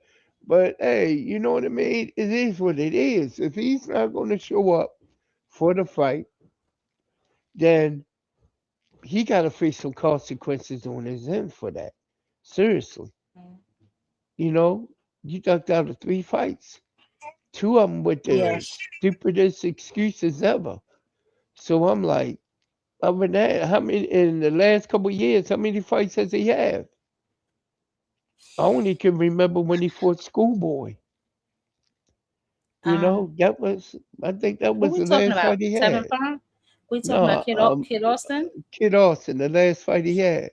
Was Tevin Farmer Yeah, last July? Yeah, yep. last June Other or than July. that, he ducked out another fight with what you call them on his hands or whatever, mosquito bites. And then he ducked out of that real season card. He said it went over there. They was making up all excuses going up to the beginning of that fight. And then when they got over there, all of a sudden he got sick. And he out here screaming they tried to poison my son. Oh man, this guy. But hey, if they when they come, it's going to come up in negotiations. I'm kind of sure of that. Seriously, it's going to come up in negotiations. So They Yeah, go Tank got ahead, work at it. They can get it going then. You know what I mean? Poor kid. Tank got a whole lot that he ready to release to. Oh man. That poor oh man. That boy, I hope he still box after the fight though. You know what I mean? Yeah. You know, I hope he do box. He gonna have to learn. He gonna have to hurry up, grow up quick, and emancipate himself. Get the hell out of there. Get him a good coach, good manager, a good team around him, and build him into the boxer he's supposed to be. You know what I mean? So, you know, I hope he keep fighting after this fight though. But other than that, Oshaki is going to. If Oshaki go ahead and box this guy and take advantage of every opening and every mistake he make, this fight is not going to go long. It's not going to go long. It's probably go like 6, maybe 7 rounds. You know, that's how I see this Oshaki Raymond Ford fight go. So you think it's a If he, stoppage coming? I think it could be a stoppage coming. If he go in there and box like he's supposed to box, take advantage of every flaw that he does, work that double jab to a T, you know what I mean? Follow up with the right cross or follow it up with a right up to the go to the body. You know what I mean? And he work him upstairs, downstairs, off the jab perfectly. It should be a stoppage. But if he get in there and he want to get in the box and he want to show he the man in the box, don't do that. Don't do that. You don't do that because he at times he keep his head right on line when he go in the box, and that's why he gets hit a lot, from what I can see. You know, and I noticed that in one fight when he was doing that, and I was like, why is he doing that? Why you just go back to your jab? Work off your jab. Everything works off the jab. Right. And you hit him enough working off of that jab, he's gonna start. He's not gonna weave. You might be able to time him with a punch with him leaning right into the punch and take him out. So he go ahead and he fight that way.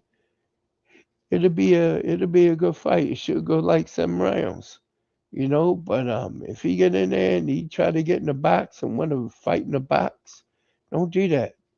You know what I mean? He gonna cause himself to be in he gonna have a whole harder fight, whereas though they're gonna have to judge it at the end of the fight. Forget doing that. You know what I mean? Show you leveled up. Don't show that you regressing. So that's what I see going on in that fight. I don't know who else is on the card. You I know, think Zay Quinn. I'm gonna have the rest of the card posted for us, hopefully soon. But I think Zay Quinn is on that card. And I forgot who else they said on that card, but I'll get it and post on the community page. But I know Zay Quinn is on that card for sure. I So also don't know any. Only person I know on that Serrano card is Serrano and what you call him making her Stephanie Hope. another. Yeah, and I see what you call him is damn the one who kid kicked the hell out of Ronda Rousey, Holly Holmes. I think she's on that Yeah, card Holly. too, right? Yeah, they're if I'm not mistaken, that's the rematch. Stephanie Holm and Holly. If I'm not mistaken, anyway. What happened? I had that card up here. I don't know what must have took it off of here, but yeah, that's the card that Amanda Serrano was on next week. I'll find it, Holly. but yeah, but yeah. So that's it. Amari Yep. Jones, the other Amari, yeah, the other Amari, is on that Okay, card. okay, Mm-hmm. okay. Well, that should be Yeah. good. What's going Yeah. on, Thomas? Thomas Dilly? Yeah, I gotta call him Thomas Dilly, and I'm on Thomas. Yeah, but hey, see you at the fights next week. You All know. right, babe. All Mm-hmm. right. Peace and All right. blessings. Thank you so much for stopping by, Mr. Lynch. Okay, no problem. Bye Bye. bye. Thomas, what you got for us, babe? Thomas. Y'all done talked so long, Thomas done fell asleep at the doggone thing. Oh my goodness. Well, look, y'all, we had an amazing afternoon of fights. The card wasn't too bad. It wasn't that many prelim cards. The main card was what it was. Some shockers, some not so shockers. The main event was pretty good. I thought Verhoeven for a kickboxer did really, really well against a champion like Usyk.